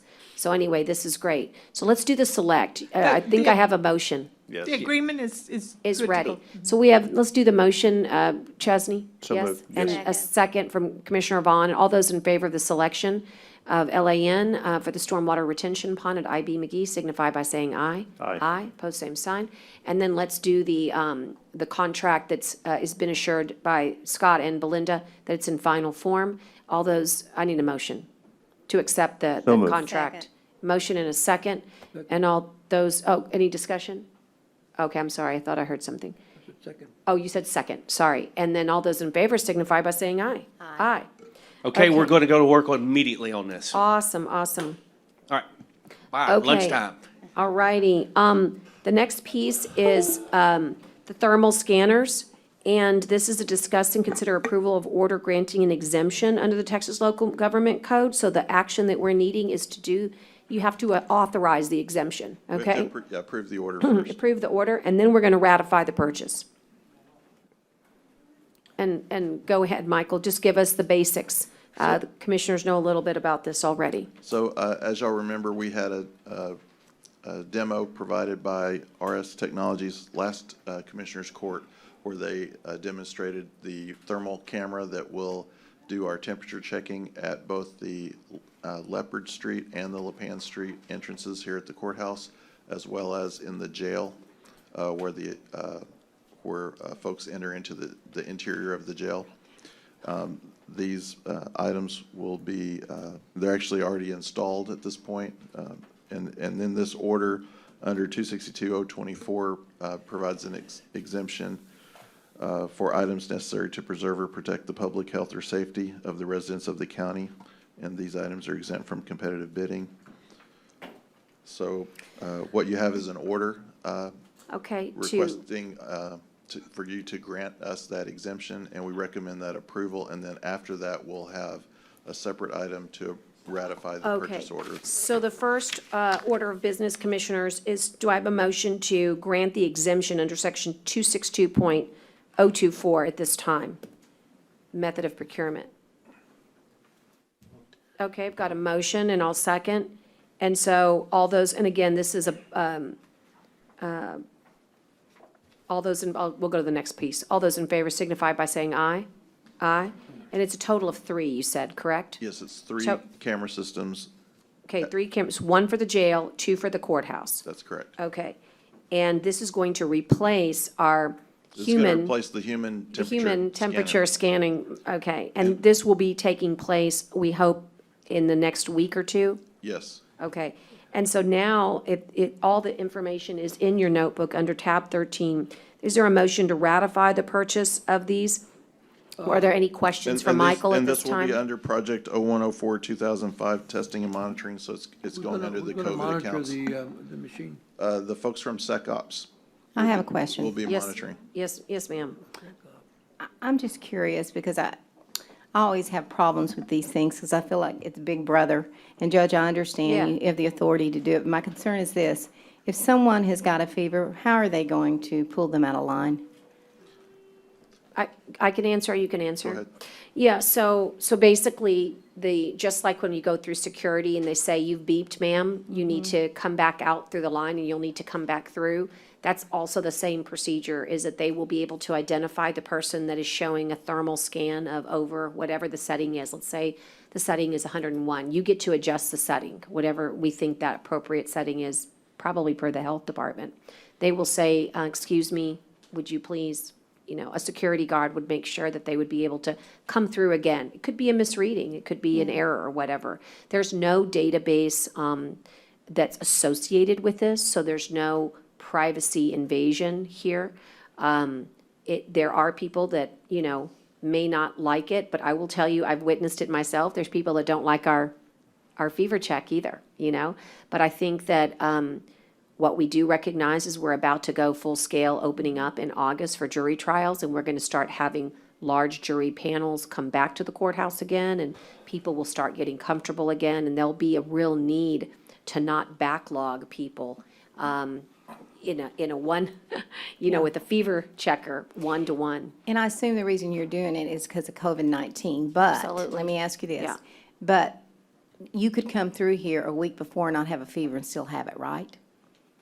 I mean, Yeah, isn't the that fever- towards the end? That's right. How about I'll give you even a better example. You could have COVID-19 and the fever checker wouldn't catch you You at wouldn't all. catch it. Okay, you could be asymptomatic. What we do know is that a fever definitely means you're sick, and we don't want anybody who's sick at this courthouse. And that includes influenza and the strains of influenza and any other scary virus that could come our way. Because what we now know is that we're a lot more thoughtful about being sick and coming to work. And we should have been that way all along. I just don't want But- anybody embarrassed being pulled out. I know how I I agree. hate to be pulled out I- at the airport, I- but you are. I agree, and I was gonna say that after 9/11, our world changed, and it seemed so Yeah. uncomfortable and so invasive, and I'm afraid that this pandemic has also done the same, but I know that it's, in that balancing act, it's the lesser of two evils, I guess. And you didn't have to bring this, did you? I mean, you had the authority to do it. That's right, I did, but everything that we have purchased, and I truly mean everything, has come through court, unless maybe it was, the granola bars, maybe upstairs, maybe that didn't come through court, but Or some of the hand anything of sanitizer, we're substance. good. It's okay. You Huh? keep the hand The sanitizer. gran- The free hand granolas. sanitizer. Yeah, the granola bars. But anyway, I think that the most important thing is that you guys have an awareness. By the way, we did consult with our sheriff, because he is really the ultimate authority on courthouse security. However, the statute is pretty clear that it says, actually, I have it here somewhere, that it's with the consultation, right, and the regulations, I think that's the word it says, with the regulations of commissioners' courts. Under the local government code, under courthouses, it deems that your sheriff is in charge of courthouse security. But I can tell you that because the jail is one of the most highly infectious places that could have a problem, he really feels like it's a separate check and balance on anybody coming in, a lawyer, anybody from the outside coming into the jail, and including all of us, right? So, And it's just gonna be a much more efficient way to bring large numbers of people through, Through the crowd. versus Right. the way we're doing it now, which wouldn't be feasible Right. when So- we go full-scale open. The only question I had was, not the only, it was on funding. It said it's out of the COVID-19 project funds. Is that because we think we can get this reimbursed? I do believe it will be reimbursed, but just so you know, it's when this court voted to set aside $2 million for our response, it's for anything, including masks, sanitizers, you know. all Right, those but I things. mean, obviously, so when we did the COVID 2 million set aside, I'm just trying to think through, when we did the 2 million set aside, we hoped that all of that would be reimbursed, right? I mean, so we feel like this is feel like one of this those is reimbursed. categories that we can get reimbursed for? I do. I mean, I okay. want to, Okay. yeah, absolutely, and I've I mean, obviously, because if discussed we that. don't, then that's 2 Yeah, million that we any, lose, so, right? so just so you know, the governor has set aside 3 categories. One is called medical, one's called public health, and guess what the third one is? It's called personnel, payroll for overtime. So those are the three that the 80%, well, the 20% came to us on a direct deposit, right? Kind of a, trust me. Everything has to be defined and allocated, annotated, but the 80%, you really need to fit in those 3 categories. And so that 80%, we believe this to be almost all 3. It's medical, it's public health, and it has to do with our personnel. And then what was the answer to Carolyn's question? If someone How is- would you how would you deal with the- politely Right. bring somebody out? And the answer is the same through our SecOps operation, through our, we call them our, And we'll have the exact, my understanding from, in conversations with Robert Lott, who runs our SecOps security folks, is that we'll have one of their staff there to monitor that. So we'll get a consistent approach as they are currently receiving when they come through the metal detector. and there's going to be training and policy and, a lot of drills, practice before we actually hit the general public. And then do we believe, Laura, that if someone does have a fever, that we can deny access? Yes. Okay. And that's, okay. In the interest of public health, No, this no, is, that's- state compelling interest, And I, particularly during I think today's that's, I time. think we're gonna, I don't love this, because I'm a little bit of the big brother thing too, but I think it's the way of the world. I think it's, I think we're gonna see them at airports. I think we're gonna, because they're not gonna want people flying with fevers. Right. It's just people, I mean, we're just in a different. Yeah, if it's- you've- It's not what I like, but it is what it is. And Well, yeah. No, I'm saying I think it's, I think we're gonna see it everywhere, unfortunately, because I do people are too. not, sporting events, I mean, people are not gonna want people walking in there with fevers, because whether it's flu or COVID or whatever, we're just, for better or worse, we're in a different. We just don't want them to light up in a neon sign coming through or Yeah, something. no, exactly, and Yeah. I'm, Well, I agree, nobody, when you go through the airport, it's always an uncomfortable feeling when they say there's something on your person, right? raise your arms. But So- the trade-off, So y'all don't want the option City where the Hall. net drops down from the ceiling? right, no, Would- no don't do extra, that option? no extra bells and whistles on this one. Yeah, they do.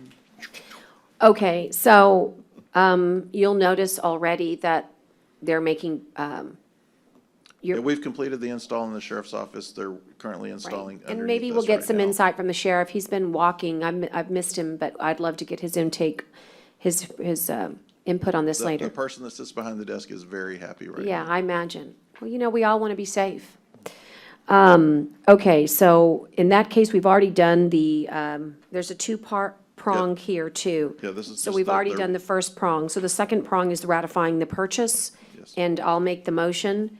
And is there a second here? I've got a motion and a second. And all those in favor signify by saying aye. Aye. Aye. Pose same sign. Okay, we're doing great, but forgive me. First, I want to, hang on one second. Mr. Carlisle, you've been patient. I would really like to take you next, but I'm nervous about the conversation, and I said I needed to take that 15 minutes. I'll tell you what, I'll take a break at 10 till 1. Is Maggie in the courtroom? They can see if they're still downstairs? No? Okay, you're fine? Okay. If you're just gonna do 15, then Yeah, I think we're okay. I just don't want to rush that because that's a really I've important, got some questions on it. yeah, let's just go ahead and keep our order then. What do you say? Come on up, Juan. Or Right, let's just if keep you to the wanna break normal now and order. then- You only if you wanna have break 2 now and minutes. then let Carlisle? Yeah, that'd be nice. can't Is that all right, Juan? I'm good, I'm good. Of course, let's do one more. It's not even quite 12:45. Let's do one more. Say we did it. Discuss and consider approval of change order number 1 for the courthouse ADA site improvement project. That one shouldn't take long. It's in our budget. It's in our, I keep saying budget because this book looks like a budget book, in our agenda packet. Commissioners, Judge and Commissioners, we're recommending change order number 1 for Tomaco, and this is for installing the Foxio and Trio parking lots. The Foxio, what it'll do, it'll seal the existing parking lots, plus aesthetically, it'll look like pretty much a brand-new parking lot.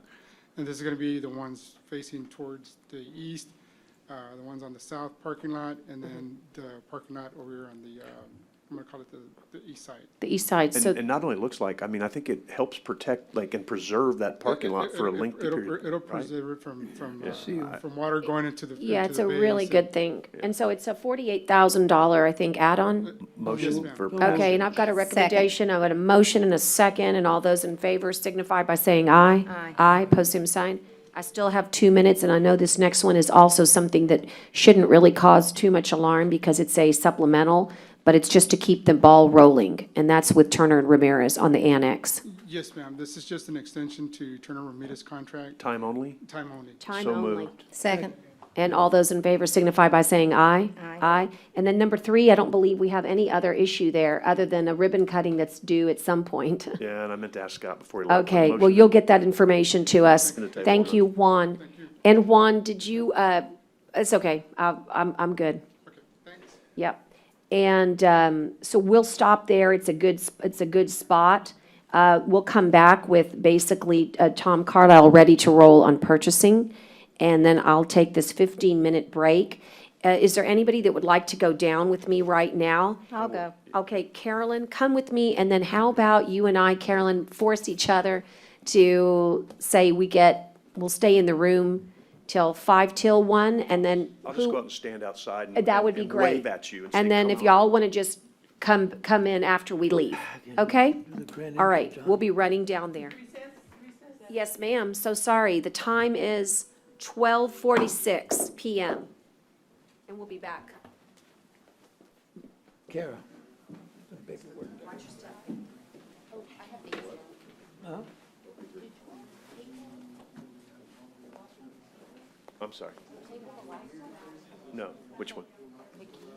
Which one? Yeah, I think she just passed on it. Because there's nothing on it. That's yours, ma'am. Maybe most of the stuff in the Robstown area is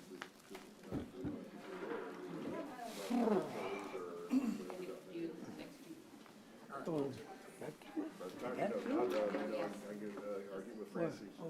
She'll know the exact time. yeah. I didn't see that. Really? No, it's not, because I'm going down there and standing in the hall. All right. That's why I let them go first. One thing they did, Commissioner, that you weren't, or I didn't bring up, was they artificially limited to 140 people because of that time issue with the lab test. So what they were telling me, the National Guard did. You figure, okay, let's say you do 200 tests within a certain area of time. I So see. what they did was they assigned each group, depending on where they Oh, were yeah. at, a certain number of tests. So they assigned artificially in their blood, 140 tests. Right. So then around 1 o'clock, that's when some other area that started testing that. She said, okay, we only did. I mean, it's still convenient. Out of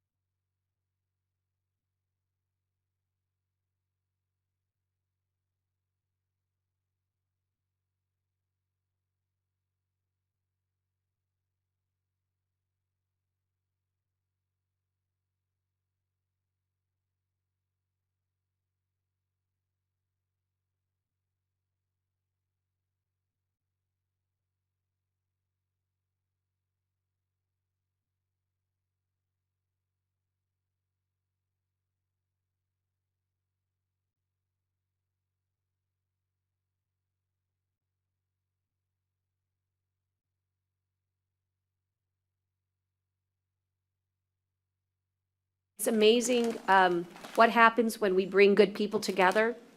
They're going to be focused on helping us recover. That's really the bottom line. And businesses that have been shut down need our help. So thank you, commissioners. You sent us great people. I don't know if there's really a cap on it, so if there's still somebody that you feel like needs to be a part of that group. I did not count heads, but it looked like everybody was there for the most part that you recommended. So that was great. We're going to move on, though, to the next part of our agenda, which is purchasing. And there's one item before Carlisle, and if we can do it quickly, it would be great. If not, we can bring Tommy in. I'll tell you what, we'll just bring in Carlisle. Come on in. Michael's busy right this second. Okay. Welcome to Carlisle Insurance, Tom Carlisle and Chase Carlisle, and the purpose of their briefing us here today is to discuss and consider the authorization of premiums for one-year property and casualty insurance, and they are our broker of record, and they're going to tell you a story. But let me just get to the chase. Okay, you get to the chase. It ends well. So he's going to tell you a story. It's going to sound terrible in the beginning. And then, believe it or not, our superhero of the day is Dale Atchley, not you, Tommy. That's correct. Dale Atchley is the designated superhero for the court today because of his anticipation of how the market would react, and therefore it ends better, but it's difficult. So take us through this difficult journey of property and casualty insurance in 2020 after Harvey, after claims, after all the heck that we've been through. Okay, first I want to thank y'all for letting us be your broker. I'm going to let my son Chase go through the analysis because he did most of it. But basically, in a simple facts, I've been in this for 44 years, and I've never seen a harder property market in my life. And what happened over the last 10 years, it was a soft market. It kept going down, down, down, down. And he's going to explain to you what's happened to the insurance industry on property, and pretty much tells the story of what's happened to every public entity. And we do probably 72 public entities. So I'm going to let Chase Carlisle take it from there. Thank you. Okie doke. Yeah, like you said, the property insurance market started transitioning from what we consider a soft market, meaning rates are coming down, deductibles came down. We are basically in a soft market for the last 10 to 15 years. That started transitioning late last fall. And basically the reason being is a couple things. We're all aware of the 2017 storm season of Harvey, Irma, and Maria. We also had, tremendous amount of wildfires out in California.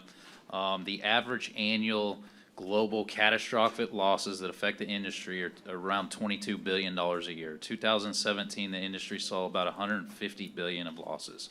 It was the worst recorded natural disaster year that affected the industry ever. 2018 was much better, but it still was above average at about 44 to 50 billion.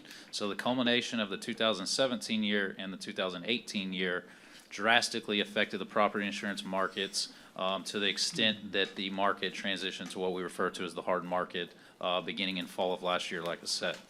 Fall of last year, we started seeing overnight rate increases going from 10 to upwards of 40% just based on where your rate was in line with the rest of the market. That has progressively gotten worse as we speak. It has gotten worse actually every week that we go through this. The other issue we're seeing is the carriers are running out of capacity, meaning the amount of insurance that they have to sell is drying up rapidly. What you're seeing is the standard admitted carriers like Travelers and Hartford and these types of players, they've pulled out of the market, especially in areas of our area and areas up in the Dallas-Fort Worth area. They get hammered with hail all the time.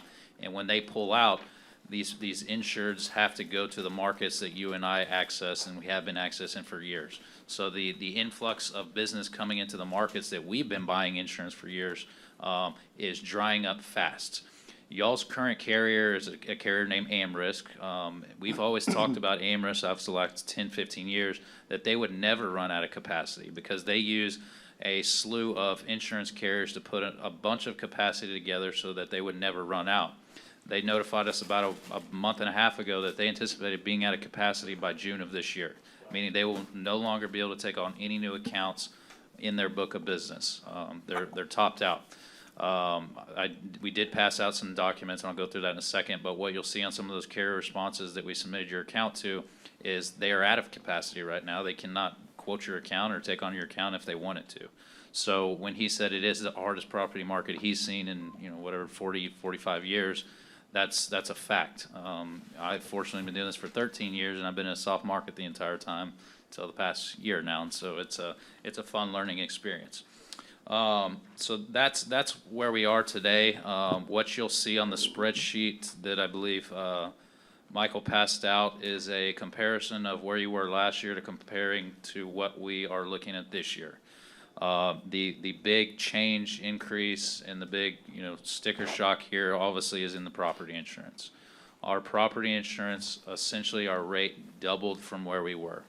Again, that has to do with the market.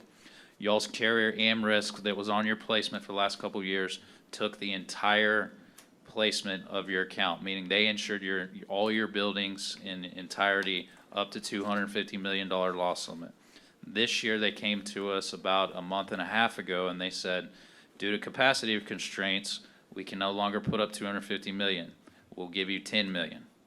So we went from having one carrier on $250 million of placement to one carrier giving us $10 million of the $250, and we had to go out and find the rest of the placement. Remember, I said the story ends well. This was the bad part. Yes, I'm getting there quickly.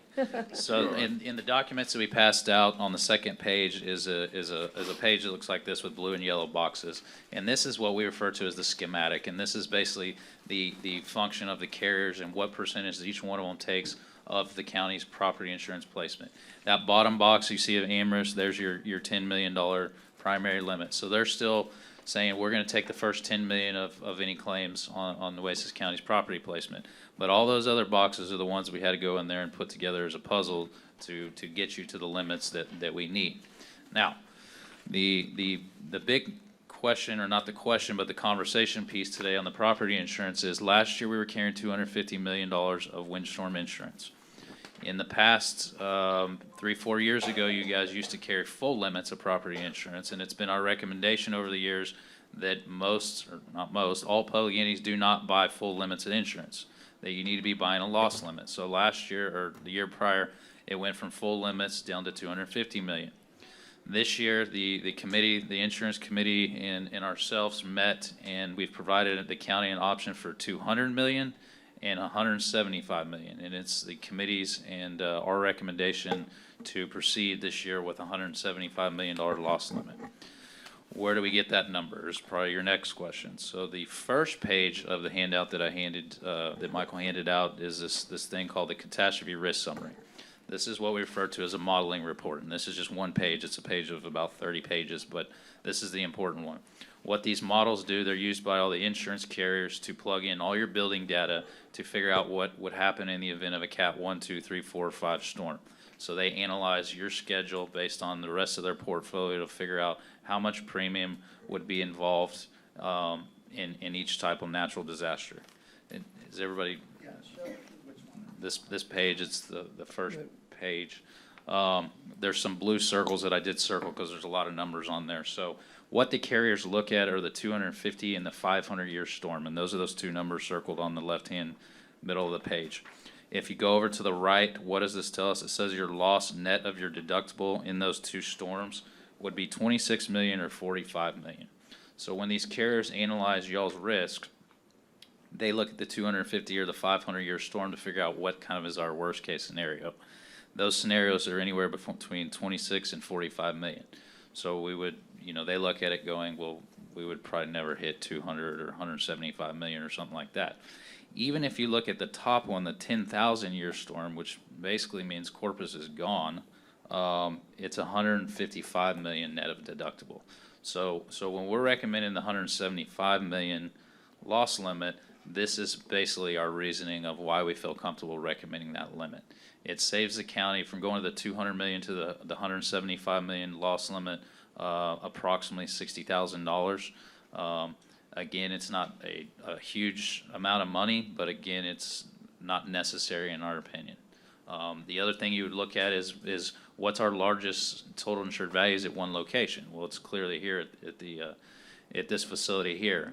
We've got this facility on the schedule for about 150 million.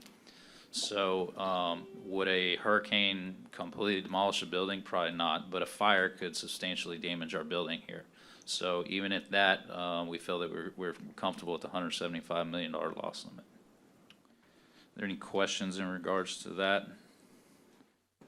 Mine are more kind of specific to what locations are and aren't, but I don't want to interrupt your presentation if you're going to get to that, so.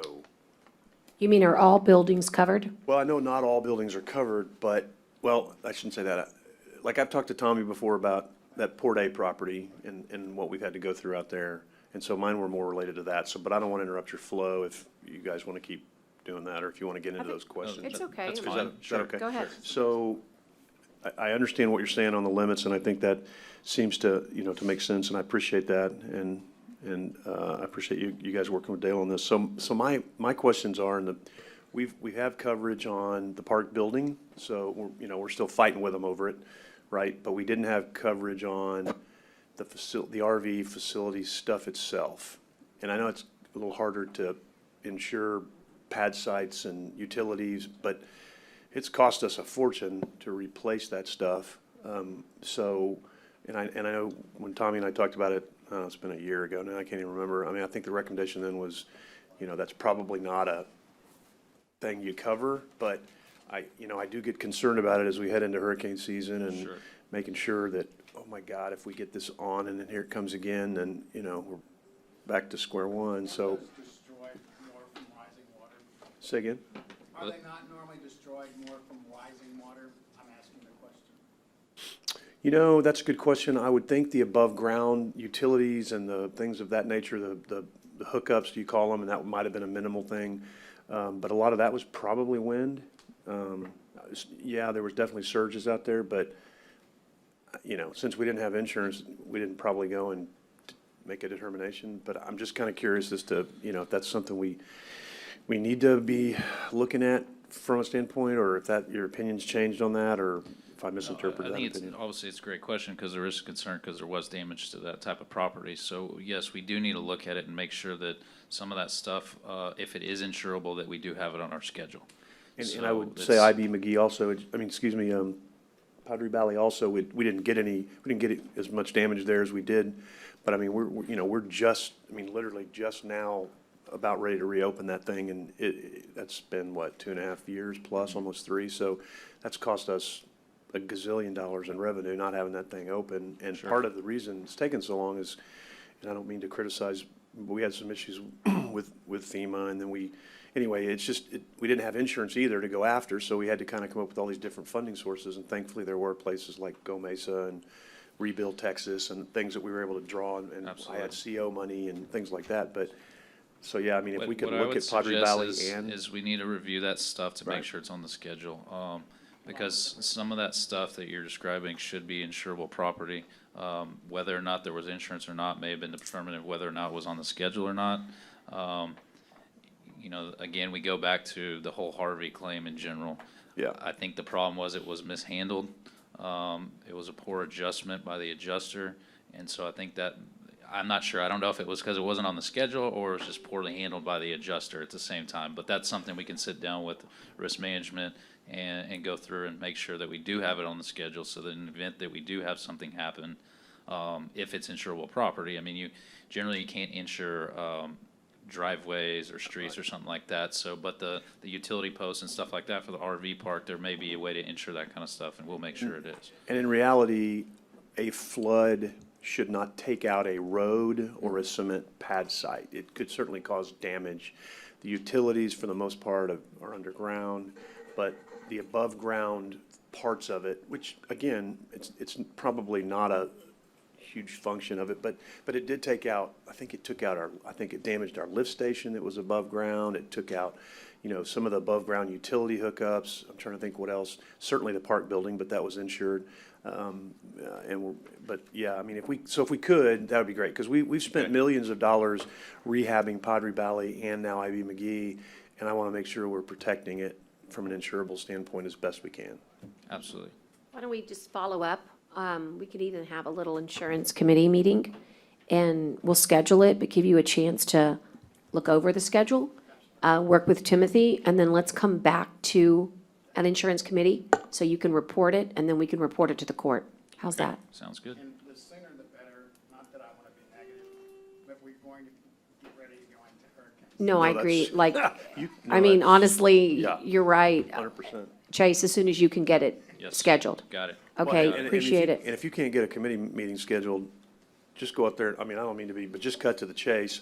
Right. And just, go out there and tell us what we need to put on the deal and let, you know what I mean? I mean, Right. I get everybody's It- busy, but Tommy's right, it's almost June 1, and they say this is a prime time for hurricanes this year, so I definitely want to make Yeah. sure we're not caught in that again. No, you can, when you're ready, we're ready. I mean, it's John and I and Tyner, and I mean, that's what we're doing right now, June 1st.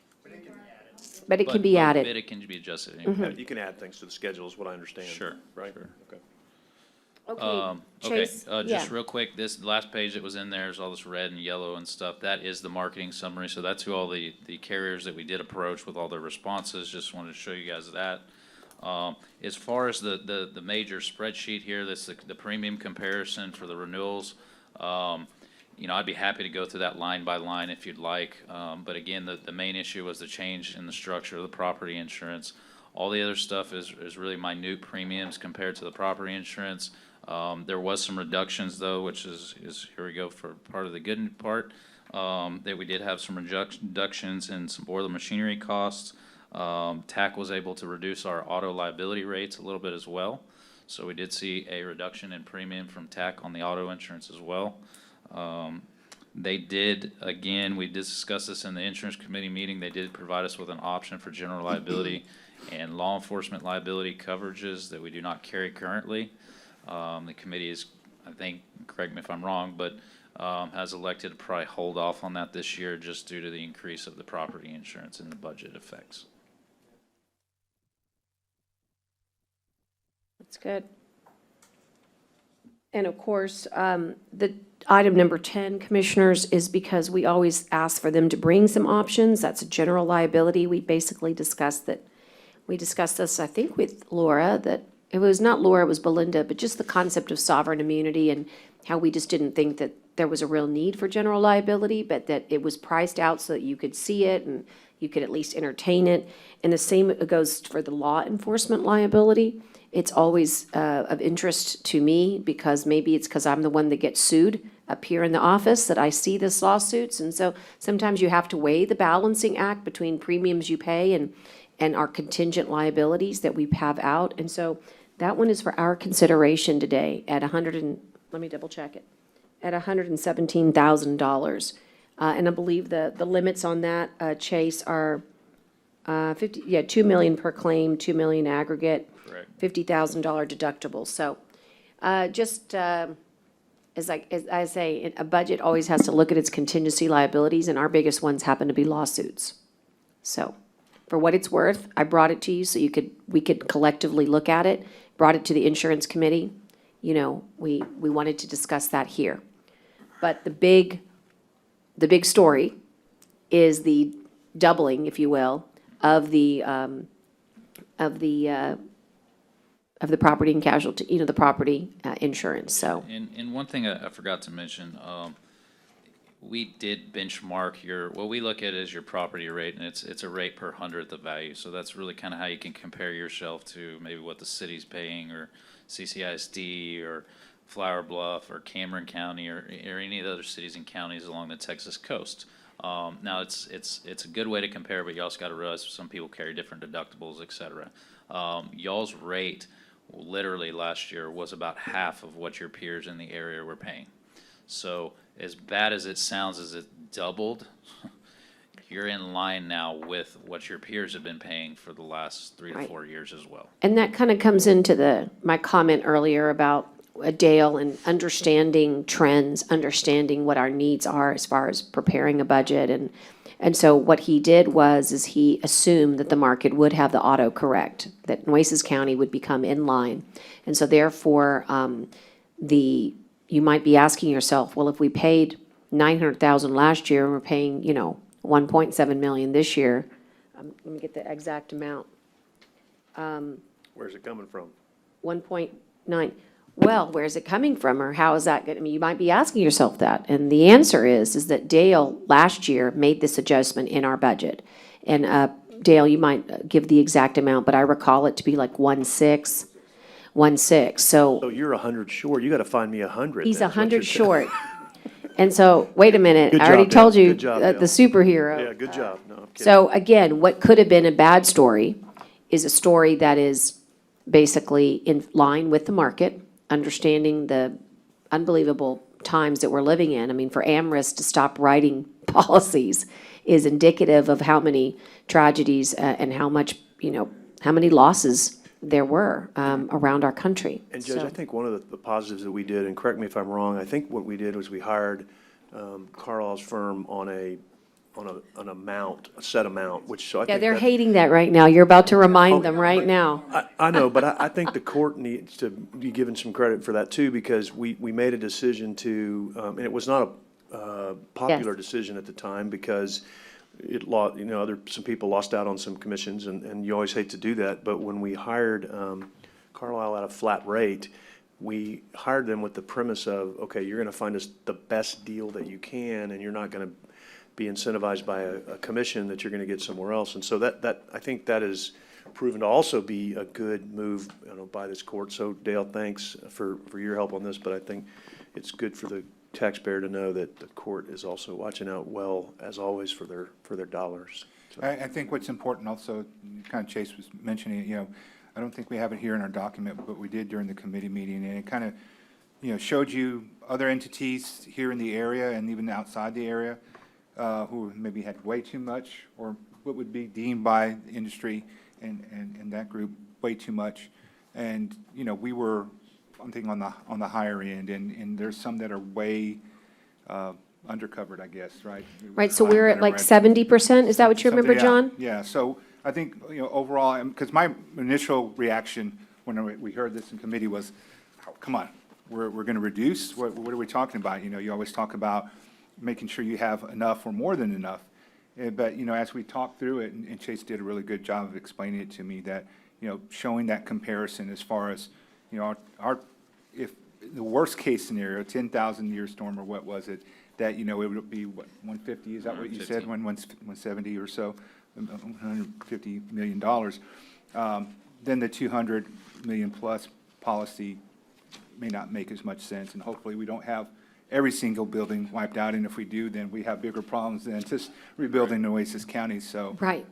I think that, they did a great job in walking in and explaining it to me, who I've learned to love and understand the insurance, but it's still, strange to me to understand how the policies work. But, my biggest concern is we need to jump on this now and not delay, because then we'll be out, and then we'll really be in trouble, so.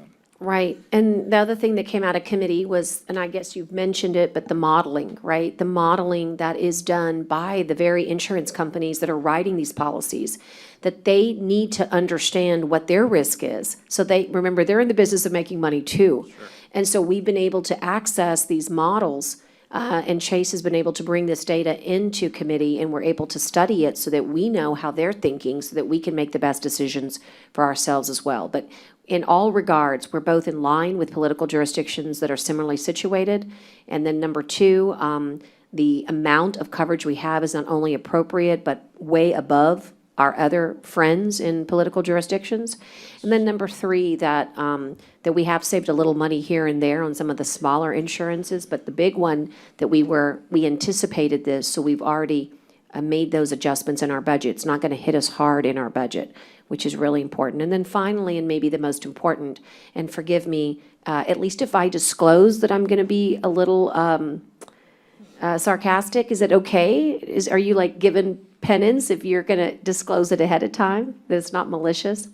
And that is that consultants can work for your county. And in fact, in this case did, because had we not gone to this system, we would have paid dearly in commissions by this doubling.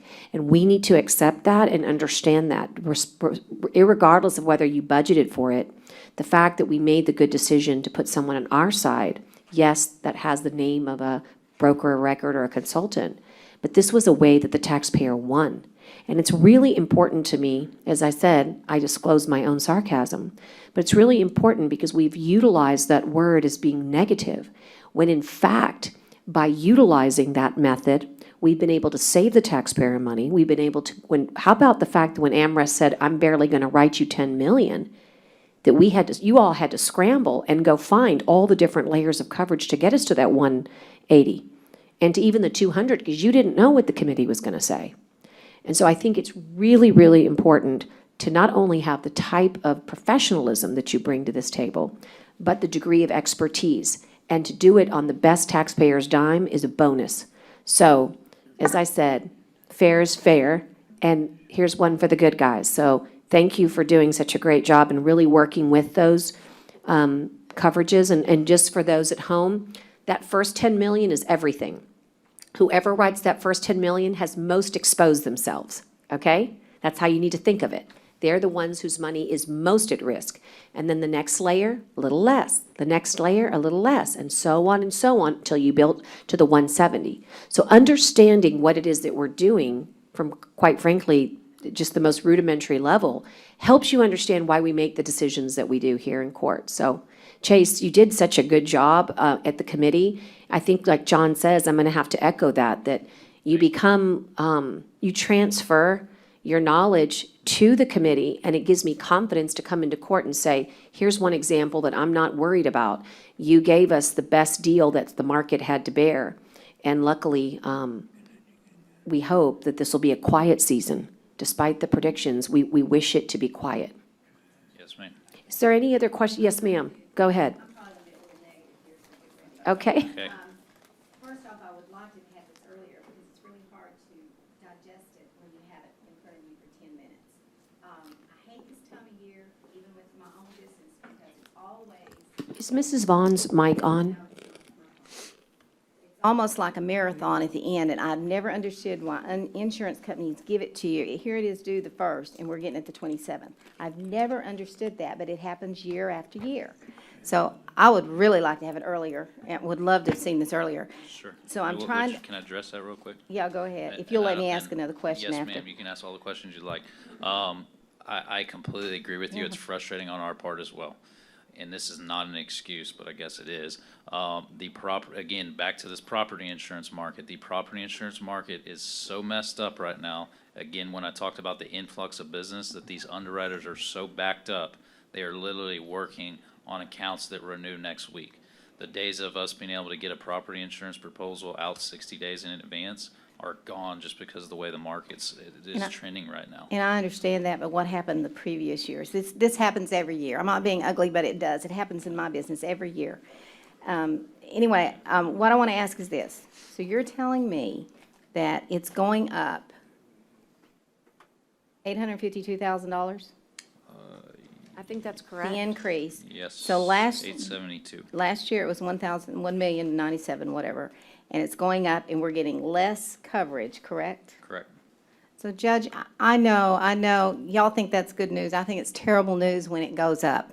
It's gone up almost $1 million, and we're getting less coverage than and I'm not saying this is your fault, but we're getting less coverage than what we had before. So to me, that is not good news. Well, the only good news is that when I got that news, I had to figure out how we were going to, that became my number one contingent liability, and it's no longer. So the good news is that we prepared for it a year ago. What we didn't know, what I didn't know when I received that news, is that we had prepared for that a year ago. So this is the market forces. This is no different than WTI being $100, in 2018 and being, negative 30 on one day in 2020. The market forces are dictating here. And where we're lucky is that we got insurance at all. And I know that seems like insane, but there was a moment a month ago where we didn't know if AmRisc would write that 10 million. Wow. So that's where it becomes very, very difficult. I'm going to add something too, and not to bring it up, but I think you're probably aware. First of all, I'm going to tell you, we were not the brokers during your hurricane claim, okay? I'm going to clarify that. We had no problems on other public entities with the same carrier. I'm just going to tell you that. Y'all had a poor adjuster. We use a different adjuster. I'm not blaming the agent. There wasn't maybe enough. So one of the real issues, and I don't know if this is the place, I don't know if you're aware, there's a huge lawsuit against AmRisc going on right now, where the county, because of their claim, AmRisc did not do a good job on handling y'all's claim. They had poor adjustments, and so adding that to it, AmRisc still said, we'll provide a quote for y'all. So part of the insurance industry is still loss history. And so there's a large, maybe I shouldn't have brought that up Well, here. it's okay. I mean, it's transparent. I think it's no different than saying, you know, I've had 5 wrecks and now I want to go get car insurance. Yeah. You are going to be hit and adjusted for the fact of your history. Oh, yeah, I understand that. And what we need to do, Tyner, is, so twofold. One is the reason that it affects your business every year and the way it comes in every year is not their fault. It's the insurance industry's fault. So they're basically playing games with the pricing, right? They're basically tweaking and adjusting and offering quotes up to the very last moment of renewal. That's And how I'm they not make their best criticizing buy. your company per se. Yeah. No, I I'm understand. criticizing the insurance The industry. industry, yeah. It's very frustrating to get it at the last And minute. I agree with you. It 'cause I'm happens a every business- year. This particular year, I can tell you, was absolutely the toughest, and it's because we weren't sure we were going to be able to even put it together. When there's also the issue, I'm gonna get a little, is the problem with a lot of carriers looking at this county is the buildings aren't fixed. So most people don't want to go in and write something that's not fixed, because it creates, when another claim happens or another hurricane, was it from last year or this year? Yeah. Yeah. So it's a combination of AmRisc not doing, in my opinion, a proper job. And the reason they didn't, they had a poor adjuster. They chose the wrong party. This county should have been taken care of. And so it's been a combination of all of this. And it's not excuse, but I agree. Normally, and we might look this year, we can get them here 30 days ahead.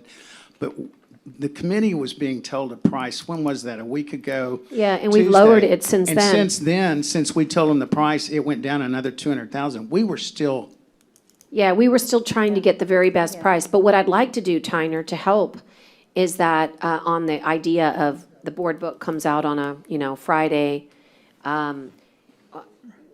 After every insurance committee, just go ahead and try to get them the same handouts that we have. And even though they don't have the benefit of the explanation, they can call the Yeah. Carlisle group and they can come give them the in-person explanation. It would just help. Yeah. And one other thing, the law enforcement. I know, I'm interested I in think it. we need to look at that. We need to figure out how much money we have spent on legal. And we need to look at what it entails. That's why I have it on here. Yeah. It's for our consideration. Yeah, I think we need to look at it. What's our timeline on that? Can we have time to discuss that tell me, what is your Yeah, thought? I mean, the TAC policy is a 612, but I think we could probably add that at any point. So If you wanna want take a month to, can we review take it, some or- time to talk Yeah, about it? Yeah. and with our it would be attorney? a prorated premium too. I just think we need to look at it. I'd like to look at it too. That's why it's there, for us to, I don't know if anyone has any questions about that, but that's something Laura could probably give us some guidance on, and she'll show you what the contingency liabilities are, and you have, go ahead. There's 2 categories. One, whether or not there was a settlement offer or a judgment, and then the attorney's expenditure of outside attorneys. So there's 2 of them. I guarantee you, it's gonna be a lot less on the judgments and settlements. But we spent the money in attorneys to get that done. Right. It's worth looking at.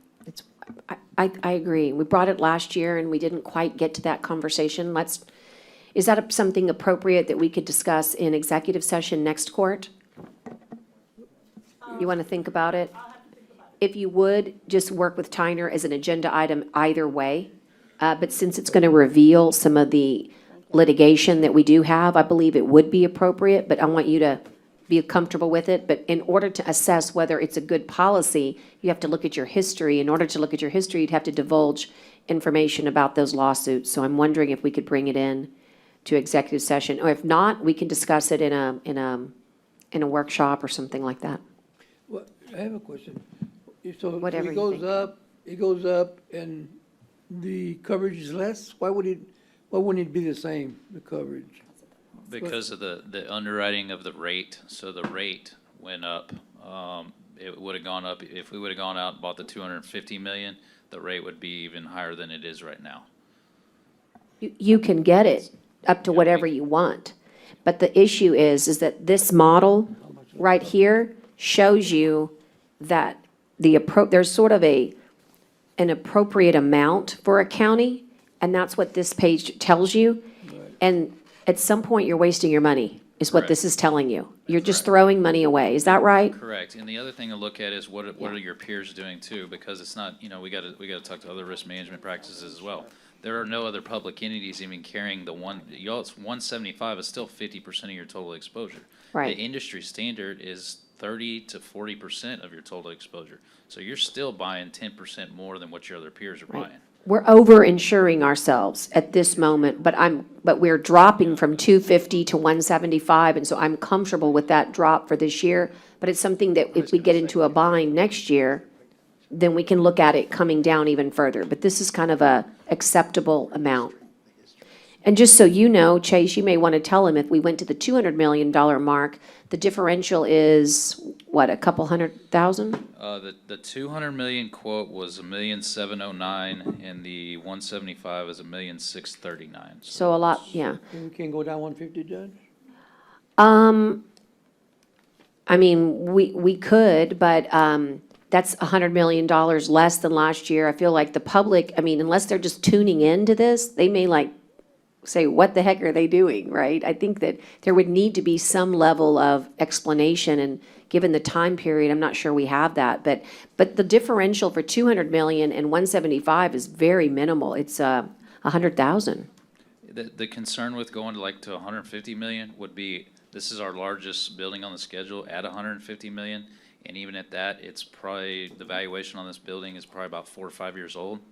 So you'd be getting kind of right there where if we had a fire that burned down this building or, drastically burned it, so we You had to tear couldn't it down, replace it for then 150. we might start getting in trouble at 150 million.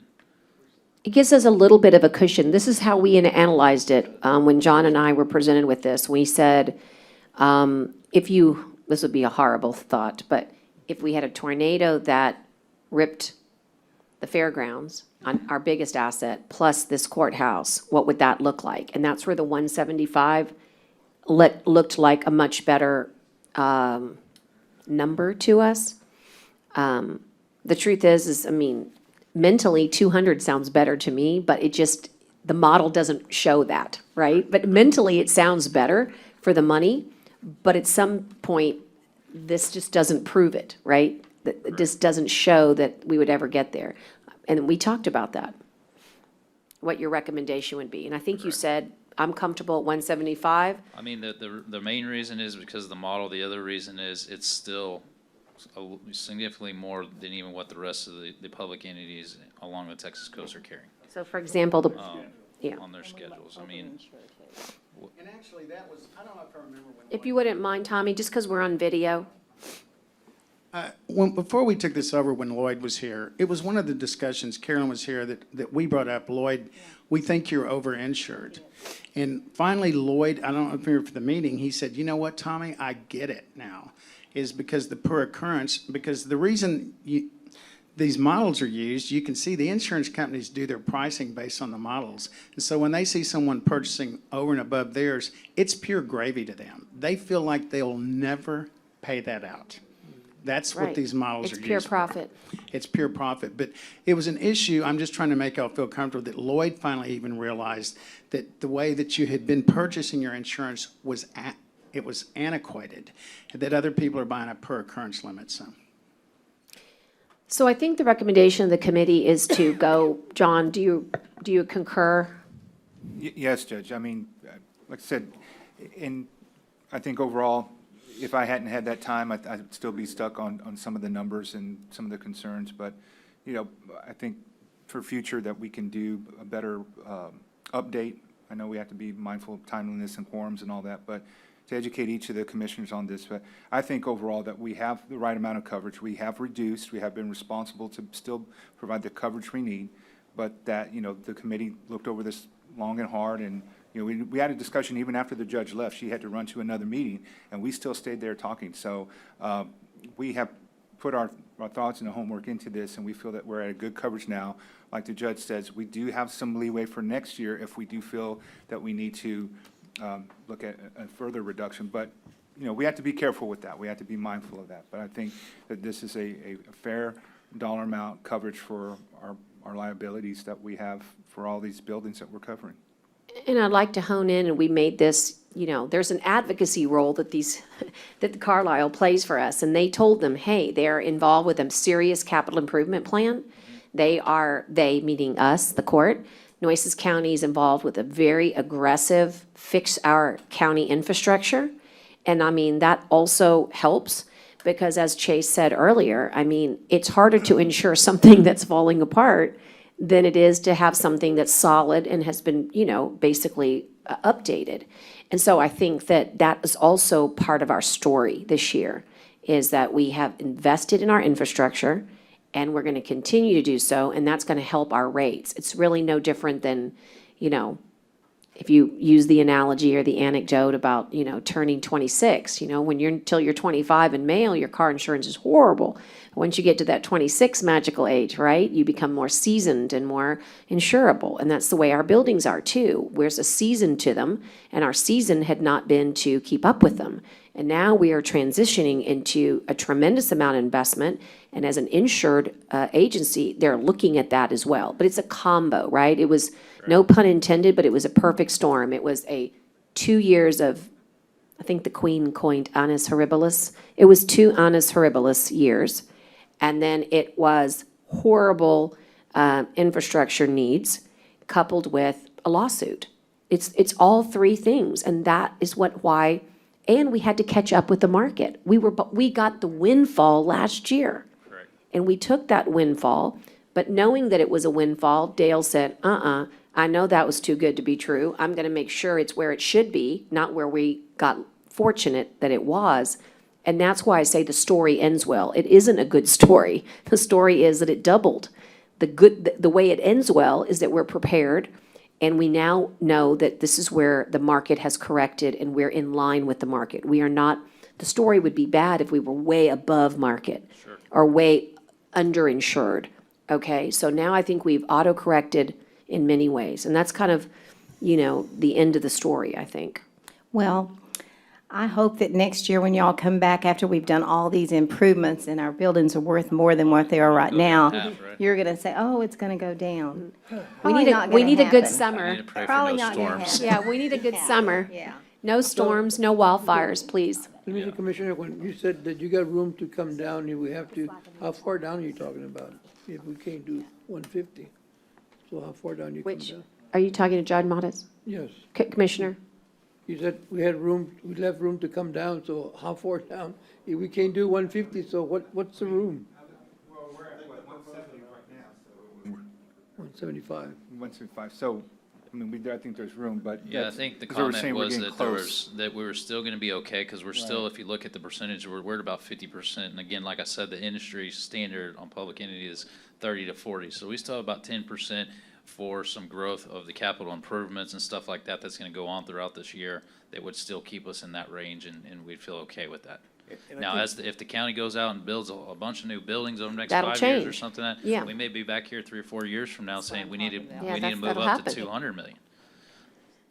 But this covers all the buildings, the county building, all the buildings we have? This covers all the county buildings? Yes, sir. There's $353 million of total building values. And I think your point made earlier, it's not the right term, but in some respects, we were a little overinsured in regards to some of the premium dollars we were paying, right? Because didn't we have, the reality of, knock on wood, I don't want to say it out loud, of all 353 million getting totaled at one time is pretty, I think, pretty slim, right? And so that staying below that $200 million threshold, I think, was a wise decision. And Commissioner Vaughn's 100% right. This isn't a good story because it's costing more. The good story is Dale anticipated most of it, and we were able to have it in the budget, and we didn't have to go find it. I think that's the good part of the story, that we were prudent with our budgeting, or maybe we were lucky, whatever you want to call it. Dale's prudent, we were lucky. I don't know, but I do think I think the number is a fair number, and I think it seems to be right, and certainly keeping below that number. And I certainly don't think we're gonna be building $25 million worth of buildings, God forbid, over the next year or so. I mean, but I think we're gonna be doing some improvements and some significant improvements to things that will, as whoever was saying, will help on that regard too. So it's not a good story, but it's a good outcome based on bad facts, I guess is the best way to maybe Good way to say put it. it. So, and it is a tough market. I think the terminology and the adage is, it is what it is. Yeah, that's my saying, Judge. Unfortunately, it is. I think that's why I said it, yeah.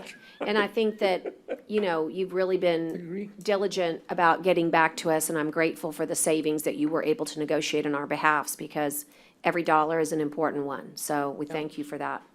And there will be one more push. One more push, after right. this meeting, But so- we're going to ask the commissioners to consider the dollar that we have right now. And then if it gets better, they will give us that information. And to adhere to Commissioner Vaughn's wishes, we're gonna bring that back at a subsequent agenda item, I guess, June 10th. So moved. On the other item. Second. I've got a motion and a second, and all those in favor signify by saying aye. Aye. Pose same sign. Thank you, guys, so very much. Michael, you are up. There is an item that has to do with Hazel Baysmore Boat Ramp. It's a project, a rehab project, and this is an award. Yes, Judge. We had a bid opening conducted on May 14th, where we received 3 bids for the Hazel Baysmore Boat Ramp Rehabilitation Project Phase 2. I also need to inform the court there was a 4th bidder that arrived late, and so that bid was not opened and not Okay. considered. It was just not timely. Correct. Okay. And And, go ahead. And at this point, we provided the information to the engineer. They reviewed the bid, and they are joining us in recommending award to JE Construction Services for the base bid and the additive bid number 1, which is the base bid is the boat ramp itself, the bulkhead, and then also the picnic area is on the additive number 1. And the amounts for the base bid are $196,370 and $80,034 for a total of $276,404. It's a big differential between the three of them. Yeah, when you look at the other bids, we really got the best.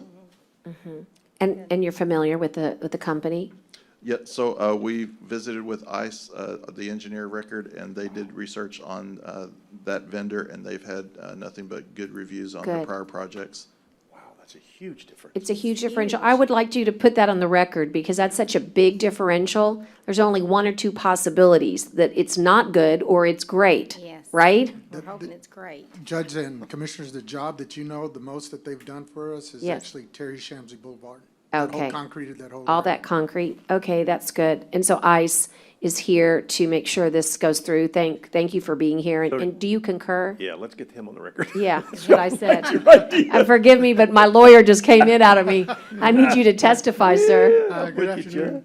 Yes, we did call the references for J Construction, and all references had great things to say. We double-checked their That's math, and everything came out good. So That's we're great. confident. Commissioner? Where have they been all these years? And what more can they do for us? Yeah, really. We need to get them some more, yes, ma'am. Well, I'm That's just great. curious, we haven't heard anything from them, so that could be good or bad, is what I'm asking. But you checked, you checked references, Yes, ma'am, and we you, checked and you references. personally, ICE has done work with them. Yes, That's no, correct. we have Oh, not you have done not? work, no, ma'am, Okay. but we did call the references, and they've done Okay. a lot of work for Okay. the city, and they did do Terry Shamsey Boulevard, Okay. along with some other Right. rather large projects, yes, ma'am. That's So great. you and Edward both feel comfortable, Michael, everybody? Yes, ma'am. That's great. Motion to approve. Thank And y'all. It's exciting, right, for It your, really for is. your, To for get it Hazel going, Baysmore? yeah. Yeah. Get Okay, I've got a finished. motion, and I think I heard a second here to my left. And so all those in favor signify by saying aye. Aye. Post same sign. Thanks, Michael. You're done for the day. Okay. Yeah, and we'll come back to execute the contract once they Alrighty. finish negotiation. Yeah, and tell them to come introduce themselves so we can get to meet them.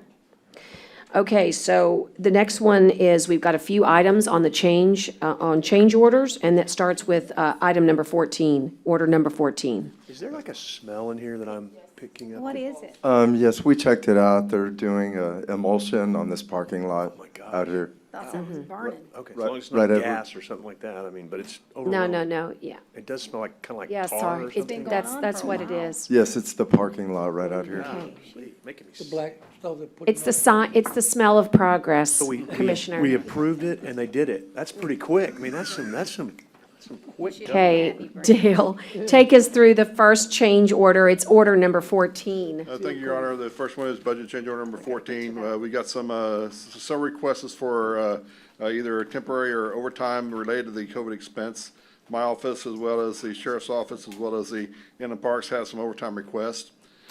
The CSCD building, that's for our adult probation. We required additional postage because we're required by law to pay for some of this stuff. And they're trying to get some more postage to cover some of their mailings out to their clientele to make sure they come either meet with them or pay their bills to try to get more money in. The funds are available at this request. I submit this. I'll be glad to answer any questions you might have on budget change order number 14. Okay, well, I'll motion to approve. And I've got a second. And all those in favor signify by saying aye. Aye. Post same sign, okay. Now we've got a budget order that's capital in nature, and it's number 85. Yes, Your Honor, this is, pardon me. We have three different sets. We have the 1901, which is normally our general funded capital projects. We have the 2016 series CO, which is Department 1921, and of course our tax notes, the 2019 series of 1923. As you see, there's a few new replacements items that are on there. For example, on 1901, we're adding the Bill Bodie building roof replacement, as well as equipment and furniture for the 5th floor.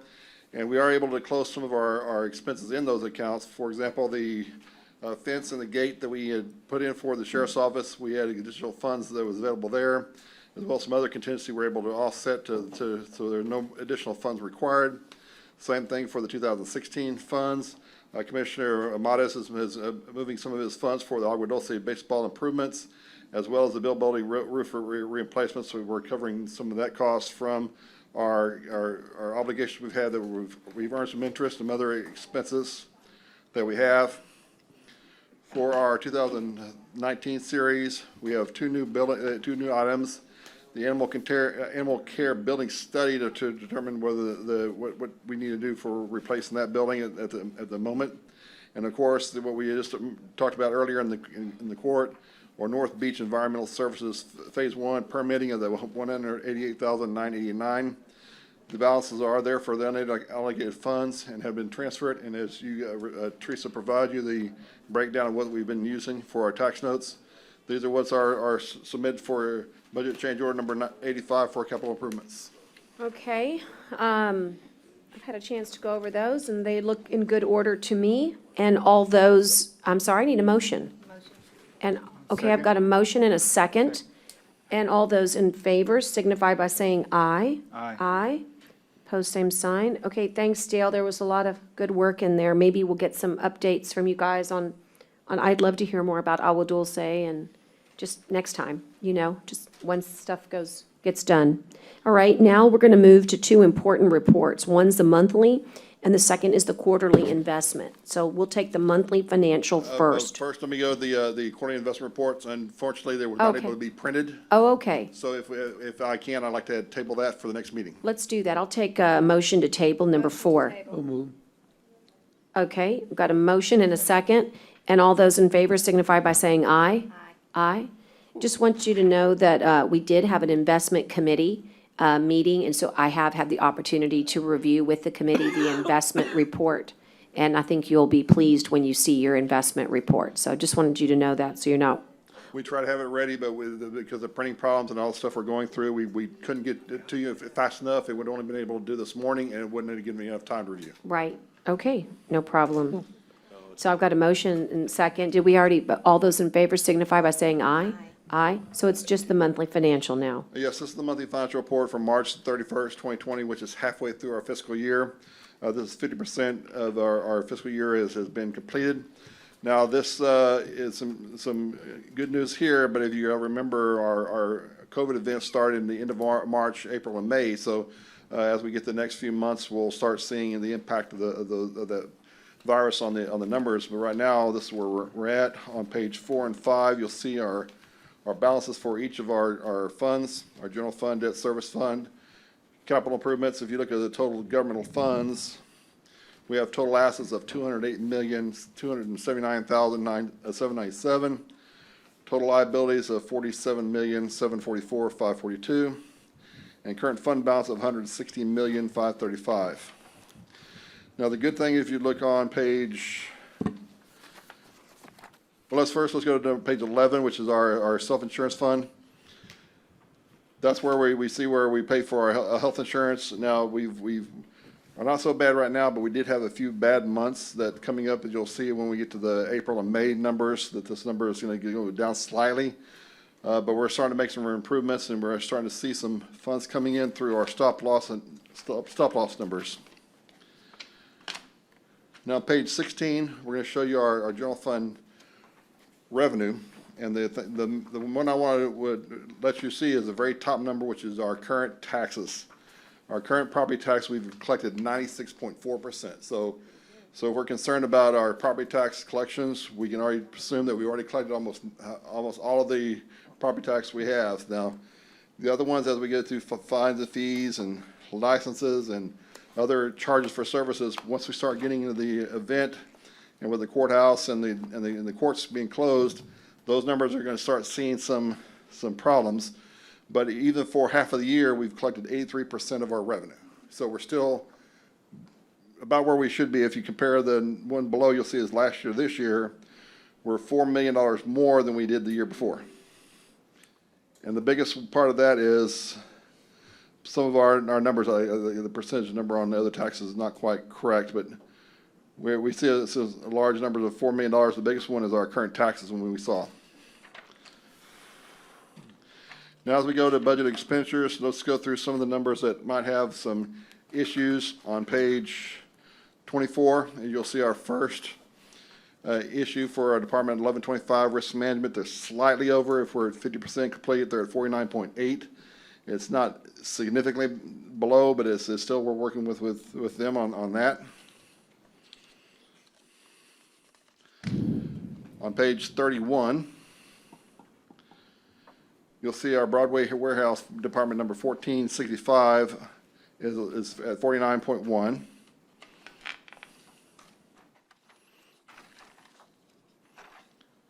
On page 38, we've had this before because we're required to pay our rent for our legal aid facilities early in the year, so that's why that's always going to be a negative. It's not really concerning, but if you'll see County Court Law 5 right above it is also below.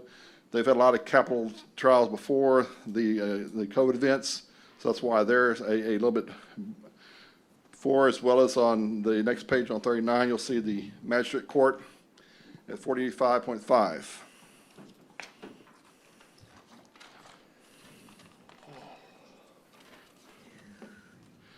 The key one I wanted to show you is on page 61. I'll give you a chance to get to 61. And this is where the good portion of what we're talking about. Right now, we said we're 50% of the year complete. We have 58.8% of the budget remaining. So we're 8% above our fiscal year. So we're doing very well in those numbers. So it's important that we always keep that in mind. As now we go to our procurement cards on page 84. And this is where it's going to start getting a little more, because we've expended quite a bit, as you see, through our burn rates, through our P cards for our COVID events. This does not show this at the moment. But for March, we spent $356,862 in procurement cards.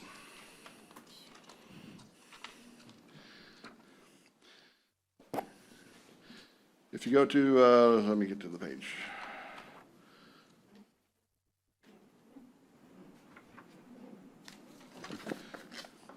If you go to the last page, page 160, you'll see for our total purchasing cards, we've expended through the half of the year $2,391,559.22.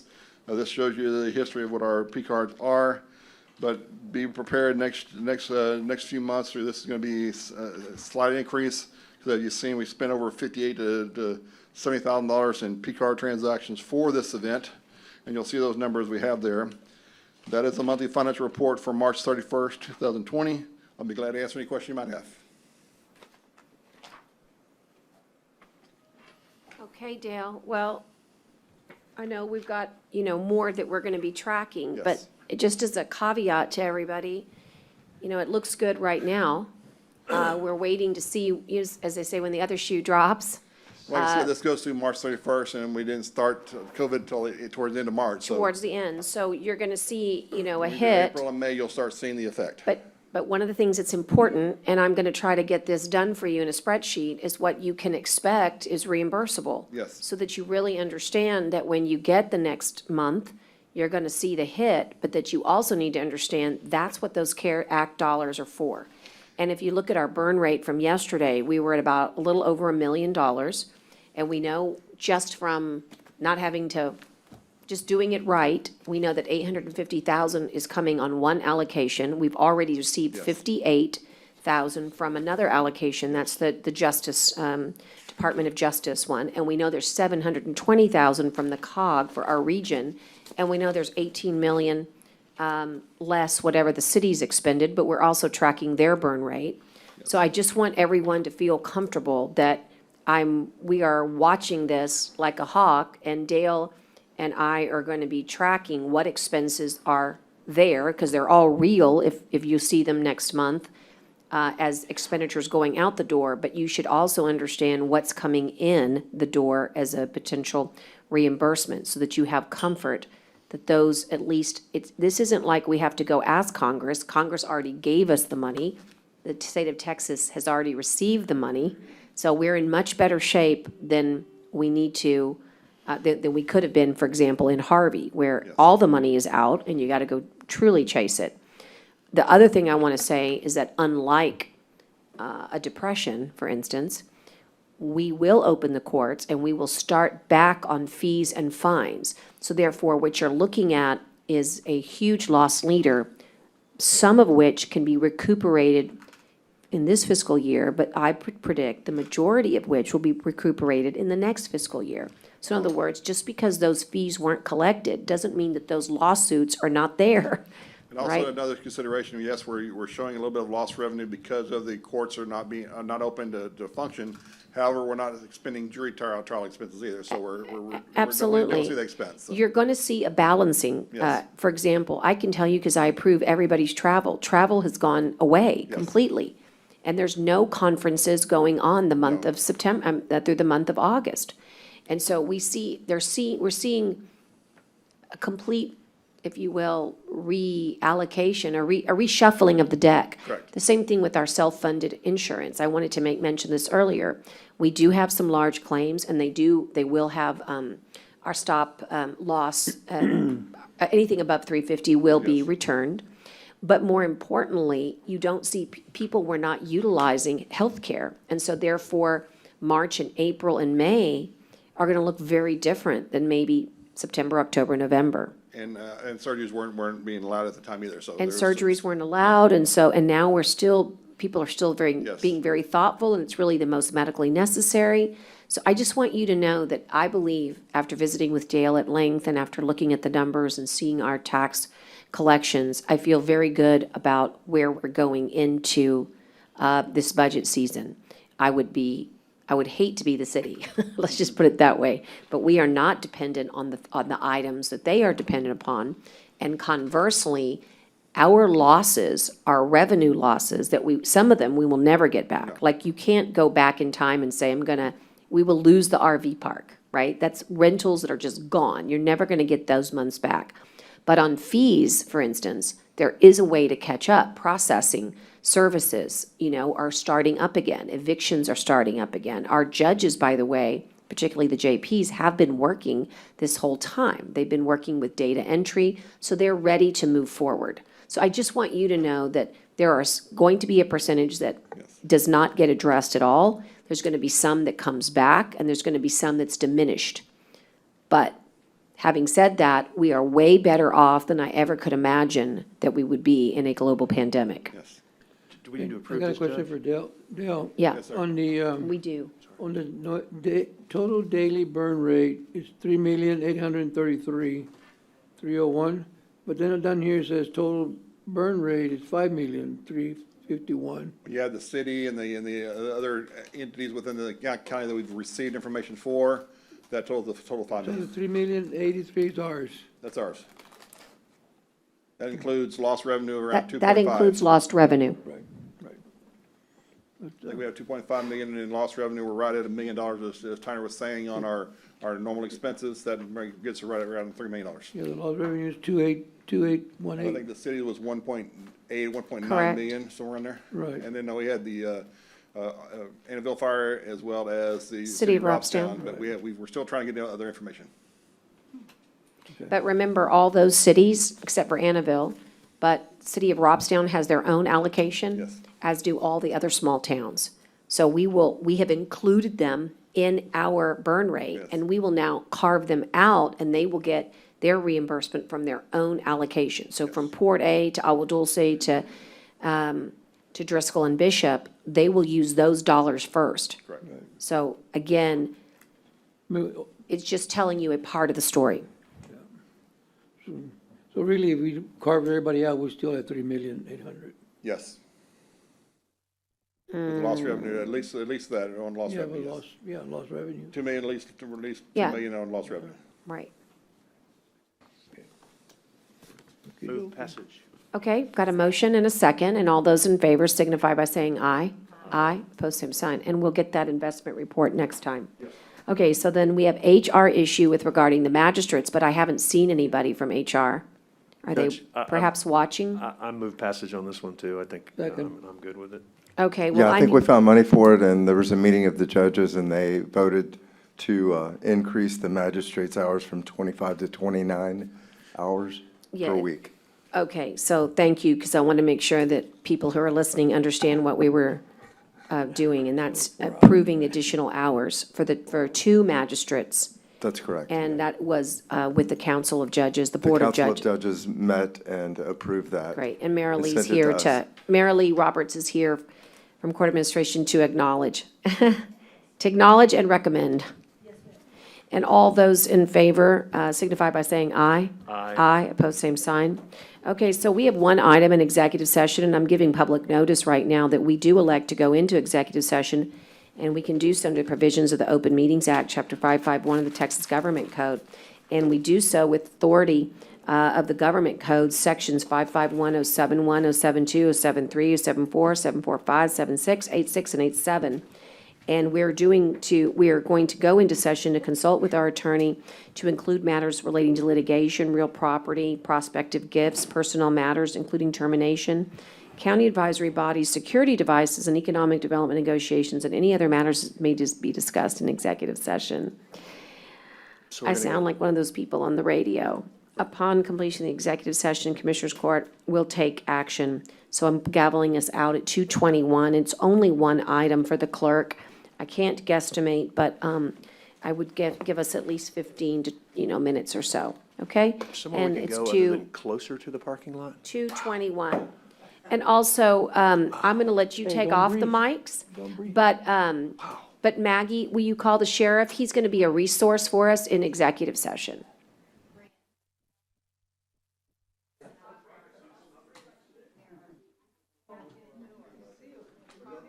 Wherever you would like to be. I tell you what, I see there's not enough. I'll tell you what, can we close the courthouse? Close these doors and stay in here? Why don't you go to our conference room, because this. My conference room you want, it's over there. Or you can go to Dale's I conference room. appreciate that, Dale. Let's go to Dale's. Do I have my coffee? No. Got a big TV for you to watch? We can get you coffee you want. See, I don't know if this is.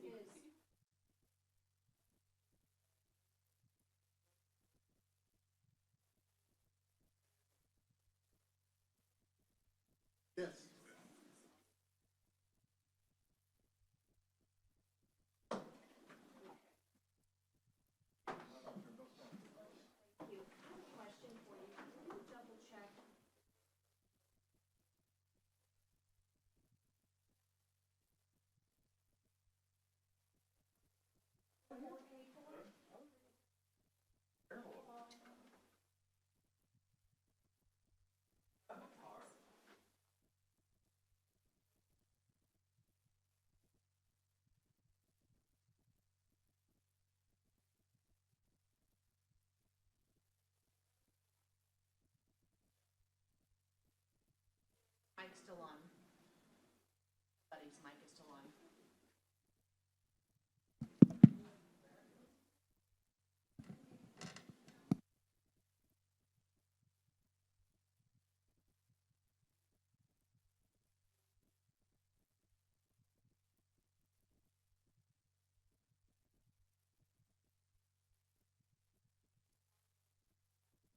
The Frito Bandito.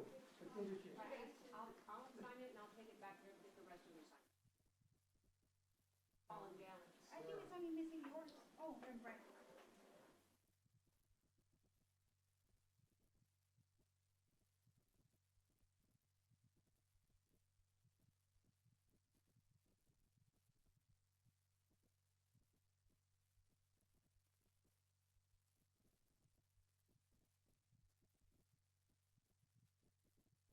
Do I have anything after this?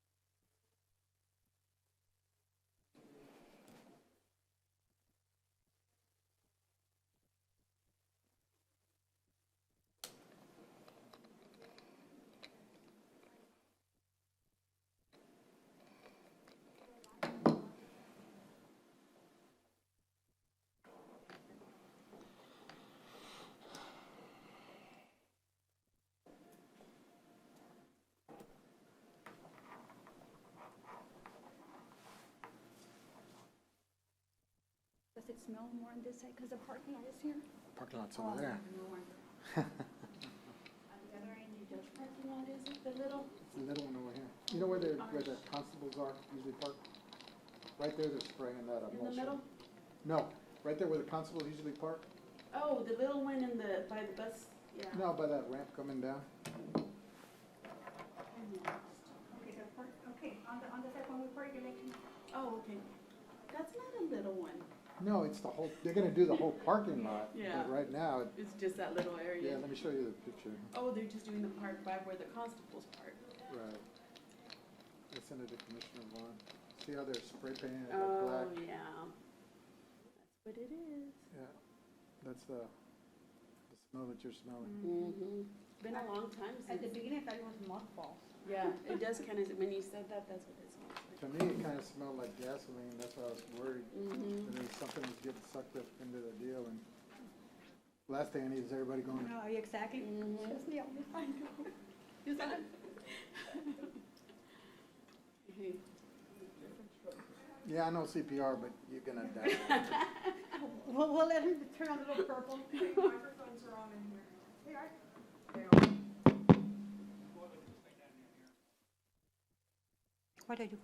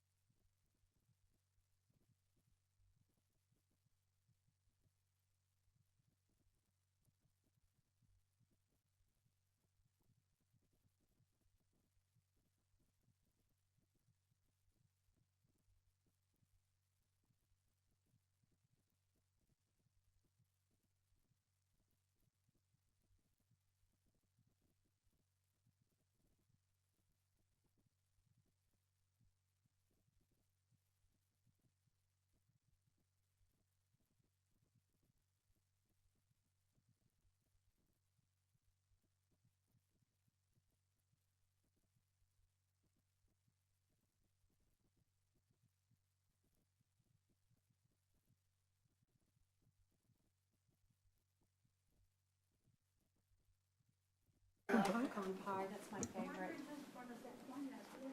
Oh, okay. And you know what? I got this one for you, Doug. I got this one for you. Double check us, okay? I'm ready for the pecan pie. Who said it? I don't know. I just love the idea. Okay, we're going to come back on the record, and it looks like it's about, I don't know, I'll call it 2:57. And we do not need any action. I'm sorry? No action. Right, no action. We don't need any action at this time from our executive session, from our consultation. So I'll move straight into the adjournments in memory of, and we do have quite a few today. And they're all, the ones I have to read are the ones that are of our own family members here at Nueces County, employees who have lost loved ones. So we're going to especially dedicate this adjournment for them. But before I get there, Commissioner Modis, do you have any today? No. Commissioner Gonzalez? Commissioner Vaughn? I have these, and then Commissioner Chesney, if you want to go ahead, and then I'll end with our loss of loved ones. I have the ones that are Nueces County related. Oh, okay, I have one that's Nueces County related, but I don't know which one you have. Okay, I have, I'll be reading shortly Dominga Cortez Garcia, Gloria Rodriguez, Hector Perez Jimenez, and Bobby, is it Pennell? Okay, And also Carrie Sue Pennell. okay, I just, Both? mine are not that one, so I have a couple, Judge. Oh my gosh, if I can get through this. The first one actually is a former Nueces County employee of Public Works Department, Patty Ann Elkins, passed away. She was age 69 when she went to be with her Lord and Savior. She was a big sports fan. I got to know Patty because she was, when I owned part of the Ice Rays and got involved in the Ice Rays hockey team, Patty was one of those ones that was always at the hockey games, loved hockey, really was someone that she became what they call a billet mom for many years for the hockey players. For those of you who don't know, the Ice Rays now are junior hockey players, and they require to live with a family when they come there. And so she was one of those people that took care of those, and so certainly condolences to Patty and her family. The second one is Carmela Garcia. Carmela was a longtime member of SS Cyril and Methodius Catholic Church, where she retired as a pre-K teacher's aide, served as an extraordinary minister of Holy Communion, volunteered as a CCD leader, was an Acts team leader, and was just very involved in many things. And she was a huge Spurs fan, could tell you the name of each player, was what her obituary reads. So certainly want to pass on our condolences to the Garcia family. And the last, well, I'm sorry, I have two from Port Aransas. One is Mike Williams of Port Aransas, who died May 14th, 2020. He was a musician well-known in Port Aransas since the early 1980s, having played in just about every venue in town. Played on the street corners a lot of times, too. He was quite a character there in Port Aransas. Also, Caleb Wade Derrick of Port Aransas and Houston passed away, unfortunately, at the early age of 40, and he has relatives here in Corpus Christi as well as in Port Aransas as well. So wanted to pass on our condolences to all of those folks.